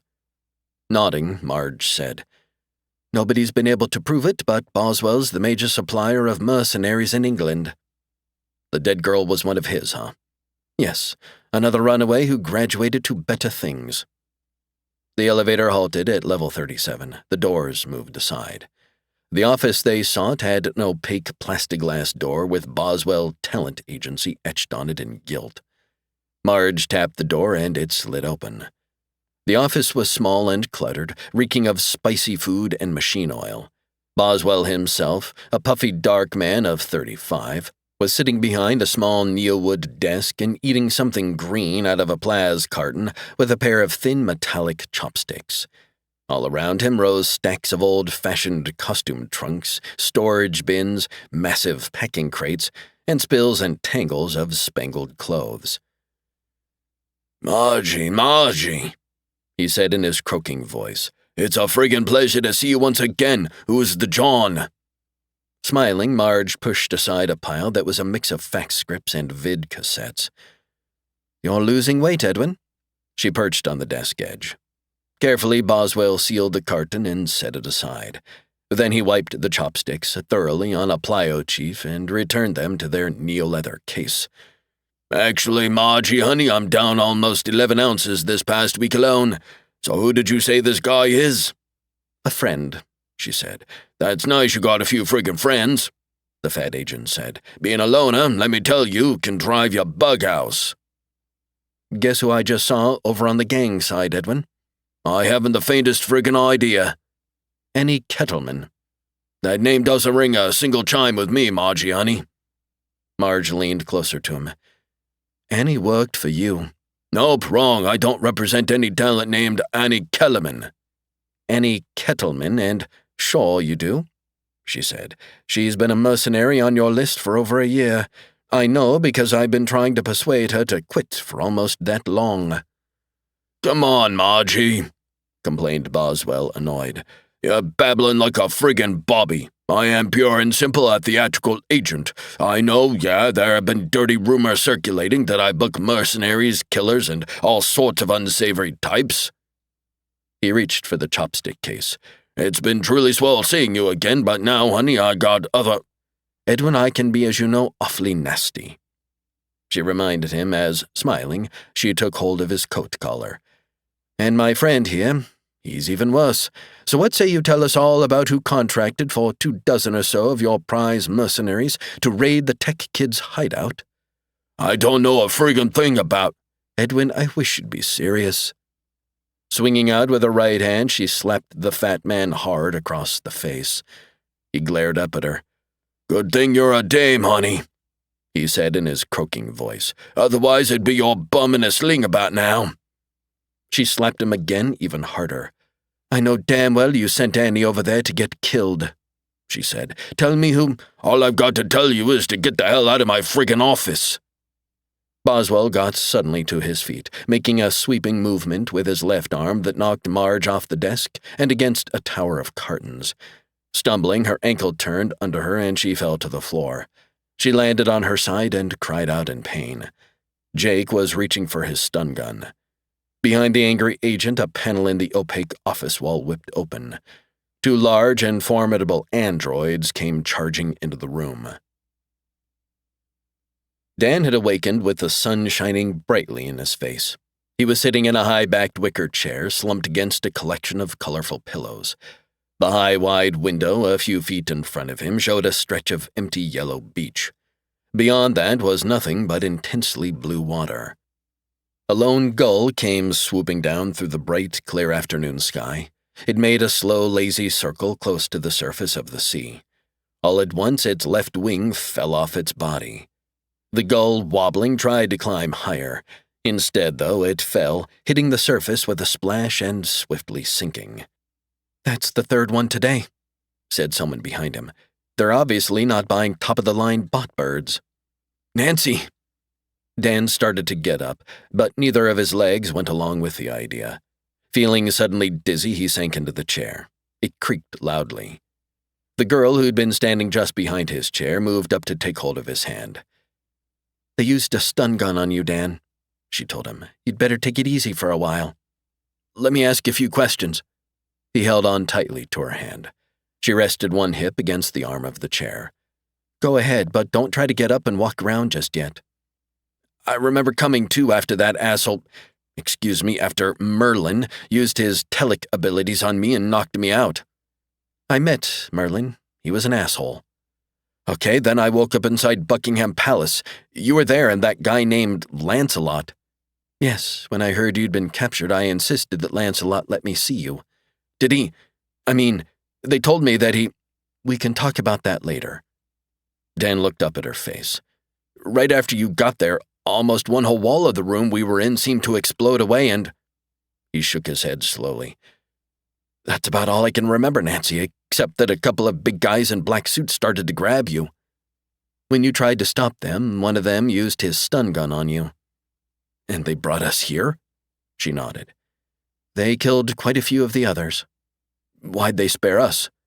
"Me they spared because of my father," she explained. "You they brought along because they're not sure how much I may have confided in you, and they're curious about what you may have told to somebody else." "Where the hell are we exactly?" "We're up in an orbiting resort satellite," she answered. "It's a place called the Caribbean Colony, very exclusive and expensive despite the defective gulls." "Obviously, huh? It's more than just a resort?" "They've got a very efficient TekLab hidden away in the innards of this thing." "Okay, now tell me who they are. Some of the big tech cartels?" Letting go of his hand, she walked closer to the window. "I'd better explain why I ran away," she said, watching the bright, simulated afternoon. "I overheard the McKays talking." "I know. You hinted to me that you'd learned things about them." "I didn't want to tell you everything back then," she said, "mostly because I didn't want to believe what was really going on. Instead, I ran away, planning to spend a few days with Sally. I had the childish idea that I'd be able to get everything sorted out." "This has to do with your father, doesn't it?" "Oh, yes, it does. Very much to do with Bennett Sands, noted industrialist and jailbird. She turned to face him again. He's right here in the satellite with us. I haven't seen him yet, but... Hey, wait. The last time I heard, he was in that MacSec prison near Bunter Academy. He escaped with a lot of outside help, she said. That happened while you were hunting for me. The escape. That's one of the things you heard them talking about, isn't it? One of the things, she admitted quietly. Why is he here? Well, my father is practically running this whole damned operation. Very quietly, the girl began to cry. This time, Dan was able to stand. He made it to Nancy's side and put an arm around her. It's okay, he assured her. We're together now and... No, Dan, nothing is okay, nothing at all, she said. Go back and sit down. I'm going to have to try to tell you as much as I know and... Hell, I'm sorry, but some of it isn't going to be very pleasant for you to hear. 28. The large blonde android sprinted, hopped atop Boswell's desk, and then came hurtling at Jake. Jake, meantime, bicycled backwards, drew his stun gun, and dropped to the floor. The heavy mechanical man sailed clean over him to slam into a costume trunk. The lid of the trunk popped open. Bright crimson and gold plumes and swirls of silvery ribbon came spewing out to shower the android. Bounding upright, Jake fired at him. The blonde Andy snarled, made an attempt to catch hold of Jake, but he suddenly stiffened, disabled. He gave out a series of staccato gagging noises, falling over sideways. He toppled a stack of cartons, and they came falling down all around him as he smacked out flat on the office floor. Turning, Jake saw that the other android was kneeling over the fallen Marge, wide legs straddling her. He was using both of his powerful hands to choke her. Not hesitating, Jake aimed his stun gun and fired again. The large android jerked to an upright position, hands leaving the woman's throat. His arms went back, elbows jabbing at the air. He ceased to function, dropping over with a thud. "I'm warning you," shouted Boswell, who was huddled behind his desk, gripping a laser gun in both fat hands. "Get your arse out of my office!" Jake kicked out suddenly, sending the desk slamming back into the agent. Boswell was shoved against the wall, his gun hand hit against a panel, and he let go of his weapon. Lunging, Jake grabbed him and dumped him down into his chair. "Stay there," he suggested. He backed up, eyes on Boswell, and crouched beside Marge. "You okay?" In a thin, raw voice, she managed to reply, "More or less." Nodding, Jake snatched up the fallen laser gun. He thrust his own stun gun away and walked close to the seated Boswell. "Where's my son?" "I don't even know your friggin' name, let alone the current whereabouts of your—" "I'm Jake Cardigan. My son's name is Dan." He swung the laser gun up and poked it hard into the fat man's middle. "I want to know where Dan and Nancy Sands were taken. I never heard of her either, so you—" "Look at me," requested Jake in a level voice. "I ran out of patience about 10 minutes ago. Tell me where my son is." All right. The agent was sweating, running his tongue over his upper lip. "You don't have to act like a friggin' maniac." "Who hired your mercenaries?" "Outfit calls itself Excalibur." "What were your instructions?" "To get Nancy Sands and your boy away from the tech kids," answered Boswell. "Anybody who stood in the way we should kill." "How'd they know Nancy was at Buckingham Palace?" "They had people hunting for the girl since she ran off. Somebody figured Danny might lead them to her, so they put a tail on him. They followed the kid, and he did lead them to her." Jake asked, "Where are they now?" "I'm not exactly sure." He poked the gun barrel deeper. "Make a good guess." "Up in the Caribbean colony satellite," answered the perspiring fat man. "The Excalibur bunch, they have a hideout there. I also hear maybe Bennett Sands is lying low with the colony too. That's where your kid must be." Jake placed the laser gun on the desk. He drew out his stun gun. "Thanks for your help." He squeezed the trigger and Boswell slumped into a coma that would last for a full day or more. "We'll have to get up to that satellite as soon as we can," he said, turning back to Marge. She was standing, leaning against a heavy trunk, but her face was pale.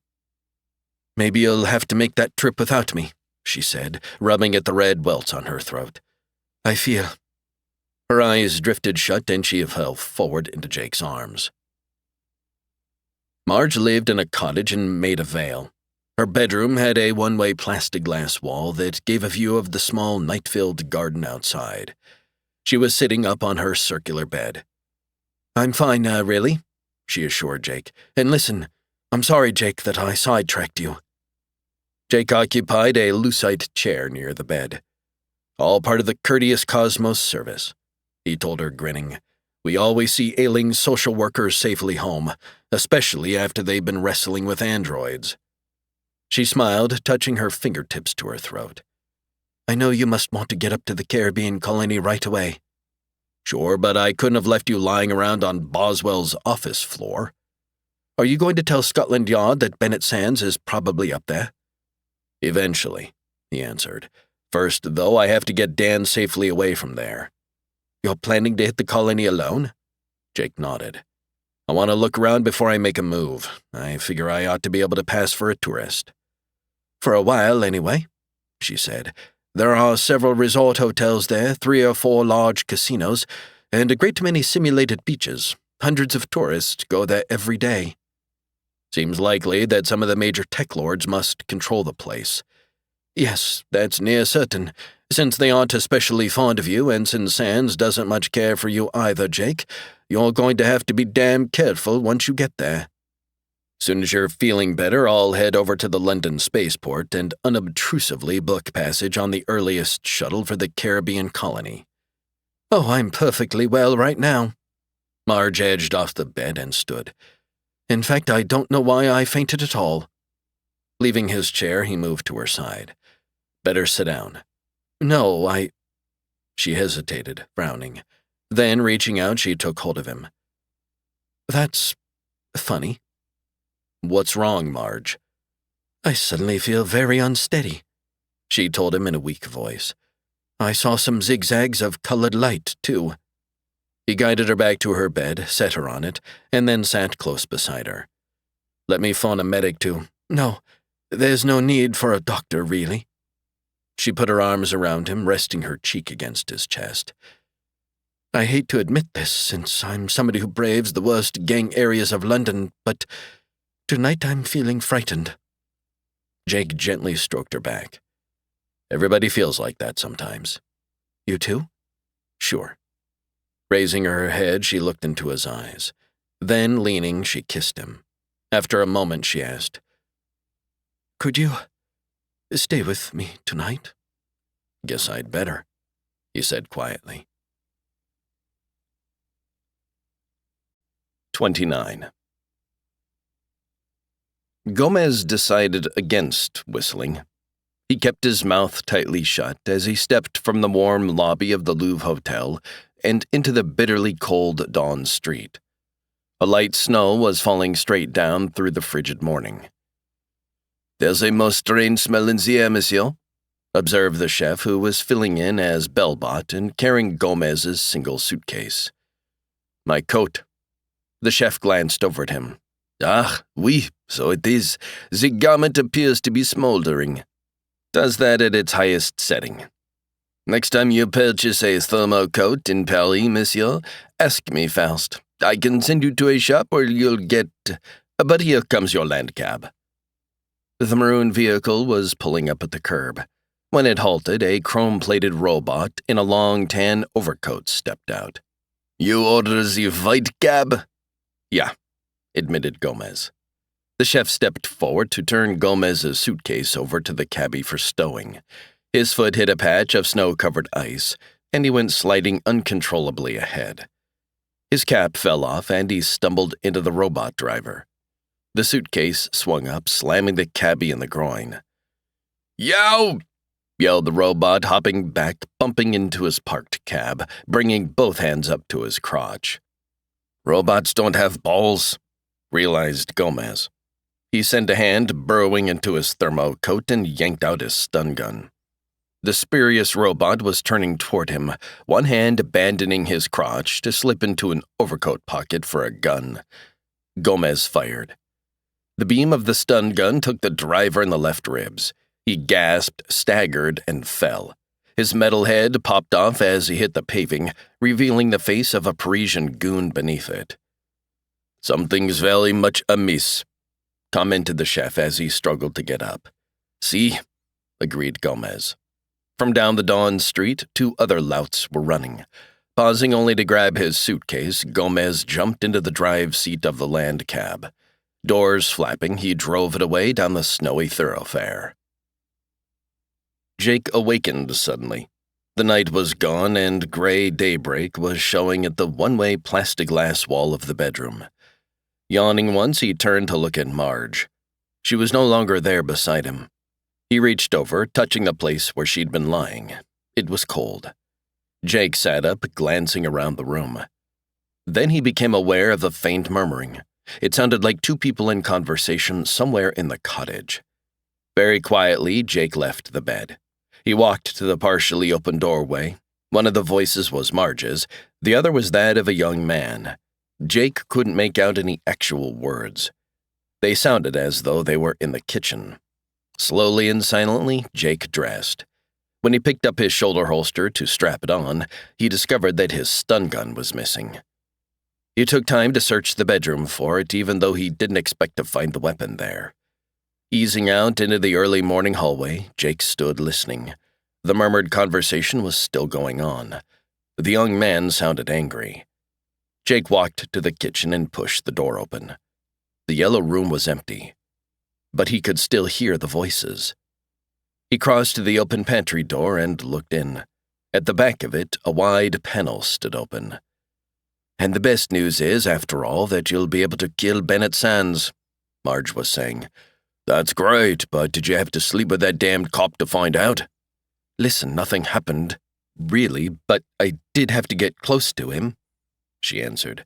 "I knew he'd probably find out where Sands was hiding, and he did." "Hell, you could have located Bennett without the help of some over-the-hill gumshoe," said the young man. "You found all the others for me." Moving to the opening, Jake looked in. A short ramp led down to a brightly lit electronics laboratory. Marge, wearing a lab coat, was perched on one of the workbenches. Leaning against the opposite bench was a young man with a bushy mustache. His hair was short-cropped, and he wore an earring made of a Brazilian coin. "The important thing is that we've located Sands," Marge persisted. "Now you have to get up to the Caribbean colony and—" "Good morning." Jake entered the lab. "Hello, Jake. I figured you'd find your way down here sooner or later," said Marge, smiling. "I'd like you to meet my brother." Singing enthusiastically and banging on a drum, Gomez entered the central Paris subtrain depot. He was clad in a long, dark overcoat, a pulled-down cap, and a muffler that covered a good portion of his face. 2 caroling androids, similarly attired, were marching in front of him, and 3 followed behind. The group halted on the platform for the Paris-London tunnel train. The first android, after adjusting his cap, set up a large glow sign that proclaimed they were collecting funds for the International Salvation Army. Gomez, as he whapped the drum, scanned the figures that were scattered along the platform.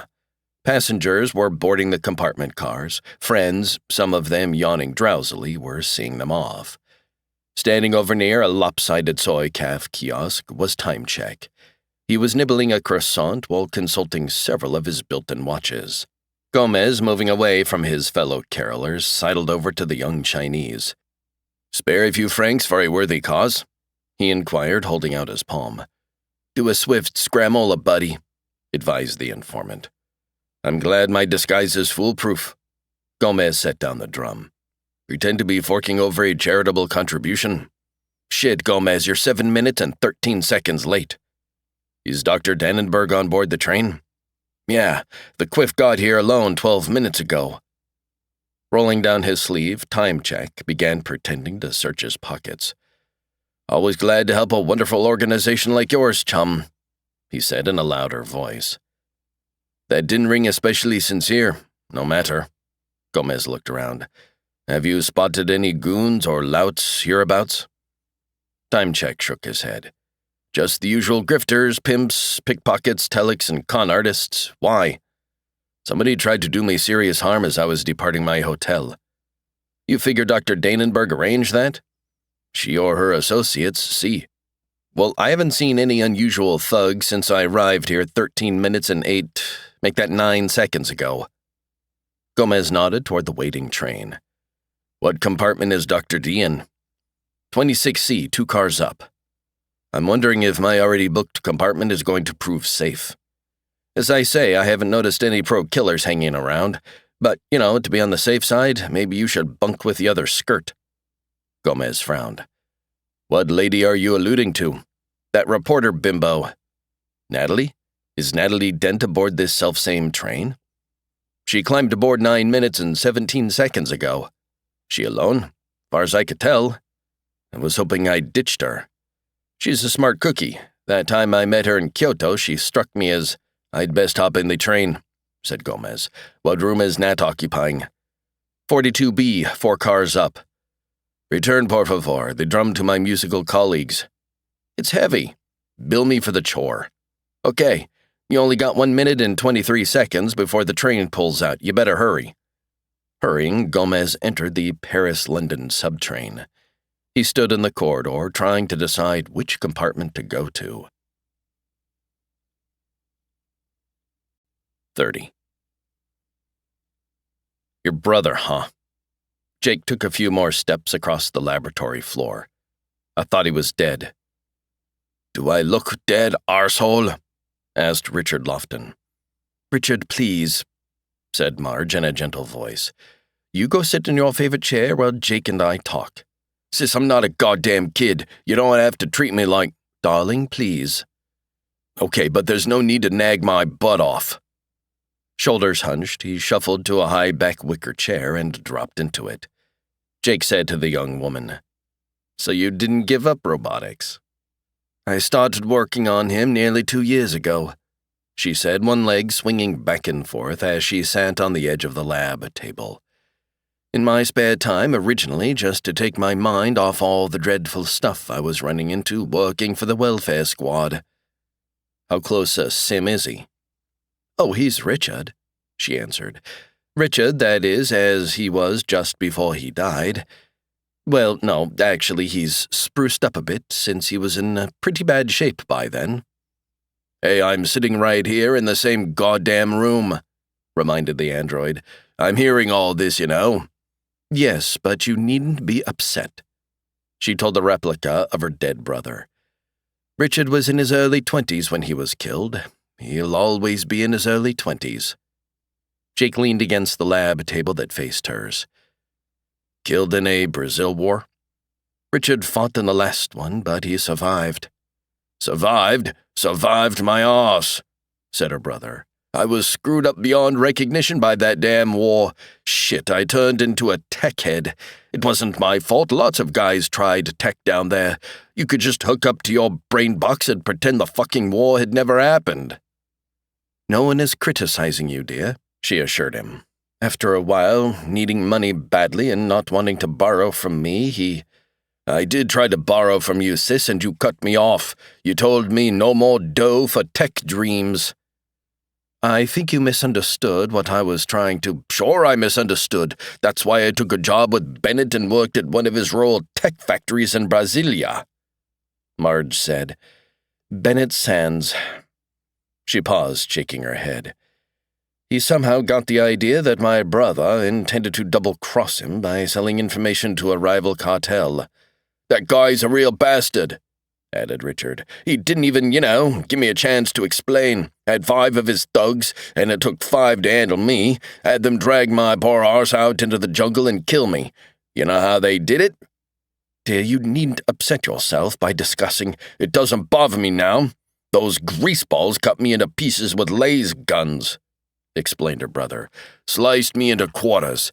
My guts spilled out all over the ground, and you should have seen the fucking insects and animals that came out to feed on me. That's enough, Richard. He folded his arms, shut his eyes, and leaned back in the creaking chair. Marge said, I got the notion, several months ago, this was, that it would be fun to use this replica of Richard to kill Bennett Sands. Sounds like fun, yeah. But Jake, she said, smiling at him, Mostly because of you, Sands was arrested and stuck away in a maximum security prison in NorCal. I couldn't think of any way to get at him. Is that when you decided to kill the others? Actually, Jake, I'd made a tentative list even before I started working on Richard, she told him. Sands' name obviously led all the rest. When I realized, however, that he might well be permanently unavailable, we decided to go after the rest of them. How, inquired Jake, did they earn a position on your list? Richard and I decided to kill everyone responsible for his death. That was just Bennett Sands, said Jake. And his hired hands, wasn't it? If I hadn't been talked into joining the damn army, explained Richard, if those political bastards hadn't lied about what was really going on down there. Don't make yourself uneasy, Richard. I can tell him. And the fucking Teklords got me hooked. Then some of them set me up and made it look as though I'd screwed Bennett. Jake asked her, How many names are on your list? We have a few more to cross off yet. She smiled faintly. But Bouchon wasn't one of your targets. Those arseholes, whoever they are, complained Richard, are trying to set me up again. 3 of the killings, including the murder of your client's husband, were poor imitations of the unknown soldier's methods and style, Marge said. I'm really surprised that the international police authorities have been taken in. Jake boosted himself up, sitting on the edge of his lab table. You got to know me because I might lead you to Sands. Ever since I heard he'd been transferred to England, I'd been keeping close track of him, she replied. Then, when Beth phoned and suggested that I help you out, well, that seemed an enormous piece of luck for us. I realized you'd probably be crossing paths with him since you are tracking down his missing daughter. Yes, I'm afraid that's why I volunteered to be your guide. And why we slept together. It's a bit more complicated, she said. But basically, I wanted to decoy you here. That whole business was stupid, put in her brother. You didn't need him to find Bennett for us. Christ, we always find them, just the 2 of us. We never needed help from outside the family or... We don't agree on this, Richard, but there's no reason to argue, especially in front of company, Jake said. Marge, I'm going to make a pretty obvious comment now, something I'm certain you must have thought about while I'm not insane, she assured him. And yes, I have considered the possibility, very thoroughly. Building a machine to kill people, sending it out to check victims off a list, he said, isn't exactly something Jake has done all the time, she pointed out. Your TekLord friends, for instance, use kamikaze androids. Many governments, including our own here in England, have several projects in the works that, be that as it may, you have to stop. I'm afraid I can't, not until Richard and I have finished what we agreed to do. Richard didn't agree to anything, Jake said evenly. He's been dead for years. I told you, sis, this guy isn't worth talking to. Suppose you phone Beth, suggested Jake. Talk to her about this. She's a friend of yours, and, Jake, I don't need any advice nor even a shoulder to cry on. Marge slipped a right hand into a pocket of her smock. We intend to take care of Bennett Sands, Jake said. I'll take care of him. You'll just turn him over to the law, said Richard, leaving his chair. They'll put him back into another fancy lockup. It's very important that Sands, as did the others, die in a certain way, she told Jake. He has to see Richard before he's killed and realize who he is. That's the whole point. Marge, I borrowed your stun gun, Jake. She produced it from her pocket. She shot him. 31. Natalie Dent, arms folded, knees pressed tight together, was glowering across her train compartment at Gomez. Several years ago, when I was somewhat more innocent and naive than at present, she was saying to the curly-haired detective, I, being, as I say, naive and innocent, brought home a stray mutt. He was a pathetic, sickly creature, and the look in his dim, watery little eyes was very much like the sappy expression you assume whenever you're trying to wheedle and cajole some outrageous favor out of me or Halt the flow of autobiography for a sec, Princessa. He was using her vidphone. The reporter's nose wrinkled. The moral of this particular anecdote is, hush up, por favor. A gleaming, bald-headed robot had reappeared on the phone screen. I'm sorry, sir, it told him, but Mr. Cardigan is not in his room here at the Crystal Palace Hotel, nor has he left any message for a Mr. Polino. Okay, gracias.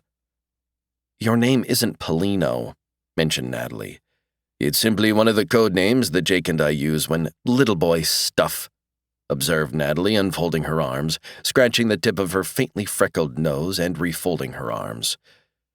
Have I told you, Florita, how much I appreciate your allowing me to enjoy the sanctuary of your quarters whilst we wend our underwater way to London? Sanctuary, at least as it's most frequently defined in most of the civilized sections of the globe, rarely includes phone privileges, she pointed out, on top of which, Gomez, you ate most of my breakfast. That's what teamwork is all about, Nat, he informed her. Sharing. You mean the way you shared your information on what Dr. Danenberg was up to? But you did, as I well knew you would, get on the doctor's trail, and fate, which seems to be looking after us, did indeed bring us together once more. He held up his hand in a stop-now gesture. A couple more quick calls, Chiquita, and I should have all sorts of new info to share with you. He messed on my thermo rug, too, causing the darn thing to short-circuit, she said. Then he bit my ankle. Whom are we discussing? That stray puppy I was telling you about, Gomez, the one I foolishly took in out of a rainstorm, she answered. He looked, especially around the eyes, a great deal like you. Well, the misguided attribution of human qualities to the lower animals can screw you up. He punched out another number on her vidphone. The screen remained dark, but a raspy voice said, London's fashionable Hotel Marriott, yeah? Mrs. Humphrey Ward, if you please. Who's calling? Tell her Sid. Natalie unfolded her arms and crossed her legs. That's a dippy name, Mrs. Humphrey Ward. An alias. Gomez, my love, how the bloody hell are you? Inquired a throaty woman's voice. The screen was still blank. Muy bien, Mrs. W., and you? Can't complain, Sid. How may I be of assistance? Gomez nodded at the screen. A Dr. Hilda Danenberg is, as we speak, en route to your fair city, he explained.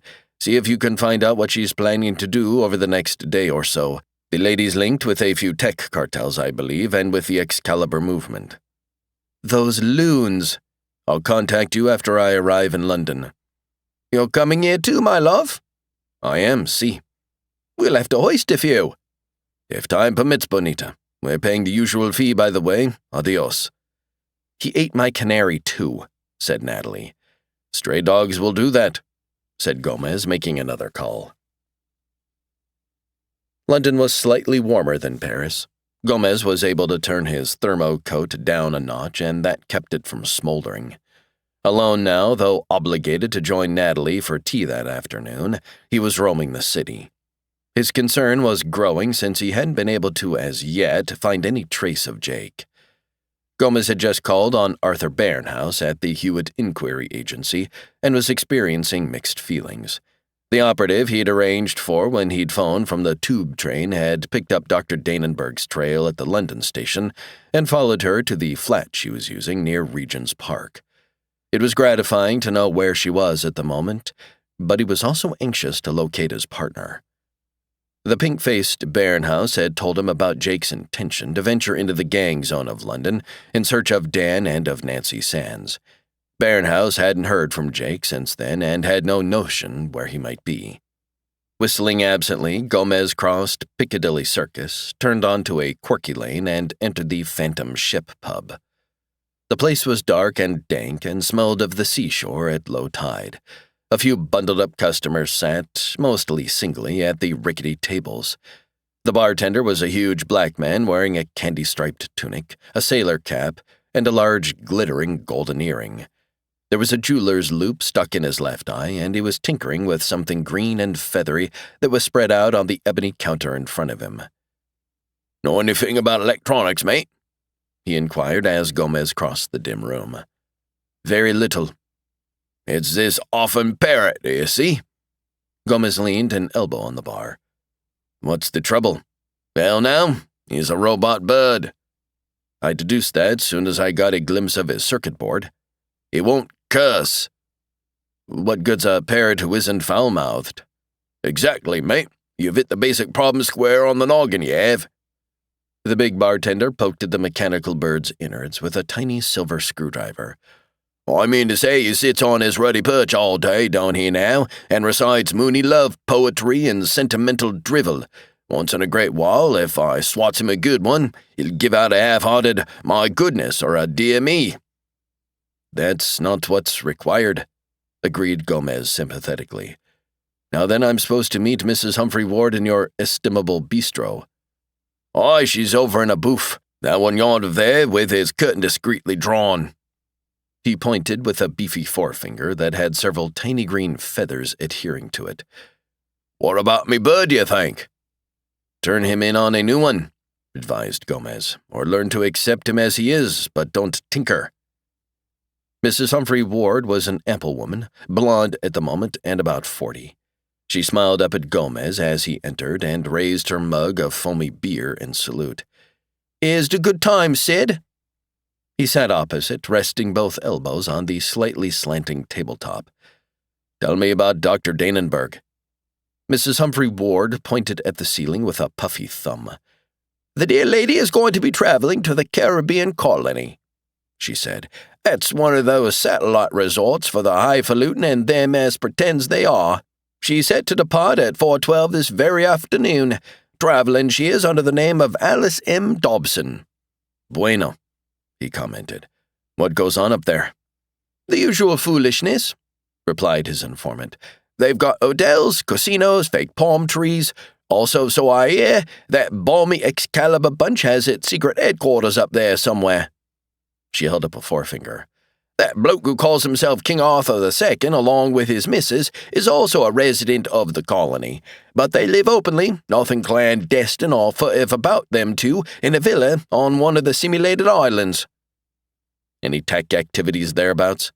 Well, the British Teklords own a big piece of the place, she replied. I don't know if they're in cahoots with those Excalibur loons or not. Gomez nodded slowly. I've been having trouble tracking down my partner, he told her. Have you heard anything about him? She asked. Do you know a newsman named Denis Guilford? Nope. What's he have to do with? Guilford's a first-class pain in the bum who works as a reporter for the London Facts Times, she said. I tell he contacted your pal Jake Cardigan at least twice and made something of a bloody nuisance of himself, and now he's been asking a lot of questions about Jake. Sounds like somebody I ought to chat with. I'll provide you with a list of the dives and dumps where Guilford hangs at, she offered. No extra charge, Sid, seeing as how we're such dear pals from way back. 32. Coming around, a metallic voice was saying. Yes, he's definitely coming out of it. Jake realized that the robot must be talking about him. He somewhat reluctantly opened his eyes.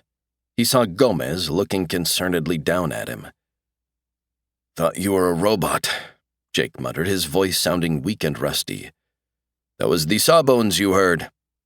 A white-enameled Metabot appeared beside Jake's partner. You're in remarkably good shape for a man your age, sir. Thanks. With Gomez's help, Jake sat up. He discovered he was atop Marge's bed. This is where I made a major mistake. Don't tell me you mixed romance with duty. Sort of, he admitted. How'd you find me? Oh, an hombre named Denis Guilford was most helpful in providing me with leads. He mentioned that you'd taken up with Marge Lofton, explained Gomez. Eventually, I got around to looking for you here in her little hacienda. Guilford was helpful? After I dangled him out a high window by his ankles, see? Jake asked. How long have I been out? 10 or 12 hours. I fetched this reliable and discreet Metabot to give you a reviving injection soon as I found you down in that impressive hidden lab. Somebody used a stun gun on you, amigo. Yeah, that I remember, the robot suggested. You'd better remain in bed for at least a day, sir. No, we've got to get up to the Caribbean colony, said Jake. Gomez said. I was coming to tell you the same thing. It seems that Dr. Danenberg as well as Dan's up there, that's almost certain. Who's got him? I think it's a combination of Excalibur people and Teklords. They're making super tech up there, said his partner. I imagine that's why friend Sans was extracted from the Huskow, to help them manufacture and distribute this stuff. What the hell is super tech? To put it simply, it's immune to Professor Kittrich's anti-tech system. You mentioned that Dr. Danenberg is. The good doctor is pretty certainly passing along recipes concocted by the old prof himself, said Gomez. This Caribbean colony sounds like it's a hotbed of super tech activity. Yeah, and the Excalibur folks must be helping to fund the TekLab. They'll use their share of the profits to topple the democracy here in England and dump that nitwit Arthur on the throne. Wouldn't be the first revolution funded by drug money. Soon as you're feeling chippery enough, we've got to get up there right now. With some assistance from his partner, he left the bed and tried standing.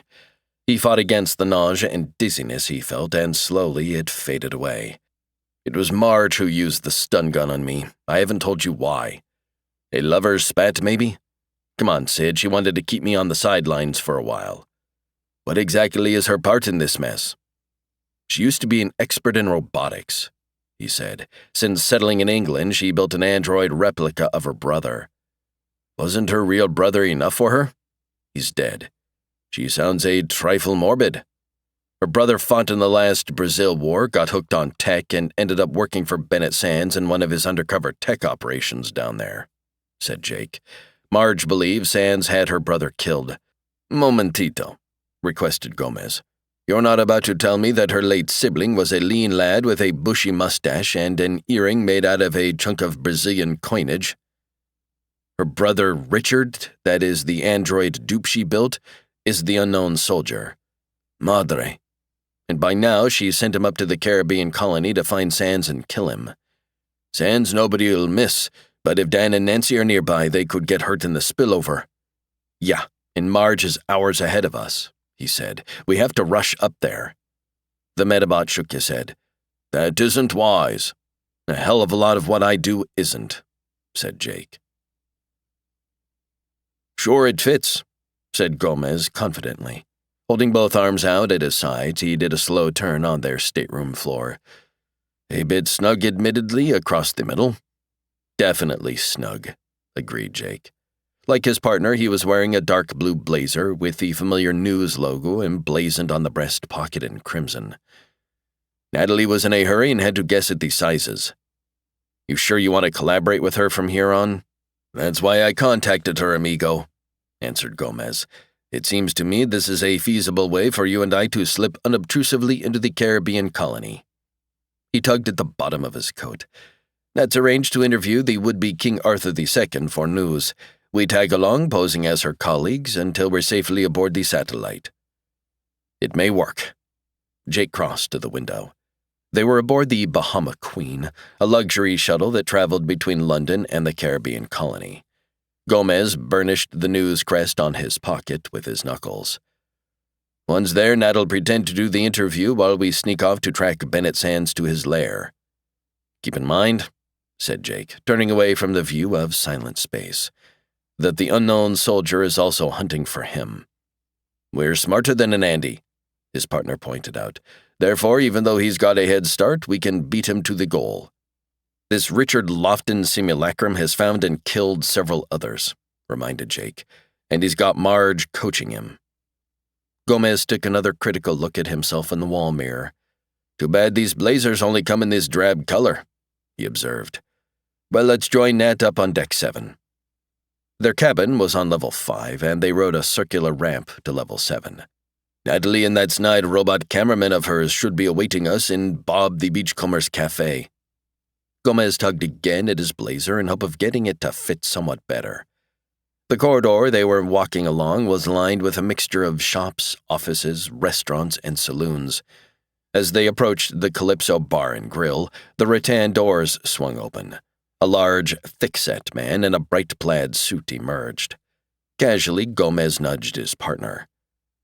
Strive to look like a newsman, he advised out of the corner of his mouth. The big man glanced at Gomez, took 2 steps, did a take, and started reaching inside his plaid coat. Holy Anna, it's the Mex, Trouble, said Gomez, in the form of a Parisian goon. The partners moved apart. The goon was tugging out his needle gun. Jake sprinted forward, then dove right at him. He butted the gunman hard in the stomach, sending him tottering backwards. Son of a gun, observed the big man as he suddenly sat down on his tailbone. Another one, warned Gomez, turning toward the second big man who was coming out of the bar.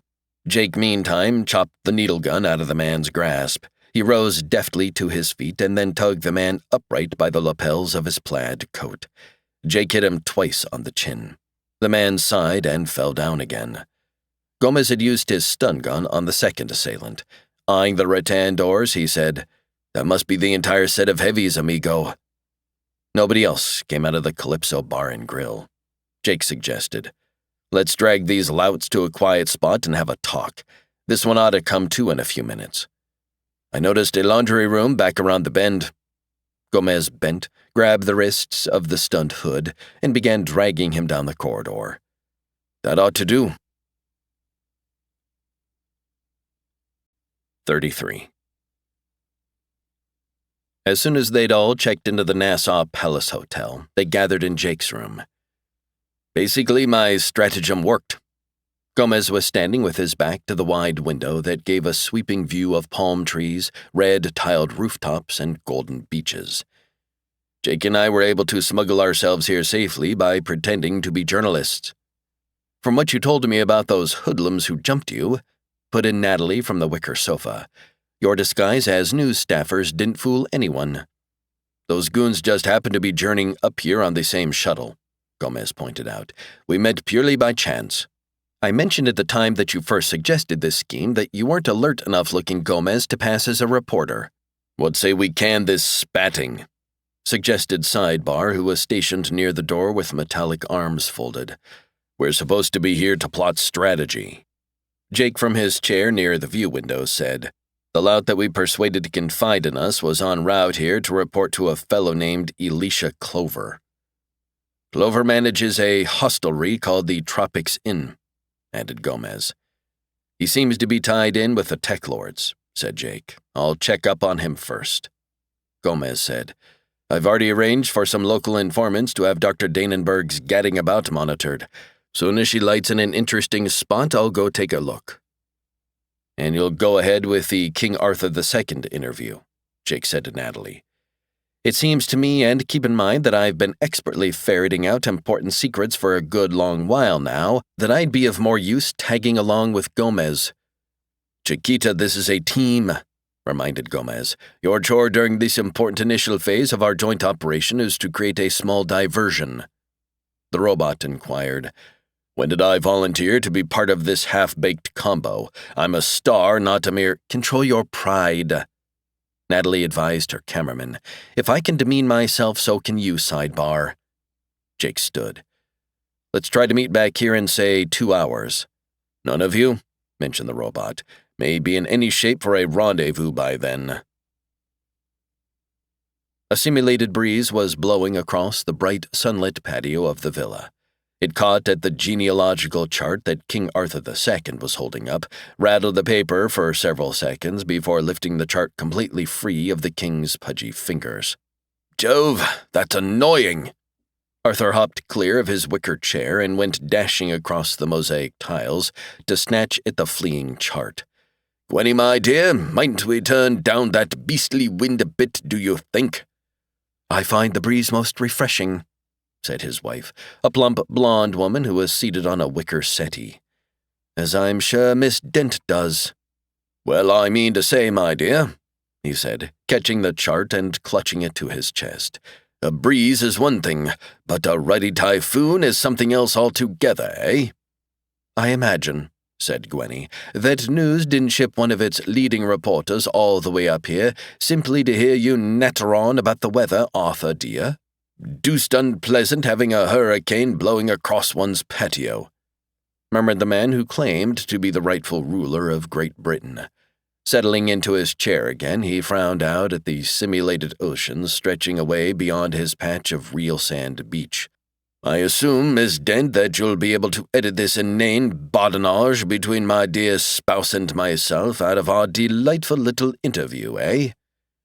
We'll make certain you don't look foolish, the reporter promised, nodding at Sidebar.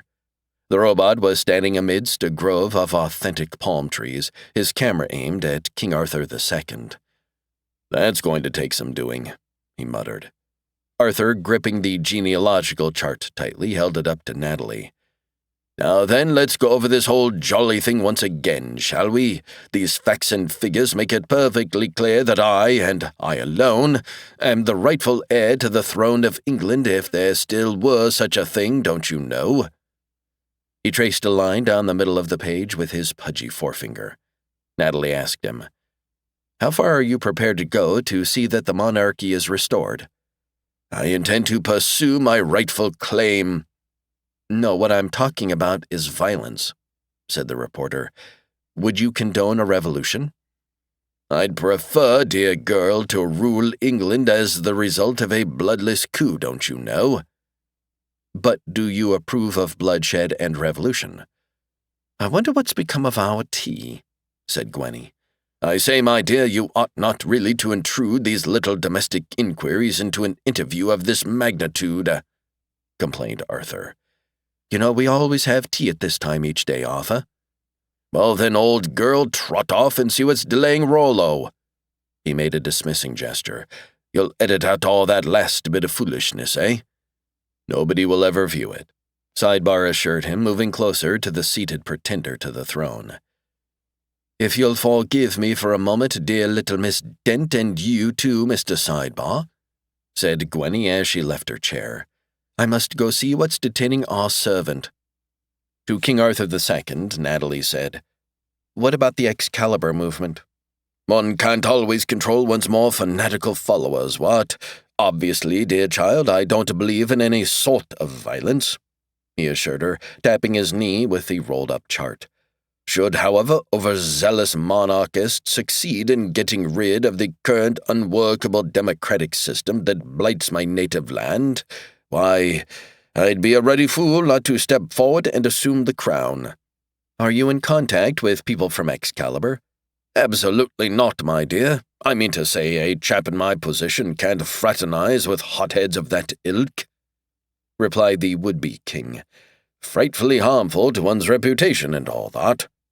"And you have no idea what their agenda is?" "Well, I wouldn't go so far as to say that. They do, after all, send me all sorts of proclamations and manifestos. I have leafed through some of them, and so their general aims and—" He paused, looked up, and blinked. "Shove, who's that bloke with you, Gwenny?" The plump blonde had returned from the villa in the company of a large gunmetal robot clad in a checkered suit. "I think you'll find this most interesting, Miss Dent," she said. "This mechanical chap's just now delivered this most interesting snapshot to me." She moved over to Natalie's chair to hand her a small three-dimensional photo. Somewhat blurry, it showed Natalie and Gomez walking arm in arm along a wintry Paris thoroughfare. "Oh, yes, this is my fiancé and I," she said, dropping the picture to her lap. "He doesn't, I'm the first to admit, take a very flattering photograph. Actually, a Sidebar will testify he—" "Nonsense, my dear," cut in Gwenny. "That odious little Latin you were recently hobnobbing with in France is a well-known shamu, an operative for the Cosmos Detective Agency, and someone who's intent on causing us no end of trouble and grief." Natalie nodded at her robot cameraman, but before Sidebar could produce a weapon, the robot in the check suit fired a disabler at him.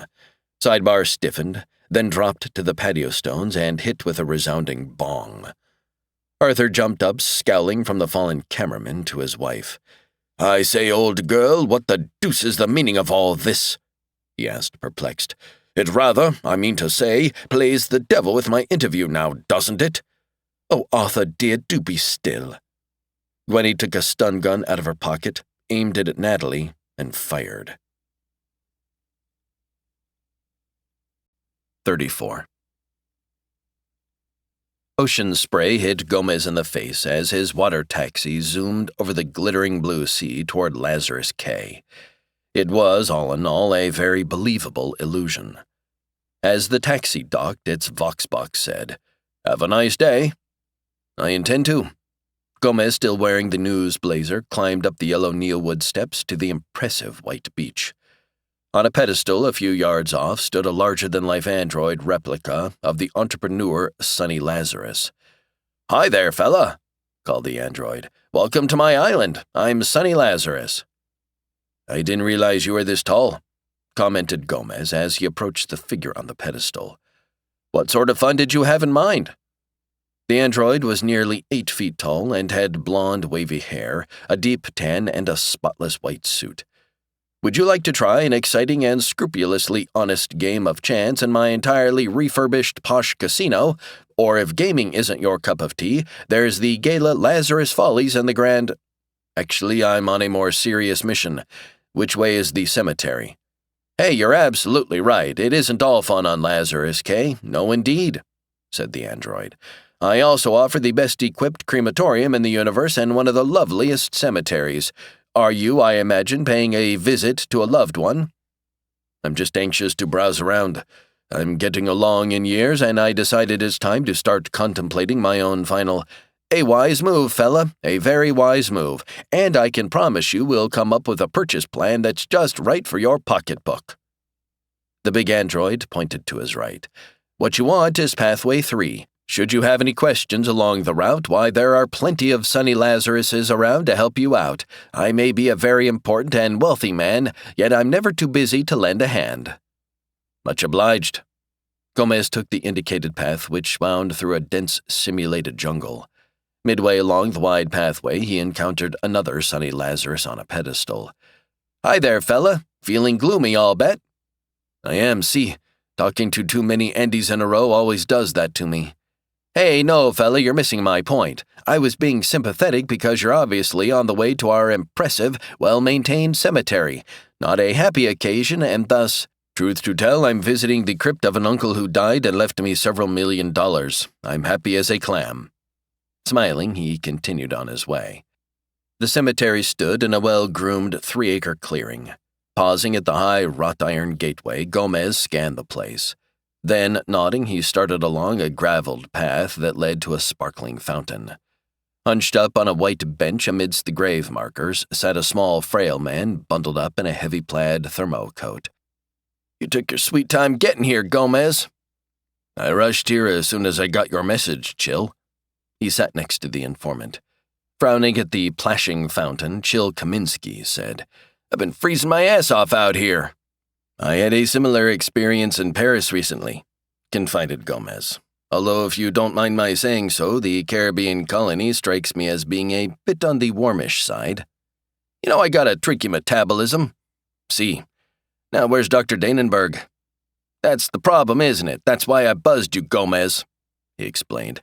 "I tailed the lady to that big floral shop over there by that row of tombs. She went in about 2 hours back, but she never came out." "And she isn't still within?" "Nah, I went in to finally price some gladiolas," said Chill. "Not a trace of her, and I nosed around thoroughly." "I'd best wander in and see what I can learn." "Pay me first so I can get home and warm up." Gomez passed him 2 $100 banknotes. "Gracias, Chill." The informant got up, buttoned the thermocoat up to his chin, and went shuffling away across the green fields of the Lazarus K Cemetery. Rising, Gomez brushed at the news crest on his breast pocket. He went strolling along a path that led to the domed flower shop. He pushed through the opaque plexiglass door and was surrounded by the powerful scent of hundreds of unseen flowers. "Howdy, I'm a roving reporter with news, and I think there might be a dandy human interest story in... But perhaps not." He'd noticed that the burly clerk behind the counter had drawn a laser gun. He didn't feel as good as he usually did. Usually, whenever he was alive again, the Richard Lofton android felt just fine. He'd concentrate on breathing in and out, and everything was great. It was almost as though he'd never died at all. Down here now, deep in the bowels of the Caribbean colony, he didn't feel all that happy. Sure, he'd been doing his job very well. The stupid wig Marge had made him wear and the expensive tourist suit had fooled everybody. No one had looked at him funny. He checked into a nice hotel and then set about his business. So far, he'd only had to use his stun gun on one person. That was the stupid woman who'd managed this central computer room way down here. He hadn't been able to con her the way he had the others, but he'd fiddled with the sex system in a way his sister had taught him, so nobody would suspect anything was wrong for several hours. What he was unhappy about was that his sister had had to fool around with Jake Cardigan. He wasn't exactly jealous, but he just didn't like the idea. Shaking his head, he walked along a metallic corridor and into the small room that housed the main computer for the entire colony. She didn't have to hop in bed with a guy, Richard said to himself as he glanced around the cold, gray-walled room. We're smart, Sis and I. We always find them. He seated himself at his screen, massaging his knuckles while he studied the keyboard. If you asked the computer the right questions in the right way, you could find out anything. And Marge had drilled him over and over on just exactly how to ask the questions. He sat there, smiling faintly, breathing evenly in and out. This computer was going to tell him sooner or later just where Bennett Sands was hiding here on the satellite. That made Richard feel a little better, but not as good as he ought to feel. 35. The first pirate wore a dirty eye patch over his left eye socket and a tattered head rag.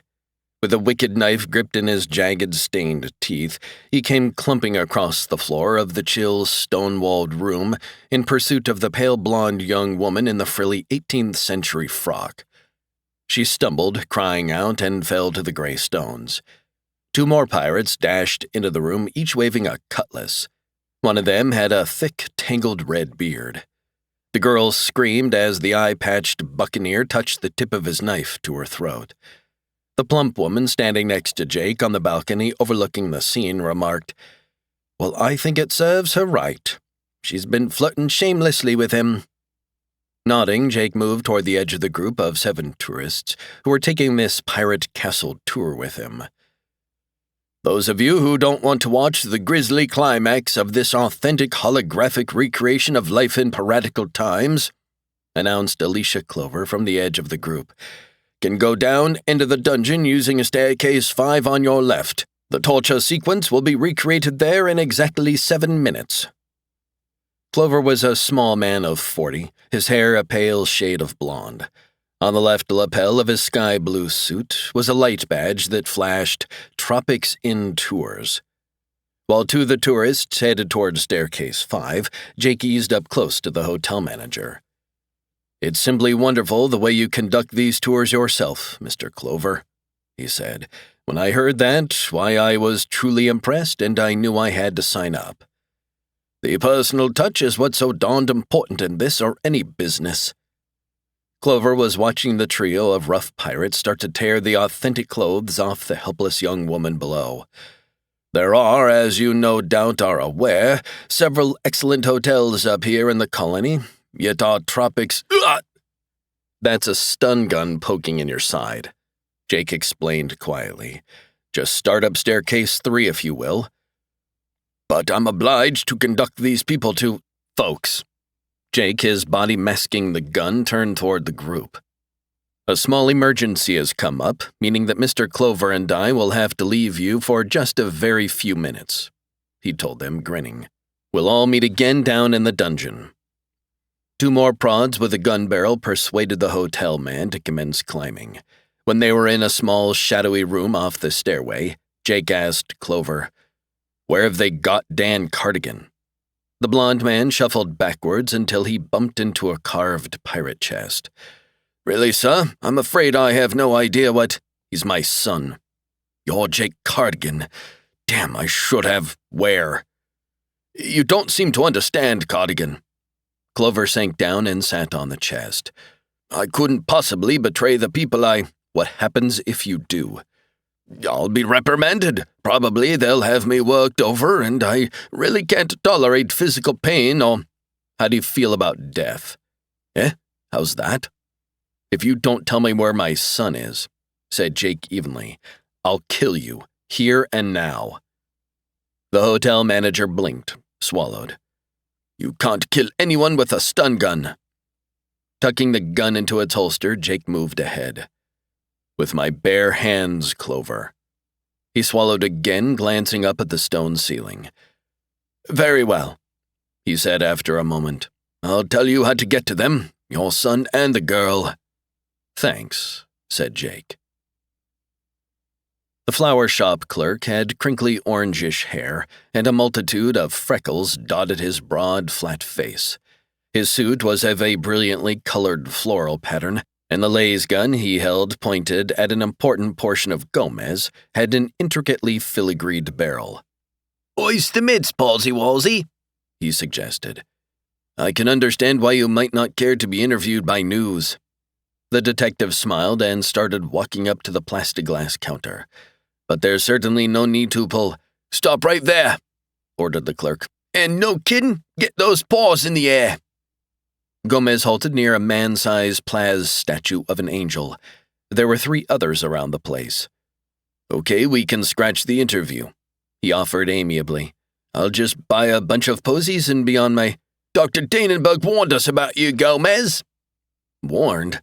Nay, surely she meant to tell you that I ought to be allowed free— Excuse me." He paused, then sneezed violently. "Allowed free access to all the facilities hereabouts and— Excuse me." He sneezed again. "What the hell's wrong with you anyhow, buddy?" Eyes squinting, shoulders hunching, Gomez nodded at his surroundings. "Didn't Dr. Danenberg mention that— Oops." He sneezed twice, swaying, tottering near the angel. "Mentioned that I'm allergic— Oh boy."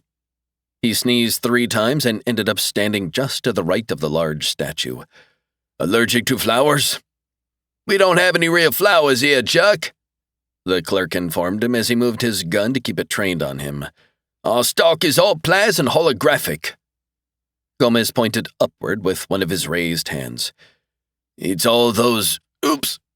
He sneezed twice, then twice more. He put an arm around the angel's waist to steady himself. "All those floral perfumes you're piping in here." "Yeah, they are kind of sickly sweet now you mention it, but I never saw anybody have a fit before." "Allergies are—" Gomez sneezed vigorously 3 more times. He clutched the statue with both arms. All at once, the angel was falling forward, heading right for the counter and the clerk. "You dimwit!" The freckled man took a protective jump back out of range as the heavy statue came slamming down onto the countertop. Gomez was in motion too. He ran, leaped clean over the shattering counter, and landed on the clerk before the orange-haired man could get his gun aimed again. Gomez took hold of the man's gun hand by the wrist and smacked it back against the wall. The freckled fingers let go of the filigreed weapon. 2 sharp jabs to the chin dropped the clerk to the flower shop floor. Stepping over him, Gomez very carefully opened the door to the back room. He had his stun gun in his hand when he crossed the threshold. There was no one there. The room contained several tables covered with vases holding imitation blossoms. There was another doorway at the far side of the room. It led to a ramp that slanted down to a below-ground tunnel. Gomez started along the ramp. 36. Dan was seated at a small porta-table near the suite window, absently staring out at the simulated sea. A tray of food rested on the table. "It doesn't make any sense," he was saying. Nancy was seated at a similar table nearby, ignoring her meal. "No, everything makes sense," she said. "Eventually. Sometimes, though, you have to think about it for a while." "I don't know. For a long time now, I've had the feeling that there was something that my father wasn't telling me," he said. "Maybe he's known that my mother, if what you say is true—" He trailed off, pushing back his chair and standing. "I'm afraid it is true, everything I told you, Dan." "But that means she's been lying to me." He stood close to the window, forehead almost touching it. "Lying about why we came to England, about what she's doing. Shit, about everything." "Most parents lie. Ours, it turns out, happen to be especially good at it." The door to the suite whispered open. Jake came in, dragging a stun-gunned guard. "Dan, are you okay?" Dan remained where he was, mouth open. "Dad, how'd you get here?" "I used my wits, and when that didn't work, I used a stun gun." "I was hoping you'd find us." "We have to get out of here quickly," said Jake as the door closed behind him. He propped the unconscious man against the wall. "I've been damn lucky so far, but we better move now. Detailed explanations can come later." "I figured you'd come looking for me." Running across the room, he hugged his father. Jake hugged back. "Okay, let's go." "Nancy has to come too." His son stepped back. "She isn't. I can't stay here, Mr. Cardigan." She had left the table. "You have no reason to trust me, I know, but—" "We'll thrash that out later," he told her. "Right now we have to leave." The door slid open again. Kate Cardigan came into the room. Her face was pale, frowning. "None of you is going to leave," she told them. In her right hand, she held a laser gun. Natalie awakened. Directly in front of her, taking up nearly one entire wall of the large room she found herself in, was a vast animated painting of the original King Arthur. The handsome bearded monarch was seated at his round table with a sampling of his knights. The reporter was seated in a metal chair, and her right arm hurt. Standing beside her, she noticed now, was Hilda Danenberg. The doctor was holding a hypogun. "Don't try to stand for a few minutes," she advised. "I just gave you an injection to revive you. That silly woman had her stun gun set far too high. You'd have been unconscious for a good day at least." "How long?" asked Natalie, her voice slurred and not quite her own. "Have I been out?" "Oh, not very long." Across the room, Natalie spotted Sidebar. He was lying immobile, flat on his back and not functioning. "Why'd you revive me so soon?" "I wished to talk to you," explained the doctor. "And so does Mr. Pettiford." "Well, yes, I surely do." A tall, lanky man had been standing behind Natalie's chair. He came around into view, smiling thinly. "We want to know, for instance, how many spies and saboteurs you brought up here with you."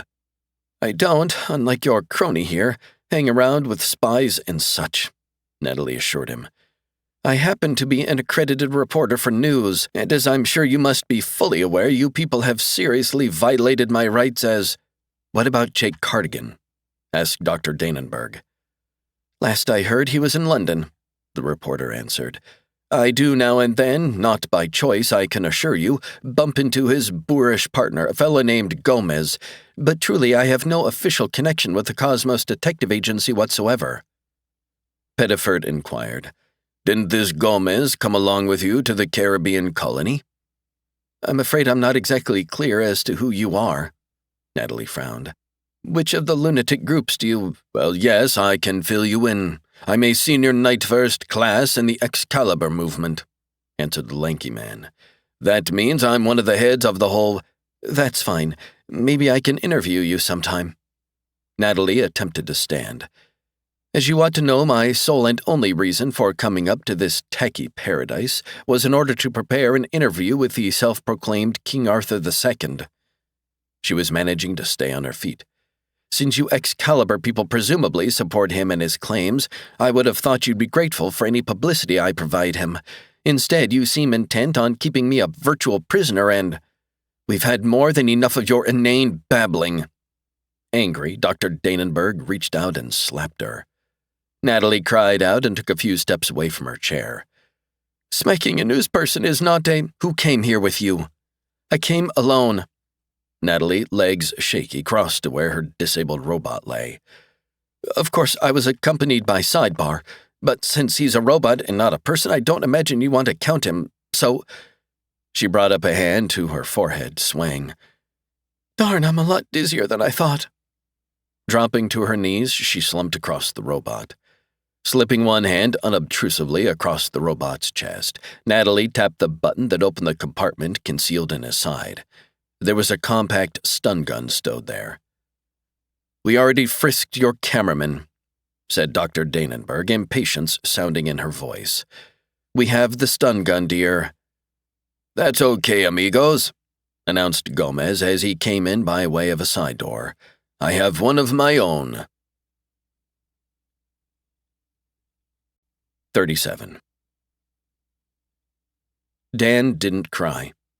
But as he stood there, lips pressed tight together and fists clenched, he was very close to tears. His mother came farther into the suite. She held the laser gun firmly. "Don't try anything, Jake," warned Kate. "Please, I don't want to have to kill you." Jake remained where he was. "So you were involved in all this mess, huh?" "Sure," she admitted. "Isn't that what you've always suspected?" "Yeah, but I guess I've been hoping—" "It's too late for hoping," his ex-wife told him. "You've screwed everything up." "Kate, you were the one who contacted me," he reminded. "Pleaded with me to find Dan." "I know, yes, but I didn't think Danny would end up here," she said, "or that you'd be able to trace him all this way." "You should have realized that since Dan and Nancy were brought here on orders from San's partners." "Yes, I'm aware of that now, but it's too late." "Mom," said Dan, struggling to control his voice, "I didn't want to believe it when Nancy told me that you were working with her father, but it's true, isn't it?" "Yes, Danny, it's true," answered his mother. "But you have to understand why They killed people," he said. "They murdered tech kids, and I don't know who the hell else, and you're part of the whole damn thing." "You simply don't comprehend what's going on," insisted Kate. "This is a multi-million-dollar venture." "I comprehend that you're collaborating with killers and tech runners," said her son. "I comprehend that you screwed up my life and that you've told me lies for years. But Danny, our share of this will give us financial security for the rest of our lives." "Dad was innocent," said Dan, pointing at Jake. "Completely, wasn't he? It was you and that bastard Bennett Sands who set him up, framed him. You got him sentenced to the goddamn freezer, and all along you knew that he was—" "Nancy, don't let him talk about your father that way," cautioned Kate, deep frowns touching her pale forehead. "My father is a rotten bastard," said Sands' daughter. "When I found that out, I ran away. Unfortunately, that just caused more trouble for Dan." "Please, both of you have to stop talking to me like this," pleaded Kate. "You must see that I'm trying to help you." "Oh, and Dad too?" asked Dan. Jake's former wife slowly shook her head. "There's nothing I can do for him," she said. "But trust me, no harm will come to you or Nancy. You were brought here so that you couldn't tell anyone about what's going on." "You're standing there telling me that your damned lover is going to kill my father," shouted Dan. "And you expect me to be grateful to you?" "Danny, don't yell at me," said his mother. "You don't understand. You don't want to understand that whatever I've done, it was for you as well as for myself." "That's great, Mom. I hadn't thought of it like that, no," said her son. "Every time you jumped in the sack with Bennett, why, it was really to help me." "You have no right to—" "Yes, I do. The things you've done give me the right." "Danny, don't keep on like this." Dan started walking toward her. "I'll tell you something else," he said. "I'm going to take that laser gun away from you." "Danny, don't try it. And the only way you can stop me," he told her, "is by shooting me down." Gomez, stun gun in hand, came strolling into the room where they were holding Natalie. "Are you in passable shape, Chiquita?" he asked her. The reporter was still kneeling beside the disabled sidebar. "I'm not in the best shape I've ever been in, but I'm functioning." Carefully, she started to rise. Gomez allowed himself to be briefly distracted by her wobbly efforts. Noticing that, the lanky Pettiford lunged, grabbed up the metal chair the young woman had been sitting in, and hurled it straight at Gomez. Most of the chair legs caught Gomez in the chest. He fell backwards, sitting hard. His gun hit the floor and spun away. Dr. Danenberg made a dive for the skittering weapon. Natalie, on her feet again, ran. She jumped, landing on the stooping doctor's broad back. While the two women were struggling for possession of the fallen stun gun, Gomez devoted his attention to the Excalibur leader. Pettiford had followed the chair and was grappling with Gomez, attempting to twist the detective's arm up behind his back.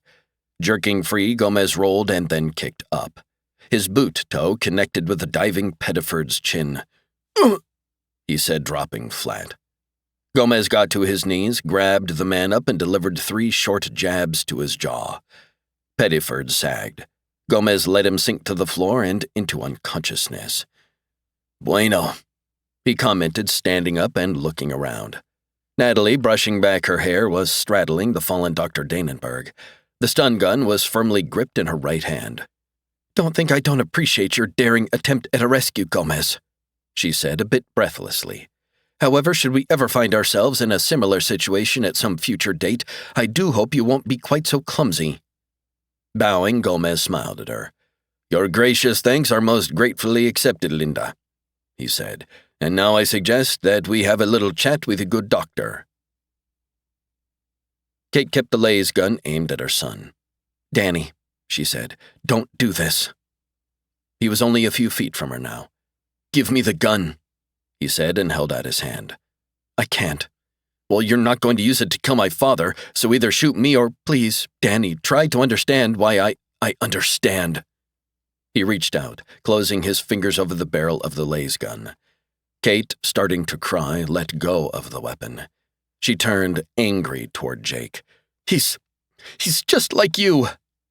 Dan slipped the gun into his pocket. "Nancy, Dad, we can go now," he said. They moved single file along the hotel corridor. Dan was in the lead, followed by Nancy and then his mother. Jake brought up the rear. "You're not going to make it out of here," warned Kate. "Once we get to the service passages, we'll be okay." "Bennett's in this hotel," his former wife said. "He's at a meeting. As soon as that ends, he's planning to meet me at the kids' room. When he finds them gone, he'll mount a search of the entire satellite." "Dan, we want that blue door on the right." "Okay, Dad." Slowing, Dan approached the door. He opened it slowly and carefully and entered the blank-walled corridor beyond. Kate said, "Bennett will kill you." "He's tried before." Jake urged her into the passageway. "If you simply give up, turn the kids over to him, then you have a chance." "We'll travel in silence from here on." "I'm trying to help you, Jake, to save your damn life." "It's funny, Kate. Somehow I find it tough to trust you." Near the end of this section of corridor was another blue door. "Do we want this doorway, Dad?" "Yeah, and then take the down ramp on the left." Before any of them reached the door, it came snapping open. Bennett Sands, a laser gun in his hand, stepped into the hallway. "Well, Jake Cardigan," he said, smiling. "Just the man I was hoping to meet." 38. The left sleeve of Sands's jacket hung empty. He was a pale man, puffy-faced, and he continued to smile in a smug, self-satisfied way. "As I recall, Cardigan, you invaded my privacy once before." "Down in Mexico, yeah. Thanks to you and your IDCA friends, I lost an arm." "Hello, Father." Nancy took a few steps away from Dan. Not looking directly at his daughter, keeping his attention centered on Jake, Sands said, "I'll be talking to you later, young lady. You've caused me one hell of a lot of trouble." "It's mutual," she said. "We'll discuss all this later, Nan." "After you murder Jake Cardigan, do you mean?" "That'll be quite enough," he told her. "Now, Cardigan, I want you to walk over here to me." "Danny, don't," Kate suddenly cried out. She rushed at her son, throwing both arms tight around him. "Bennett, he's got my gun." "Danny, I'm surprised at you." Sands moved his laser gun so that it pointed at the boy. "Why, I've been a second father to you." "I still have my first father." Dan let go of the laser gun he'd been trying to slip free of his jacket pocket. "I don't need you, Bennett." "Wait, don't try it, Cardigan." Sands returned his attention to Jake. Jake had been reaching for the stun gun inside his coat. "You're not too popular with the younger generation," he remarked, putting both his hands palms out in front of him. "When I get time, I'll brood about that." Kate retrieved her weapon from her son's pocket. "Don't, please, try anything like that again, Danny," Jake asked. "You're going to be running the super tech operation, are you, Sands?" "I'm going to be one of several equal partners, rather." Nodding, Jake said, "And is Professor Kittredge one of the other partners?" "Oh, yes," replied Sands. "Yes, Cardigan, your current mistress's father is in with us." "And you're also active in this Excalibur movement, huh?" Laughing, Sands said, "Lunatic funds are as good as any," he said. "They've financed a substantial part of things thus far." "Including your escape." Nancy moved over beside Dan. "Please don't interrupt the conversation, young lady," cautioned her father. "But actually, now I think of it, the conversation's over. Cardigan, very carefully hand over the weapons that you're carrying." "He's got a stun gun," Kate informed him. "I don't know what else." Sands said, "All right, Cardigan, let's have the stun gun." He stopped speaking and his eyes went wide. A red door across the corridor had suddenly opened. Richard Lofton, carrying a stun gun and a laser gun, stepped through the doorway. "It's been a long time, hasn't it, Bennett?" he said. Dr. Danenberg touched her right palm to the rec plate on the office door and it slid open. "In here," she said in a sour, disgruntled voice. She remained standing in the chill corridor. "You're certainly grouchy," observed Gomez, urging her into the room ahead of him and carefully scanning its interior as they crossed the threshold. 3 of the walls were of gray metal and the 4th was of one-way see-through plexiglass. Out beyond that stretched a large lab where roughly 24 robots, a dozen androids, and 7 or 8 humans were all at work at long white tables. "Bueno," commented Gomez as the door whooshed shut behind them. "We finally found the TekLab that we've been seeking, Chiquita." Natalie walked up close to the see-through wall. "I wish these dreadful nitwits had an incapacitated sidebar," she said ruefully. "Some footage on this clandestine tech chip factory coupled with my usual insightful description of things would make a darn nifty news segment." "Sit down in that chair yonder, Doc," suggested Gomez, gesturing with his stun gun. "Fold your hands sedately in your lap, por favor." "I'm truly sorry it was your leg and not your neck that you broke. Let's see if we can't maintain the chummy relationship we've had thus far." He rested his backside against the edge of the rubberoid desk. "I take it that you and Prof. Kittredge didn't really split up." "You can assume any damn thing you wish, Mr. Sanchez." "Gomez," he corrected, smiling. "I already know that you've been popping up to NorCal and sneaking visits with him. I figure somehow he managed to slip you some handy tips on how to manufacture super tech." He pointed at the busy lab with a thumb. Folding her arms, the doctor said nothing. Natalie said, "Your interviewing technique, if you don't mind my saying so, isn't as smooth and efficient as it might be." "I know, see," he admitted. "Sometimes in my overzealous quest for information, I start slapping people around. It's a definite character flaw, but there you are." He smiled more broadly at Dr. Danenberg. "Now then, about Kittredge?" "Yes, he is involved," she answered in a low, tight-lipped way. "The idea for Supertech is his. He and Sands were already planning this even before all that mess down in Mexico." "Muy triste." Gomez shook his head slowly. "It's sad to think that a man of his capabilities could be tempted by vast sums of loot to sell out his species." "Are we going to loiter hereabouts all the livelong day while you pontificate in Spanish?" Natalie turned away from the see-through wall. "Patience, Chiquita. A little moralizing now and then is good for the old alma."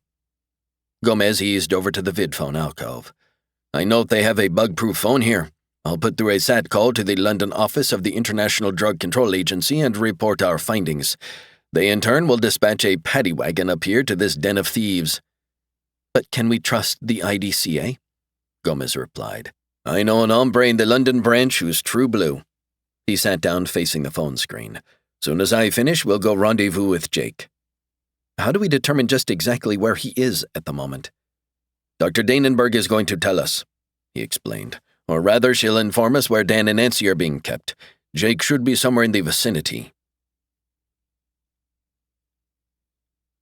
39. Richard Lofton smiled as he moved slowly closer to Sands. "I haven't changed much over the years, have I, Bennett?" He held both guns aimed at him. "No, not much at all, Dick." Sands' laser gun was pointed at the newcomer. "Don't try anything funny, Cardigan," warned Lofton, glancing quickly at him. "I look just like I did when you ordered me killed, don't I, Bennett?" Sands shook his head. "You know I had nothing to do with any attempt on your life." Lofton laughed. "Sure you did, Bennett," he said. "Hell, the guys you hired for the job told me all about it right before they killed me. Did they report back to you, give you all the details? See, what they did, and it amused the shit out of them when they told me their plans, they cut my body up into pieces. Out in the fucking jungle this was, you know, Bennett, so you can imagine." "What the hell are you talking about, Dick? You're still alive and—" "I've been making quite a name for myself, Bennett," he said. "Lots of people, you included, thought I wouldn't amount to much, but shit, I'm famous. I wasn't aware of that. That's because I'm famous under another name, he explained. I'm the unknown soldier. Sands said, I don't think I've heard of you. Sure you have. Fact is, some of your buddies have been imitating me. Isn't that so, Cardigan? Yeah. They tried to make Joseph Bouchon's murder look like one of yours, Jake answered. They wanted to keep him from digging into their supertech operations. They were assholes, he said. They didn't come anywhere close to aping my style. Richard, what we'll have to do is sit down and talk, get everything settled between us, suggested Sands. Right now, as you can see, I have to settle with Cardigan. Bennett, hey, you've got it all wrong. Lofton walked a few paces closer to him.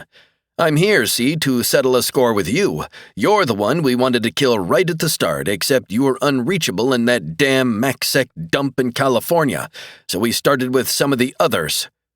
Listen to reason, said Sands. I'm holding a laser gun myself. The odds are that... Oh, come on, Bennett, I don't give a rat's ass if you kill me again, he told him.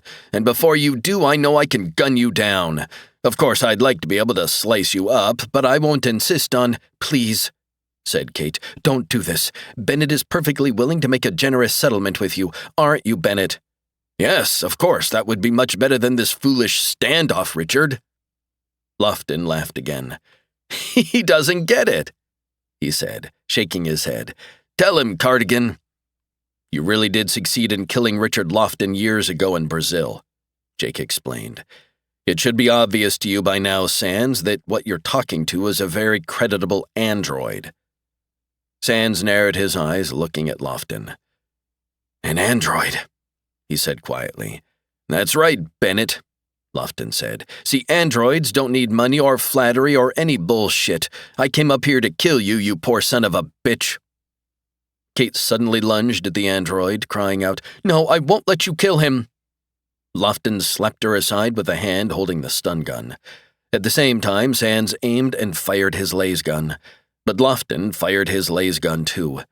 The beam sliced a deep zigzag line down across the one-armed man's chest. Sands' shot succeeded in chopping off both the android's legs. Kate, sobbing, ran to the tottering Sands. Blood was spurting out of the deep rut in his chest. He dropped to his knees and drops of blood went splattering all around him on the metallic floor. Sands tried to speak, but blood came out of his mouth instead of words. Bennett! Bennett! Kate put her arms around him, struggling to keep him from falling over. Damn, muttered the fallen Lofton. I still have 5 more to kill. He ceased to function. Dan took hold of Nancy's hand. They stood there and watched her father die. Jake didn't get back to Greater Los Angeles until 2 days after Xmas. His first afternoon there, he went out to the edge of the Santa Monica sector. He walked along a stretch of beach, stopping often to stare out at the pale blue ocean. Gomez caught up with him there toward sundown. May I trudge along with you, amigo? Jake shrugged and resumed walking. His partner said, I was just over talking to Bascom at Cosmos. We'll be getting a bonus on the Bouchon case, plus a handsome share of the eventual reward the IDCA is going to pay us for locating the Supertech laboratory. Halting again, Jake looked out toward the horizon. I'm getting old, Sid, he said finally. I've noticed, see, but being a trusted chum, I haven't mentioned it. What I mean is, hell, when we were cops and finished up a case, I usually felt good about it. Nobody would expect you to be overjoyed just now. Kate's likely to go to prison, so is Professor Kittredge. I probably knew all along that Kate was deeply mixed up in all this, he said, but I pretended she wasn't. Since you were expecting something like this, it probably didn't hit you as hard as it might have. Jake commenced walking again. Dan's the one who was hit hard. He's tough, though. Yeah, but still. Hey, he's nearly grown up. You have to quit trying to shelter him from the realities of life. I was away too long while he was growing up. Up in the freezer, maybe even before that. I wasn't around enough. Let's switch to the topic of mañana, suggested Gomez. What's he decided to do? Dan's going to stay in England until Nancy Sands is ready to move back to GLA. That shouldn't be too far off, answered Jake. Then he'll be coming back and living with me. Bueno, that ought to be good for both of you, he said. Speaking of Great Britain, there's still no word on the present whereabouts of Marge Lofton. Sundry law enforcers are beating the bushes for her. She's probably somewhere building another replica of her brother. And how's Beth faring? She's not especially saddened by her father's arrest, answered Jake. She'll be working up in Berkeley until the anti-tech system is ready to use. At which time you'll get together again? Yeah, probably sometime after the first of the year. Well, that's a fairly happy ending to this whole business, his partner observed. You and Dan together, you and Beth together. Oh, and Natalie Dent and a reactivated sidebar up at the moon-based colony, covering a story for the next few weeks. Plus which, soon there'll be no more tech in the world, Jake said. Something just as bad is sure to come along. But in that short-lived interval between troubles, said Gomez, we can enjoy ourselves, amigo. This is the end of TekLab, a Podium audio production. If you enjoyed this audiobook, we would love for you to rate and review it. For more sci-fi, check us out at podiumaudio.com and sign up for our newsletter. We promise we won't spam you. Also, consider joining our community of listeners, fans, and trolls on social media. We're active on Instagram, Facebook, TikTok, X, and Reddit. We'd love to connect. You have been listening to TekLab, Book 3 of the TekWar series, produced by Hannah Grenfell, written by William Shatner, performed by Jeffrey Kafer, a member of SAG-AFTRA. Text copyright 1991 by William Shatner. Production copyright 2024 by Podium Audio. All rights reserved.